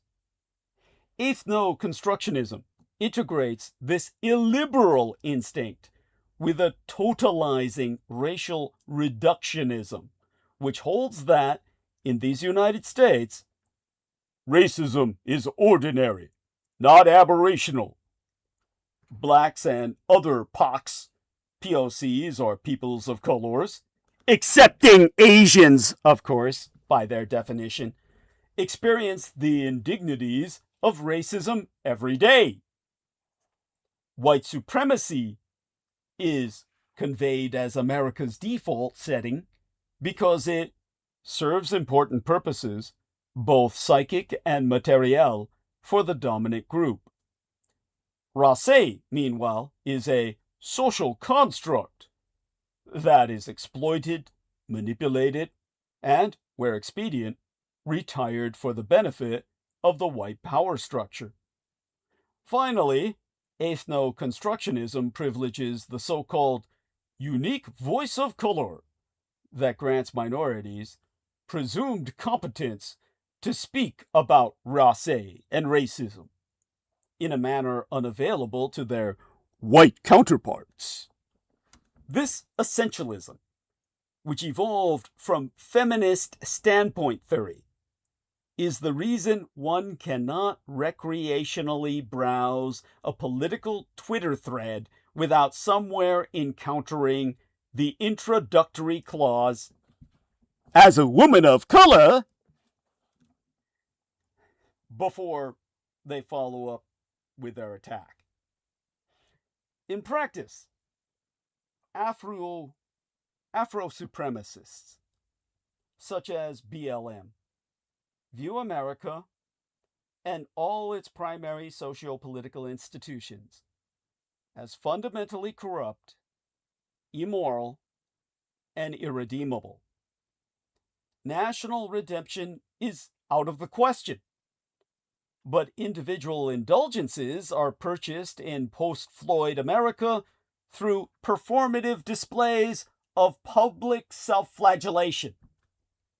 A craven police chief literally takes a knee, bows on the ground to satisfy the demands of aggressive BLM activists surrounding him.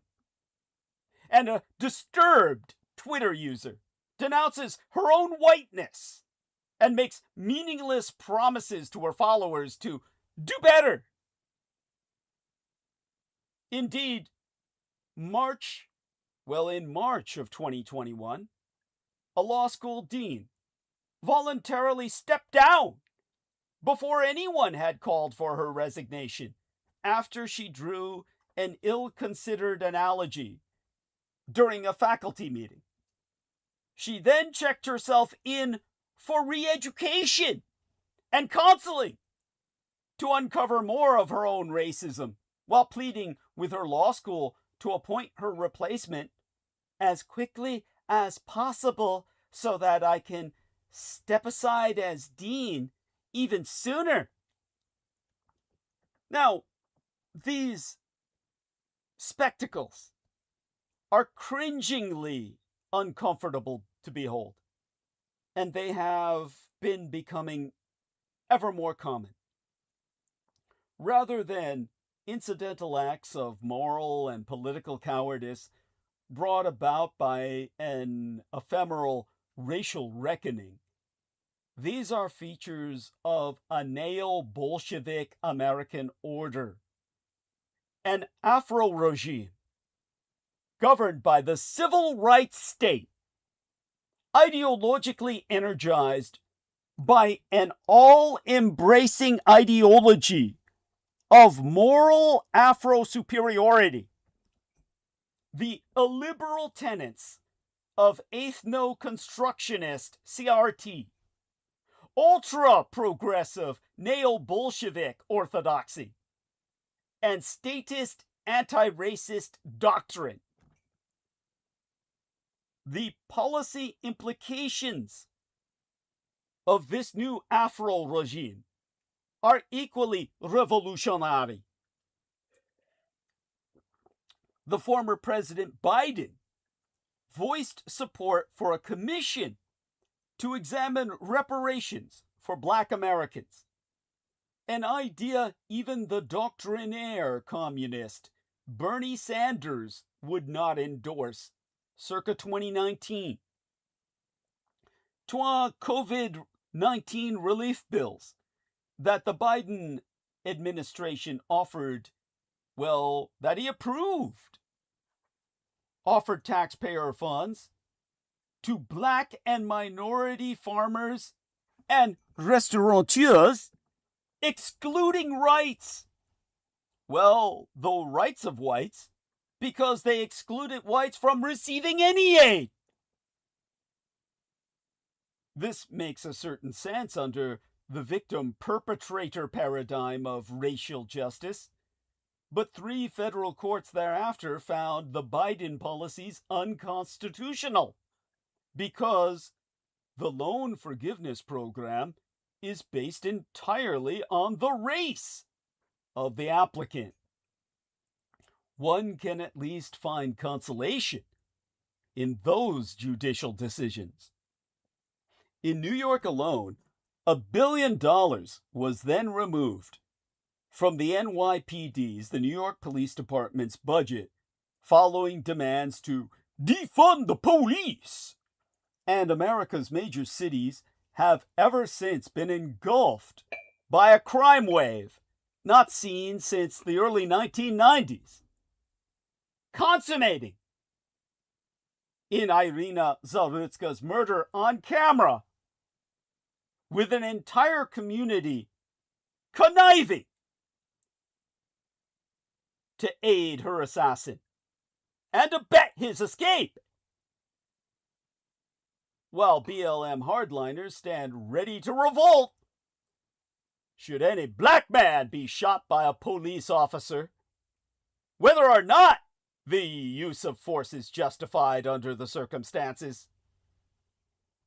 The movement's leaders remain silent about the 100 people shot and 19 of them killed in Chicago over the 2021 4th of July weekend, almost all of whom were Black children, along some men of color who killed each other in the firefights they so callously perpetrated amongst their own kind's brood.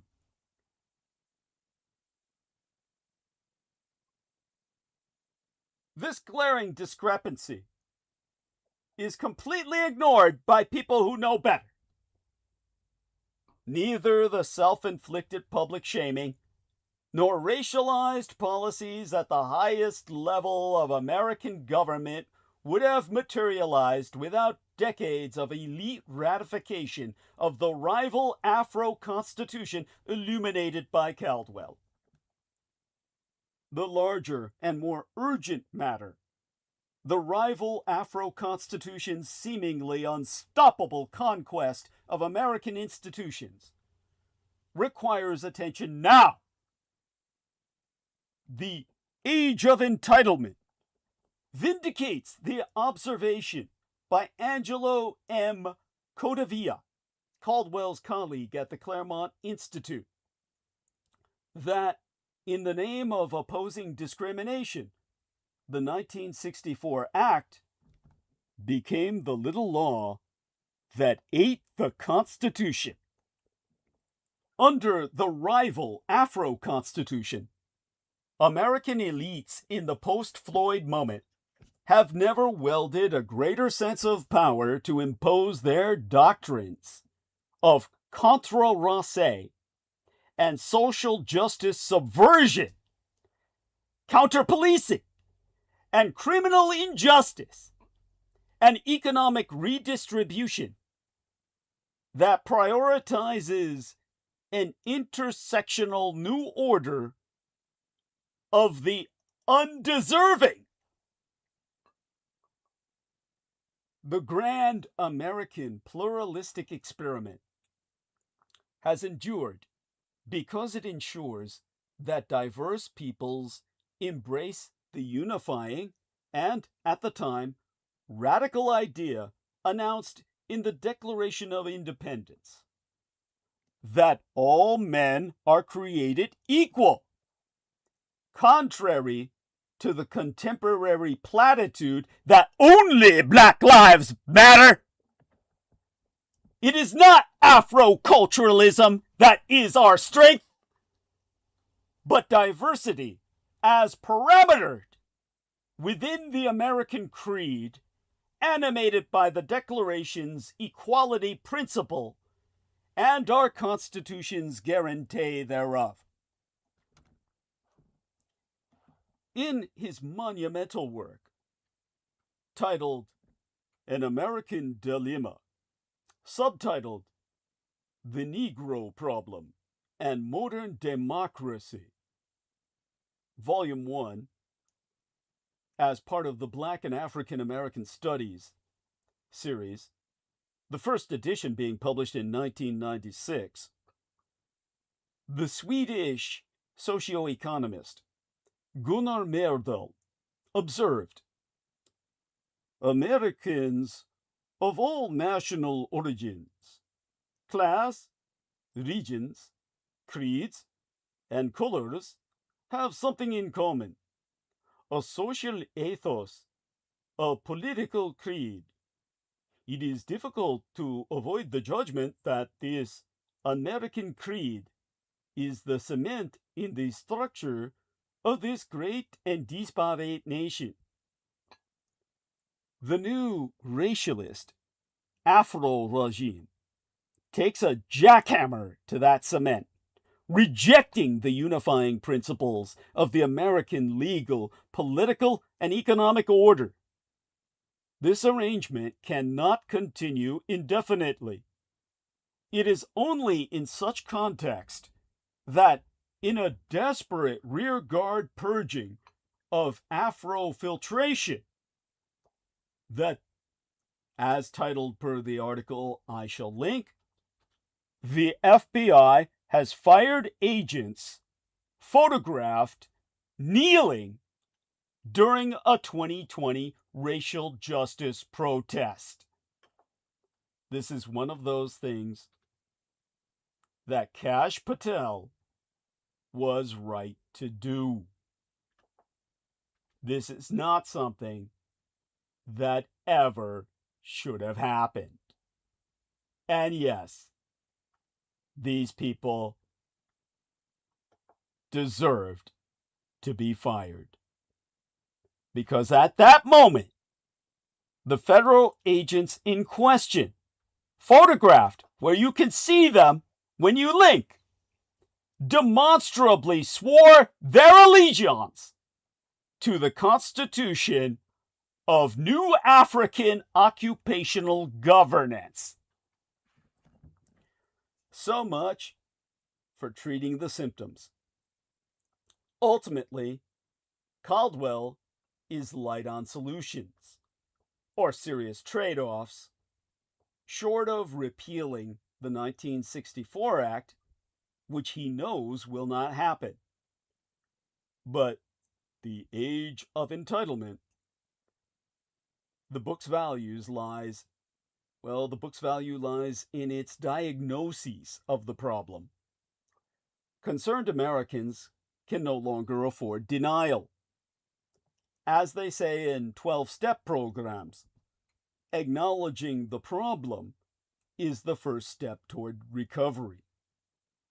With every unpunished riot, ethno-constructionist curriculum victory, repressed opinion, abolished standardized test, elected ultra-progressive neo-Bolshevik prosecutor, permissive criminal justice reform, dark woke army general, and discriminatory democratic misadministration policy, the new Afro regime fortifies its imposition.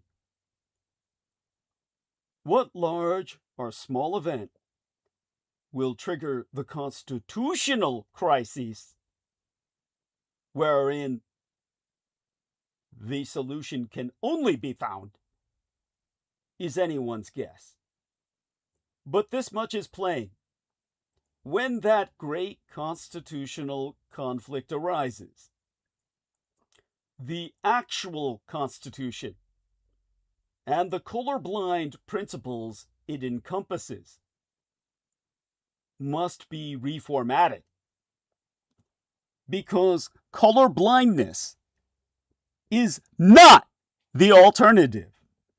Even if you don't see the race, the race will see you. I think that this would be a wonderful opportunity to pause for a moment to give many thanks to the great contributions of the Black community and how their culture has enriched our society. Why, their peaceful and generous nature makes them ideal neighbors, lending testimony to their exceptional family values and parenting skills, unrivaled by any other culture.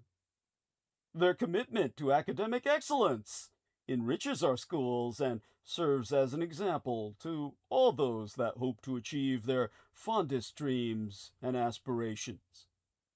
Property and home values rise significantly by the influx of African Americans into any area due to their caring and respectful nurturing of these communities, as exemplified by the way they helped clean up and rejuvenate all the inner cities they reside in.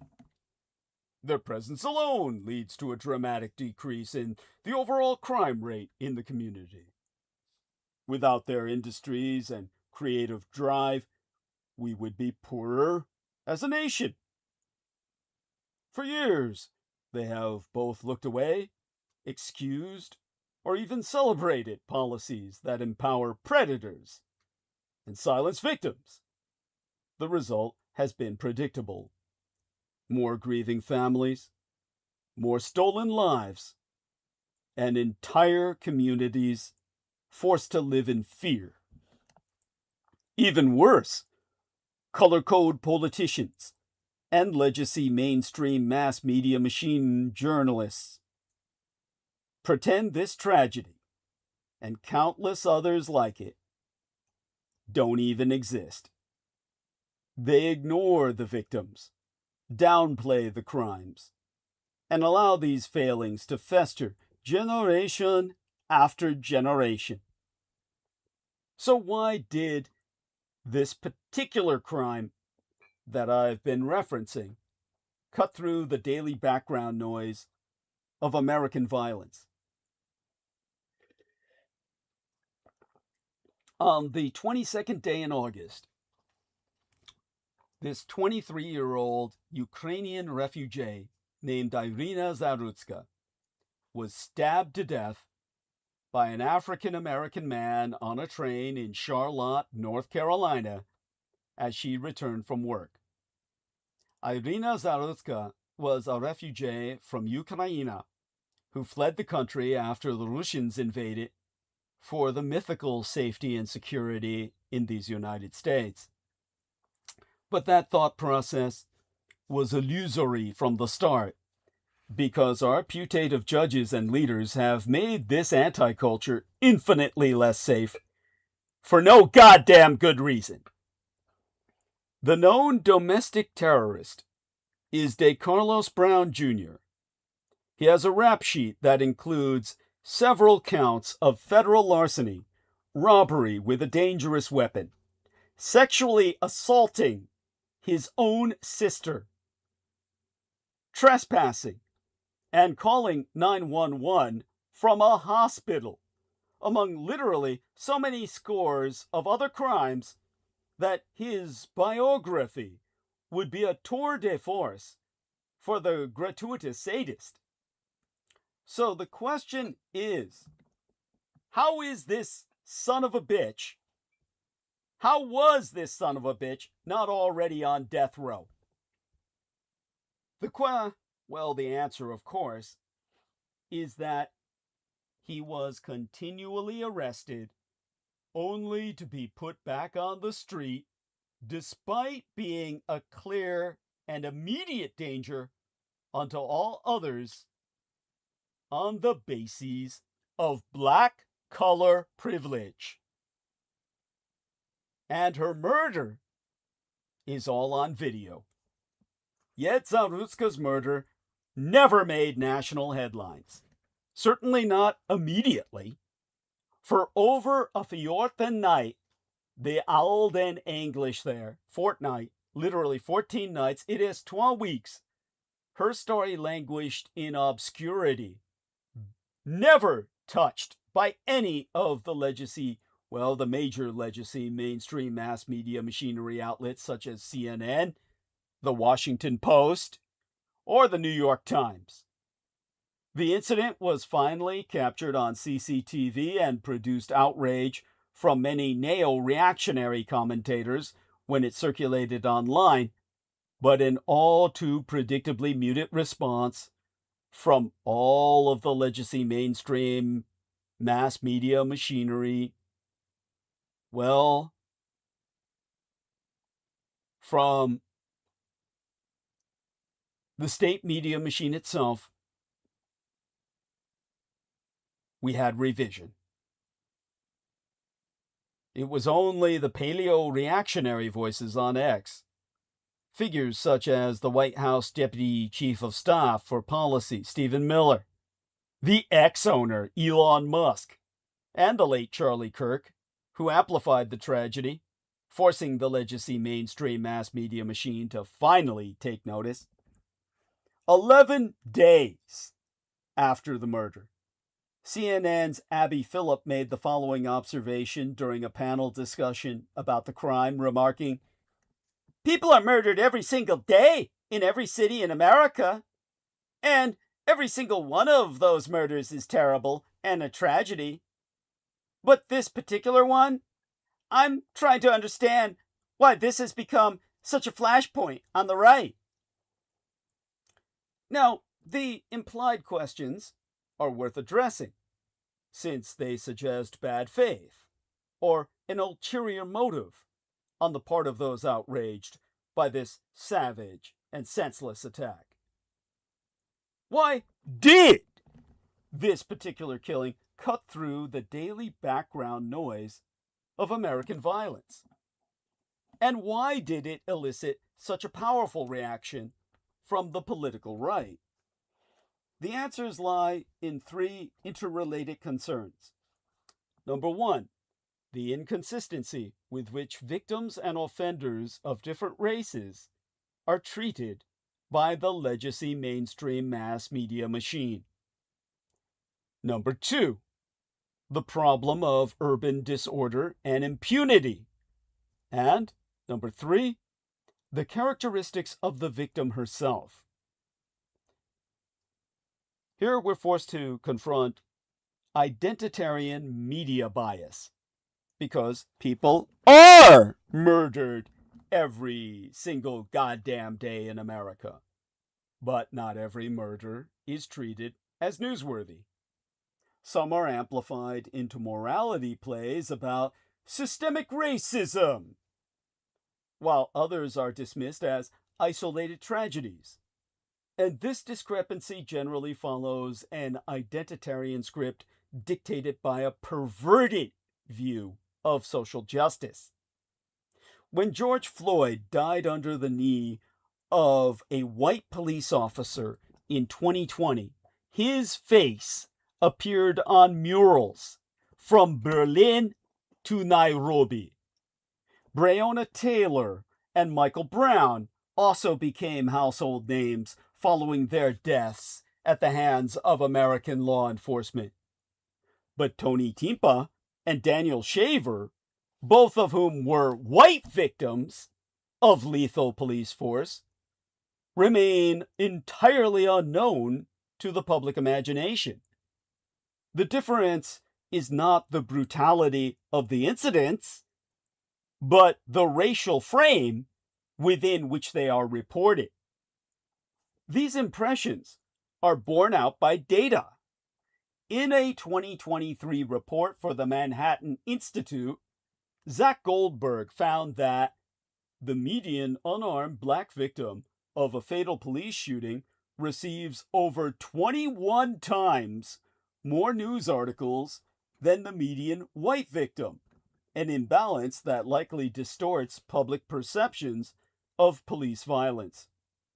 A 2022 analysis by the Washington Free Beacon also found that before May of 2020, papers were roughly twice as likely to mention the race of a white, 13% of stories, versus a black, 7% perpetrator.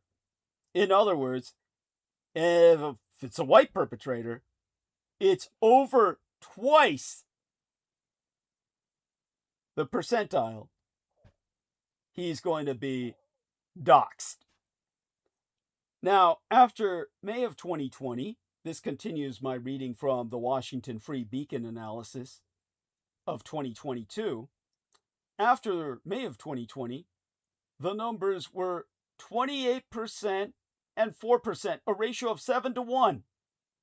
Any white perpetrator guilty of a crime, 28% more doxing by mass media, whereas a black guilty of a crime, you're free to walk.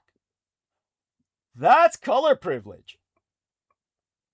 In other words, there is a pronounced tendency to suppress any and all information about black crime. And this racialized double standard is obvious to millions of Americans who suffer from that crime. The Zarutska case struck a nerve because it inverted the usual script. And I do mean script, not reality. The script. When we were forced to confront with our own eyes a young white female refugee brutally slain by a black man with an extensive career criminal record on video, and yet the story never registered in a single fucking page of the Legacy Press or in any of the headlines of Legacy mainstream mass media machinery broadcasters until it exploded on X. And when the story finally did appear in the New York Times, its reporters were not at all concerned with the circumstances of the murder itself, but instead with how the atrocity had ignited a firestorm on the political right, which was viewed as far more of a threat than the immediate, everyday, literally lethal threat of black violence. Now, during the CNN discussion segment broadcast on the 8th day in September of yesteryear, Abby Phillip played a video clip of the paleo-reactionary provocateur Charlie Kirk, who himself was taken out just 2 days later, making the following statement. If a random white person simply walked up to and stabbed a nice law-abiding black person for no reason, it would be an apocalyptically huge national story used to impose national, sweeping political changes on the whole country. Without pausing to consider whether or not what Kirk said was true, which it absolutely fucking is, Phillip dismissed his statement out of hand as a cynical attempt to turn Zarutska's violent death into a reciprocal George Floyd situation. The domestic terrorist, De Carlos Brown Jr., had a lengthy record of violent criminality and serious mental health issues. In any properly functioning system, he would not have been at liberty to menace strangers on public transit and, indeed, should have been put to death for earlier atrocities. Instead, like so many other violent recidivists with untreated mental illness, he remained at large until he arbitrarily chose to attack a young woman on her way home from work solely on the basis of her race. For many Americans, Irina Zarutska's death symbolizes the consequences of this ideology-first approach to criminal justice. Ordinary, law-abiding people bear the cost of policies that prioritize leniency over safety. In the words of Kyle Kirby, the Republican chairman of the Charlotte area, she died because of our complacency. As for the victim herself, finally, the senseless crime resonated because of who Irina Zarutska was. She was neither a career criminal, nor a drug dealer, nor any other kind of lawbreaker participating in any dangerous lifestyle. She was a young woman who had fled war, found work in America, and was heading home from her shift when she was stabbed 3 times by a stranger for no reason. Compare her to the individuals elevated into icons, saints to be prayed unto by the social justice movement. George Floyd had a long criminal history for which he had served several jail terms. Breonna Taylor's boyfriend was a drug dealer. Michael Brown assaulted a store clerk minutes before his fatal encounter with a police officer. Yet their deaths, tragic as they were transfigured into myths of oppression and sainthood because you get issued that ticket at birth just for being born black. Unlike a single one of the aforecited blacks who earned their deaths by the lives they chose to live. And I myself can say that, as I was raised in conditions far worse than they ever were. Zarutska, on the other hand, embodied the sort of immigrant success story Americans are supposed to celebrate. She was hopeful and industrious, and her grotesque murder was entirely unprovoked. That is why her story elicited sympathy and outrage on the right, and why it was met with the icy indifference and of contempt from the majority of ultra-progressives that comprise the rest of America.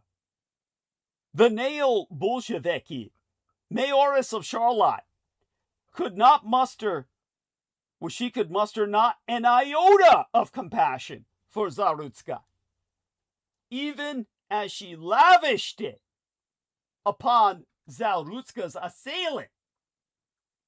While much of the mainstream mass media machine behaved as if there was something untoward or suspicious about retro-conservative outrage.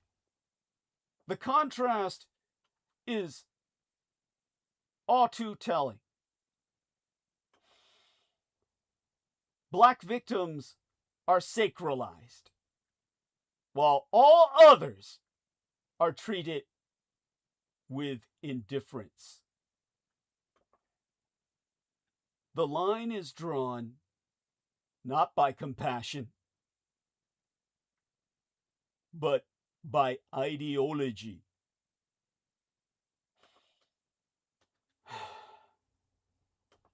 Now, in terms of the female mayor of Charlotte, North Carolina,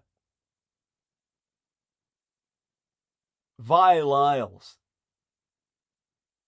the city's first black female mayoress.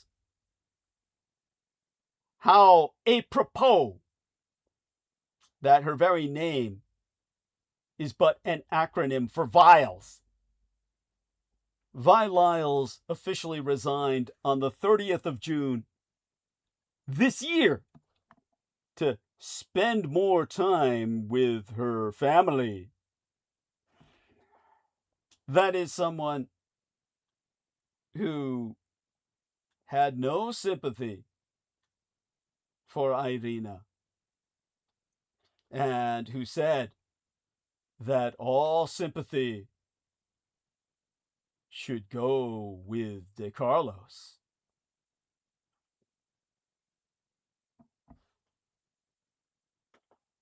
That is where the black community officially stands.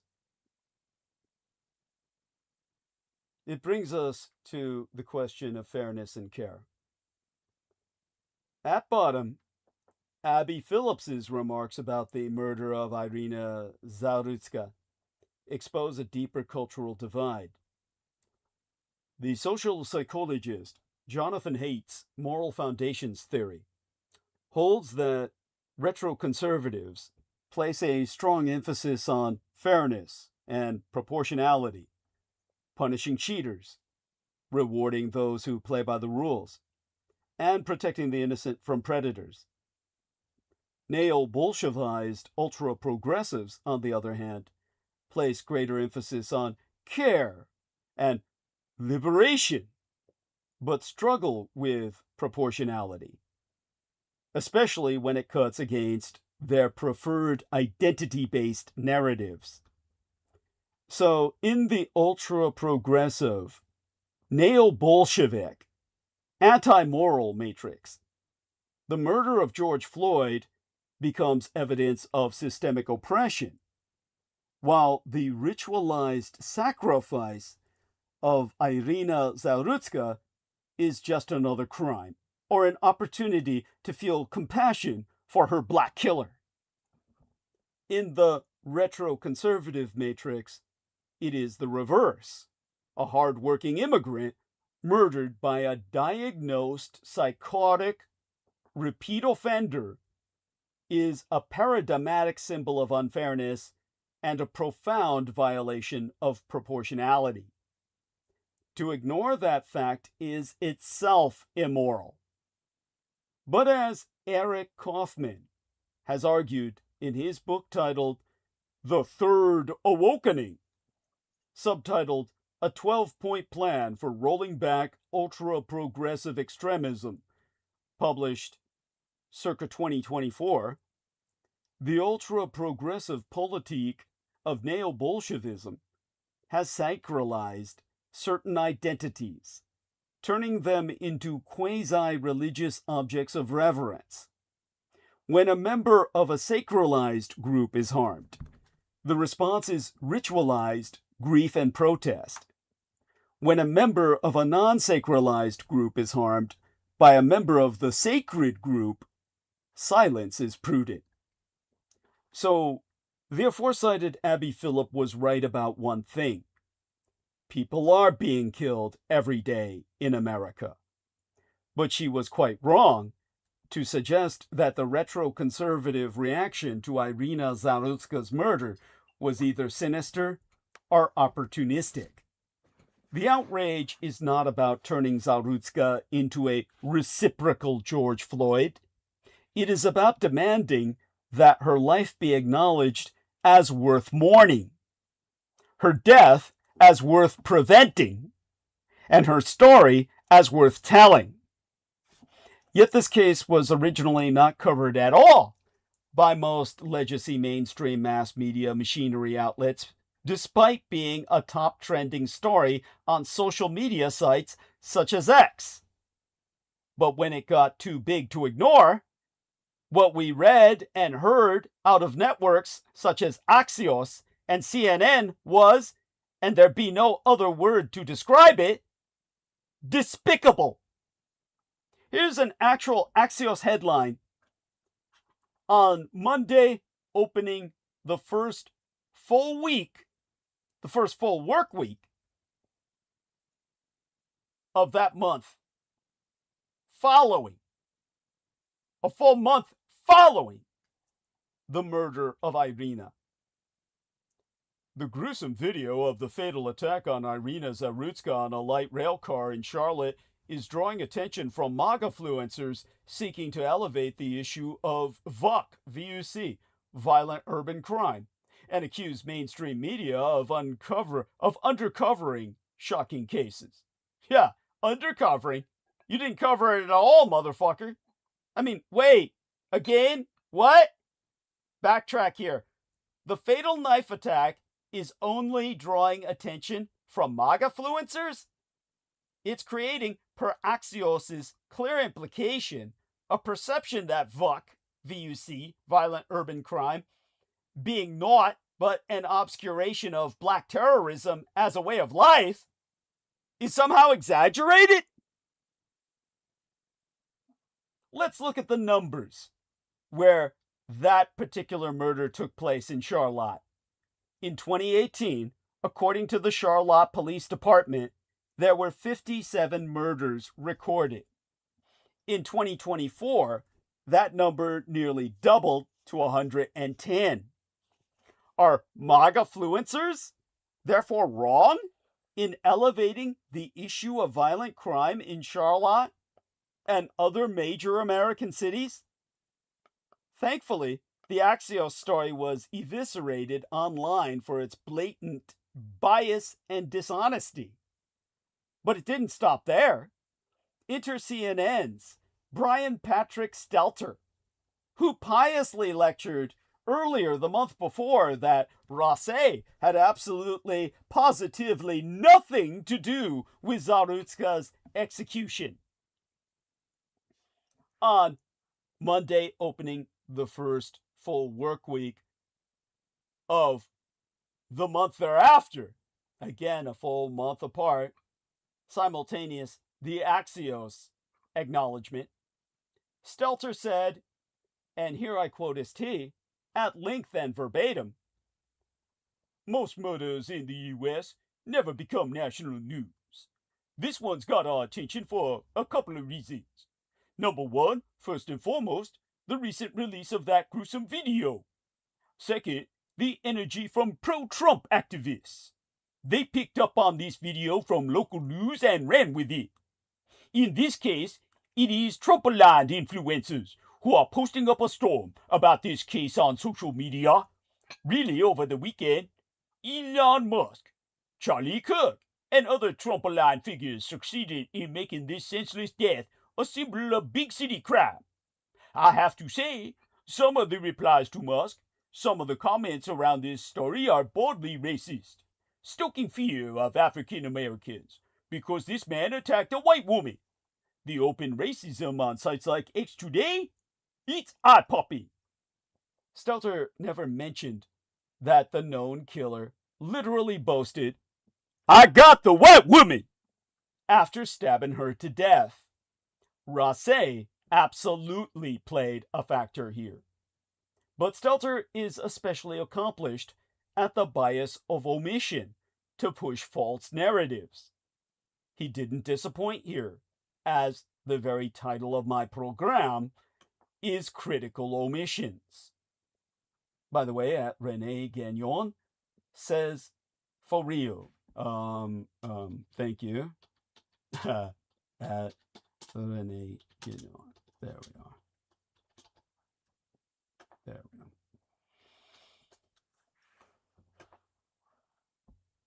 These tragedies are the inevitable result of color code policies that put the rights of criminals over the safety of the innocent. And they have taken a terrible toll, not just on strangers, but on mine own life. Unsecured bail reform means they can walk free without posting a goddamn dime. Where is the accountability? Witnesses risk their very lives to put violent offenders behind bars, only for judges to turn them loose again. Officers rearrest the same predators, and the cycle repeats until someone innocent pays the ultimate price, like Irina. This isn't about right and wrong. It's about race. It's about race. To use the vulgarization of the actual term, ethno-predators belong not behind bars, but beneath the sod. Every time they're released, another victim is created. As a victim advocate myself, I once worked with a rape victim who came here illegally, believing America would give her a better life. Indeed, she was brutalized by a pair of gang members, both minors at the time. In her misbelief that America would give her a better life from the war zone she had fled, she was brutalized by a pair of black children. She only survived by the grace of God.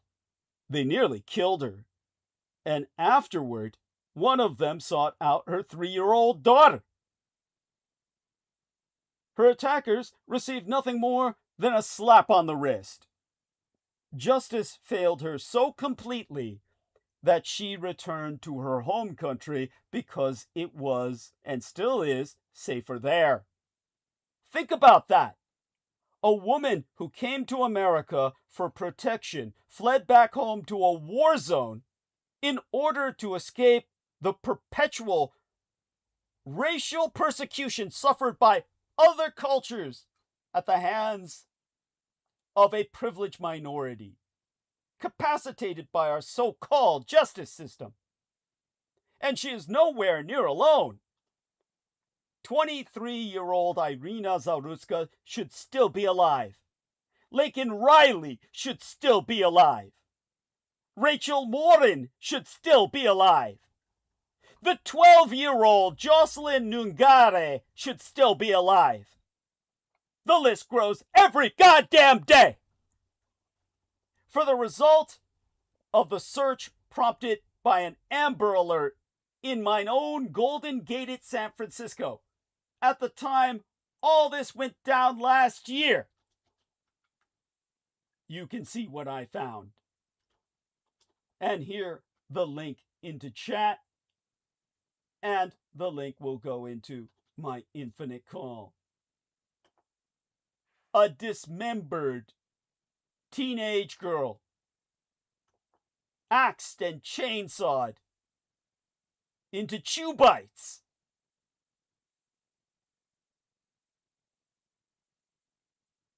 She was Latina, which is technically considered Caucasoid. But it was a case wherein the black African-American male perpetrator was allowed to walk free for effectively forever on the basis of his race, until the efforts of those such as myself brought enough attention to the public to bring him down. These young women are not statistics. They are daughters, friends, loved ones who were stolen because lawmakers value equity for criminals over the lives of innocent victims. I've seen this cycle play out more times than I can count. I've watched law enforcement agents put violent offenders in jail only to watch a judge decide they're not a threat and release them.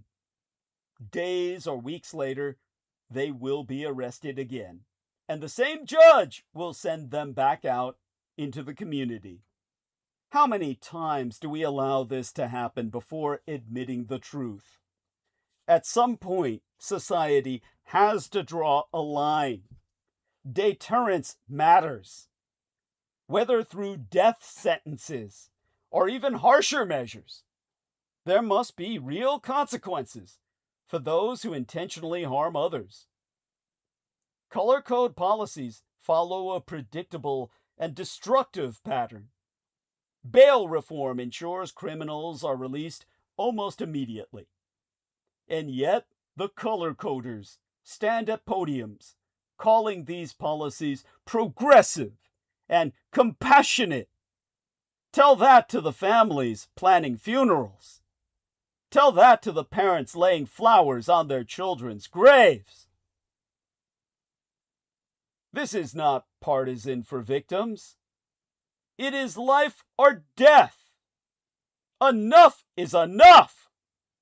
We need policies that prioritize public safety over ideology. We have to end unsecured bail for violent offenders and demand accountability from judges and lawmakers who enable repeat offenders. The color coders like to call their soft on crime agenda compassionate.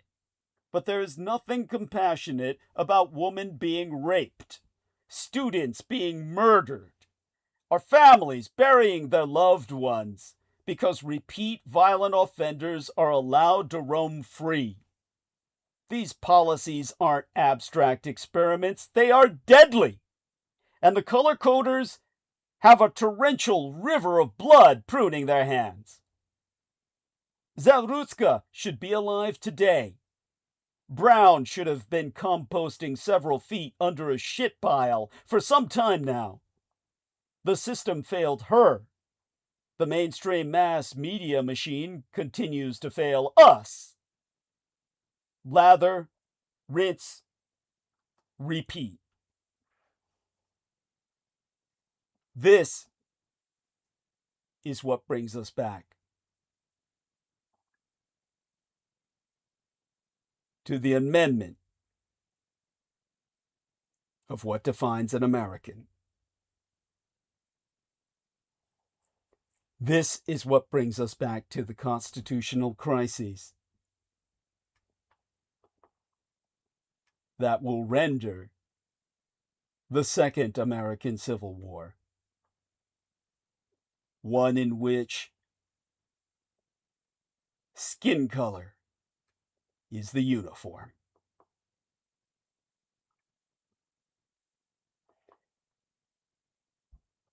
This is a social analysis.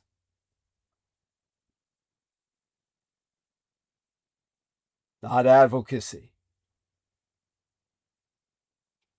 Analysis is not advocacy. Understand that. And go in peace into the gentle night. With that, we check in with Aristides and ask if Aristides is there, if he's with us at the moment. And Aristides? Yes, Aristides. Oh, there we are. Good man. Hey, I don't know. I switched to computer. Is the mic okay? Oh, yes. Yes, it's fine. Okay. So, all right. You're like trying to check out? Yes. Yes. Okay. So your links with the have you gotten a fulfillment of the $25 yet?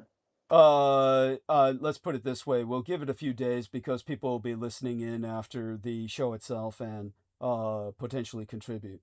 So okay. Yeah. Well, let me how about I put that, hold on a minute while I put that in the chat again. Yes.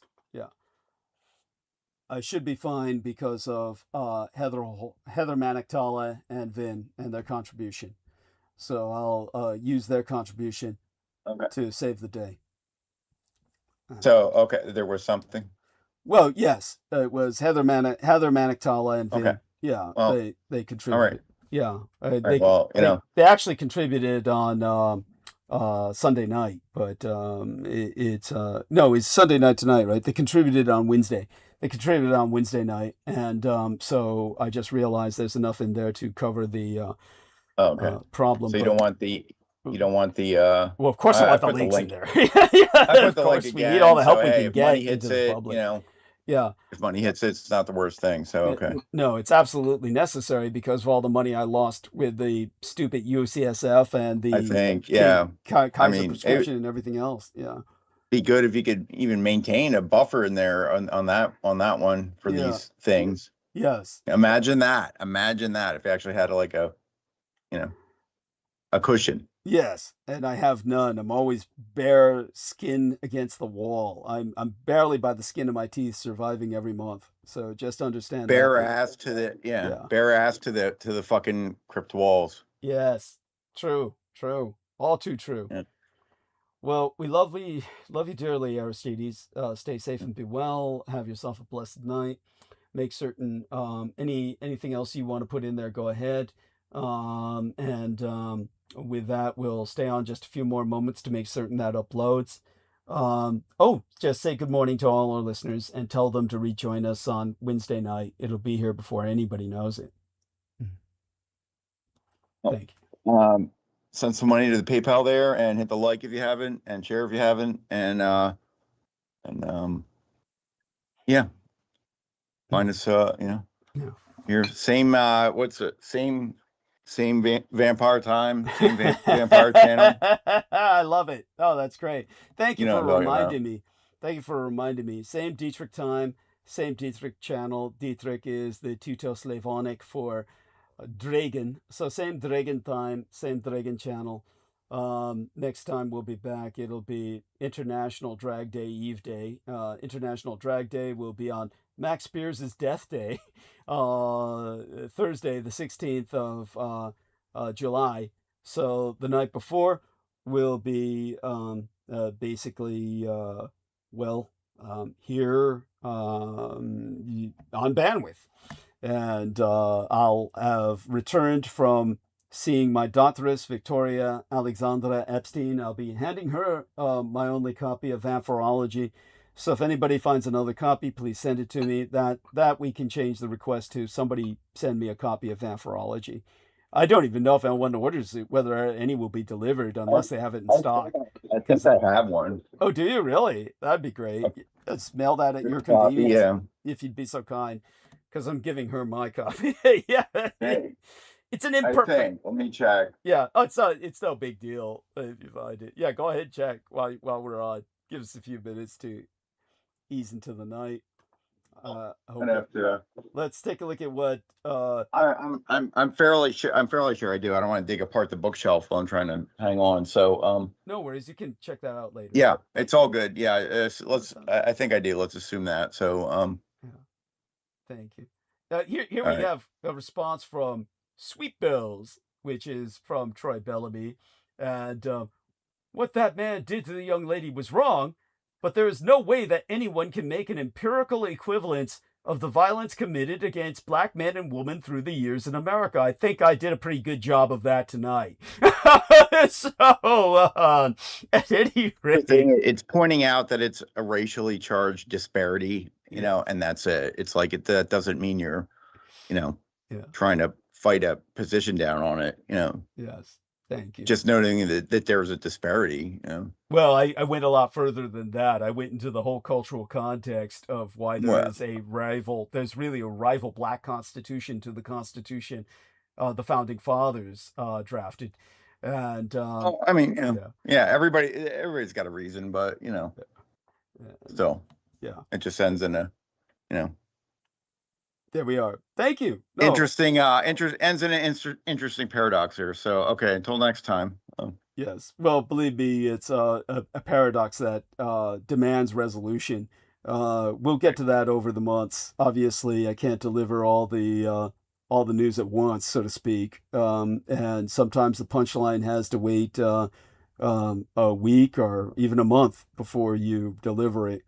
So we love you dearly, Aristides. Blessed be thy slumber and sweet be thy dreams. With that, our love to all the ladies out there. Kisses to the ladies. Hugs to the guys and lads who are listening.